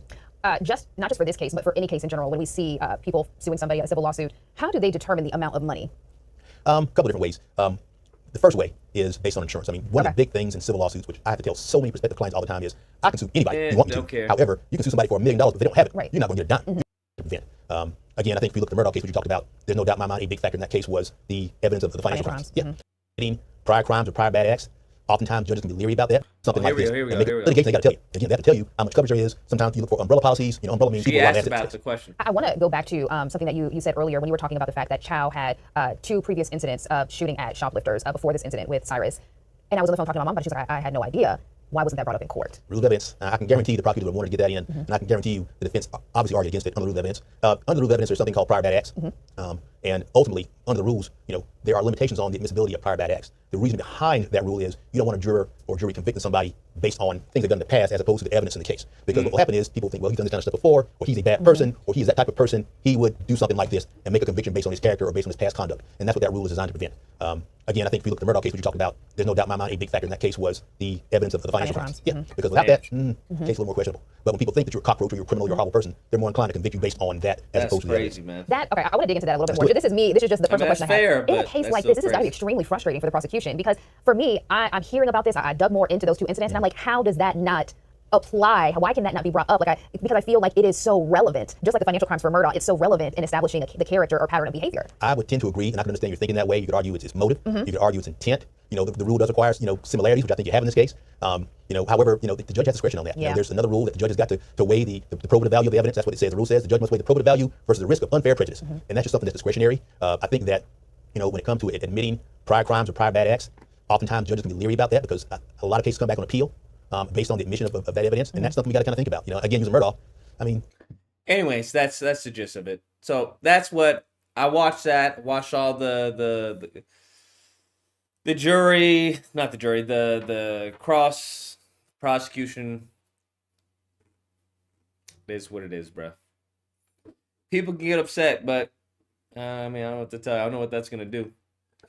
Not gonna do very much. But yeah, Carmelo, has there been any new information on Carmelo? I haven't even followed that. Goodness gracious. That's going to be rough. That is going to be rough. The major problem with Carmelo Anthony's self-defense claim. All right, let's hear what he has to say. You cannot stab someone in the chest and kill them.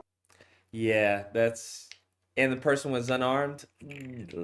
There's going to have to be some crazy evidence that he feared for his life. I mean, like some serious evidence. Some serious, hey, I feared for my life. That's why I stabbed him.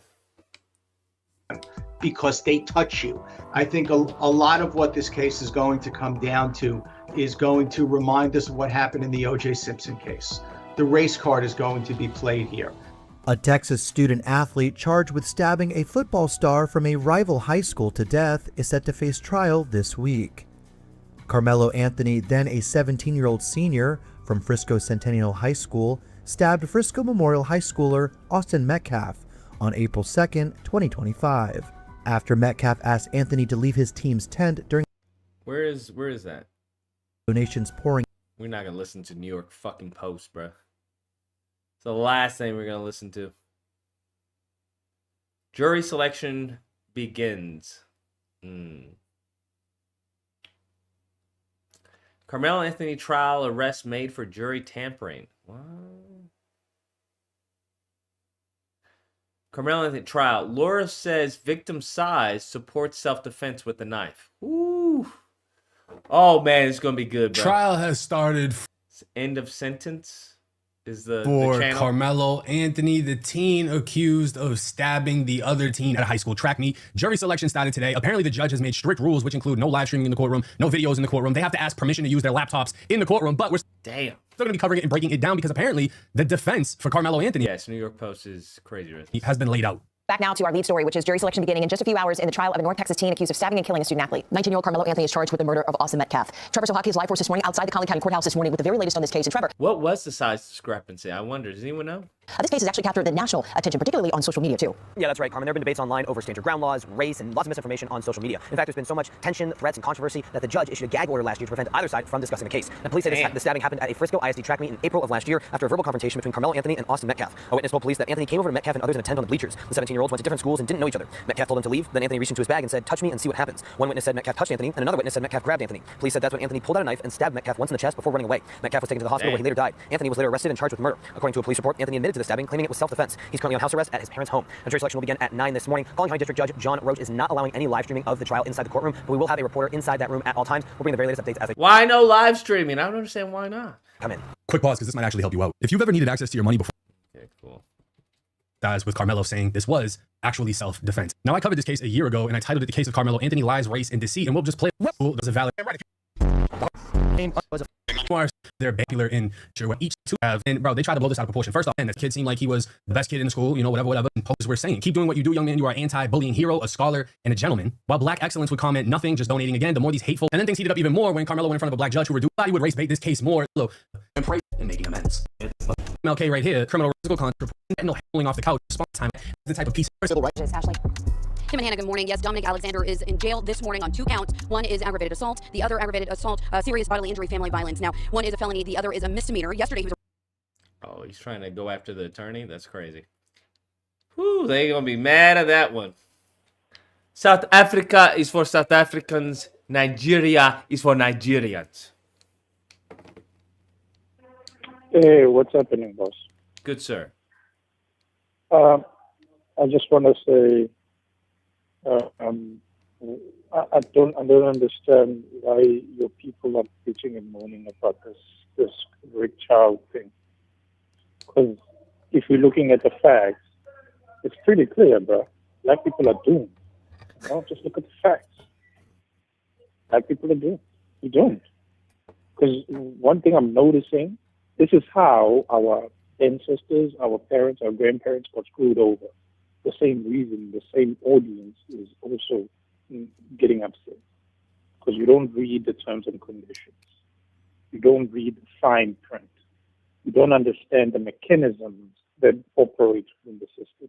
Because people just think, well, it's not morally correct. Who gives a shit about morals? Is it legal? Is it legal? The answer is yes, then fuck you. Who cares? And this is why I'm saying it's over, bro. It's over for us. And I'm just curious, Lucas, why are you still talking about black people issues? What else is there to talk about? Hmm? There's plenty. I told you, rather make money with incels. Yes, rather make money with incels. There's a lot of incel incidences out there, bro. You think there's still a legitimate market out there? Lucas, I'm telling you. Okay. I'm telling you, boss. Incels, Lucas, when in the history of humankind has men ever stopped wanting pussy? When? When recession, boom, or stagnated or economy, when has a man said, in general, I'm no longer going for women? When has that ever been the case, Lucas? Answer me that. Because I think you're forgetting something. It's a straight question, Lucas. I'm not being rhetorical. I don't know. When in the history? It's never happened, Lucas. You always have incels. You will always have incels. You will always have AFCs. You will always have dudes who require advice because they don't know what to do, and they will pay you for your advice. And you're too busy trying to be, a pseudo cheap, the Timo version of Malcolm X here. Bro, nobody gives a shit about that. That's fucking crazy. Issues. Nobody cares about black people issues because black people don't care about black people issues. So why? Who cares? Like yesterday, I saw a video from FD Signify. Even he got tired of white liberals. Even he. A man loves Hassan Piker. He always sucks up to Hassan Piker's dick. But even he realizes, white liberals, they're a problem. So all I'm saying to you, look, is stop talking about this. Focus on let's make money out of these incels. Simple. White, black, Asian, doesn't matter what color they are. The more money they have, the more money they will give you. You can make millions. Lucas, you can make millions within 6 months. I don't know why you care so much. Okay. Since you're not doing anything yourself. Since you're also bitching and moaning and fighting with your own audience. Make money out of these incels, bro. In fact, I'll test it out on the channel, see how it works. I would argue this. You could actually leverage off women also. Because you got that, let's say, that dual appeal where you can talk. You have the Derek Jackson kind of appeal also with black women, I've noticed. So you can play the Derek Jackson and the Kevin Samuels at the same time. Jackson. Oh, I totally Double forgot money, about baby. him. Is he even relevant anymore? Exactly. What matters is he's making money still. That's my point. He's still making money, even though he has been publicly humiliated, shown as a fraud. From what I understand, the man still makes money. Why? Because you will never run out of incels who want advice. One of the it's like food and shelter. If you have property or if you own food, groceries, or restaurants, those are the industries where they will never run out of opportunities. Same with incels. You will never run out of incels. You will never run out of AFCs. So why, Lucas? Why? For the love of good money, are you still obsessed with black people and their plight? Damn. They're not doing anything for you guys. They're not even supporting you like that, Lucas. Where's Spider Combat? You've been asking money from black people to build something. Where's the money? They don't want to give you money. I'm just saying. I'm not hating. I'm just saying. See the facts of the matter. Incels, Lucas, would have funded your game long time ago. Incels would have, let's support Lucas. Lucas helped me find my first girlfriend. I'll give Lucas whatever he wants. Yeah? My man, come on, Lucas. You know this. I'm just disappointed that you still don't want to do better. In fact, I think you're suffering from the same disease as black people. You just don't want to do better. Damn. You don't want to because you're too scared or either you're too scared or whatever, but you don't want to progress. You're stuck where you are. And you intentionally are stuck there by your own self instead of doing better. I'm just saying, forget this Carmelos or black votes. They don't care. Because they don't care. They never cared. Okay. They never cared. I'll add in some dating videos somehow. And see how they do. Dude, even an ebook. Chuck has an ebook that's cost $2. We'll do a dry run. A soft launch. We'll see how it works. Exactly. A 10-page, Lucas, a 10-pager is sufficient. Incels will go crazy over that shit. You know this, Lucas. Like, oh my God. I hate you sometimes because you don't think big. You always think so small. I think big, bitch. Think big. Fair enough. Damn, you just hung up like that. Got you. I'll see if I can introduce some some dating. I don't know. I have to look into the dating. What's the whole drama, everything going on right now in the dating scene? On the side note, how do you think this looks good?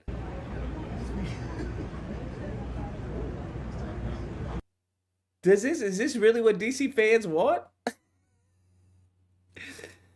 Is this really what y'all want?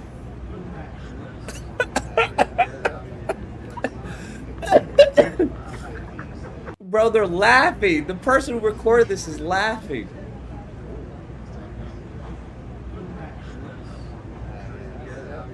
That's really what y'all want? Bro, it's so crazy. I'm seeing people like, oh my God, they cook. I'm like, yo, this new generation is fucking retarded, man. Anybody who thought that Superman movie was good, please leave me alone. This, like, what? Are you serious right now? What? I don't know. They're like, oh my God, it's so comic. What comic are you fucking reading where Lex Luthor puts on Buzz Lightyear suit? Anyways, I just said that's crazy. Fucking crazy. Anyways, that's gonna be the stream. Damn, 4 hours. That's insane. I'll check y'all out mañana. Never give up. Never surrender. Never retreat.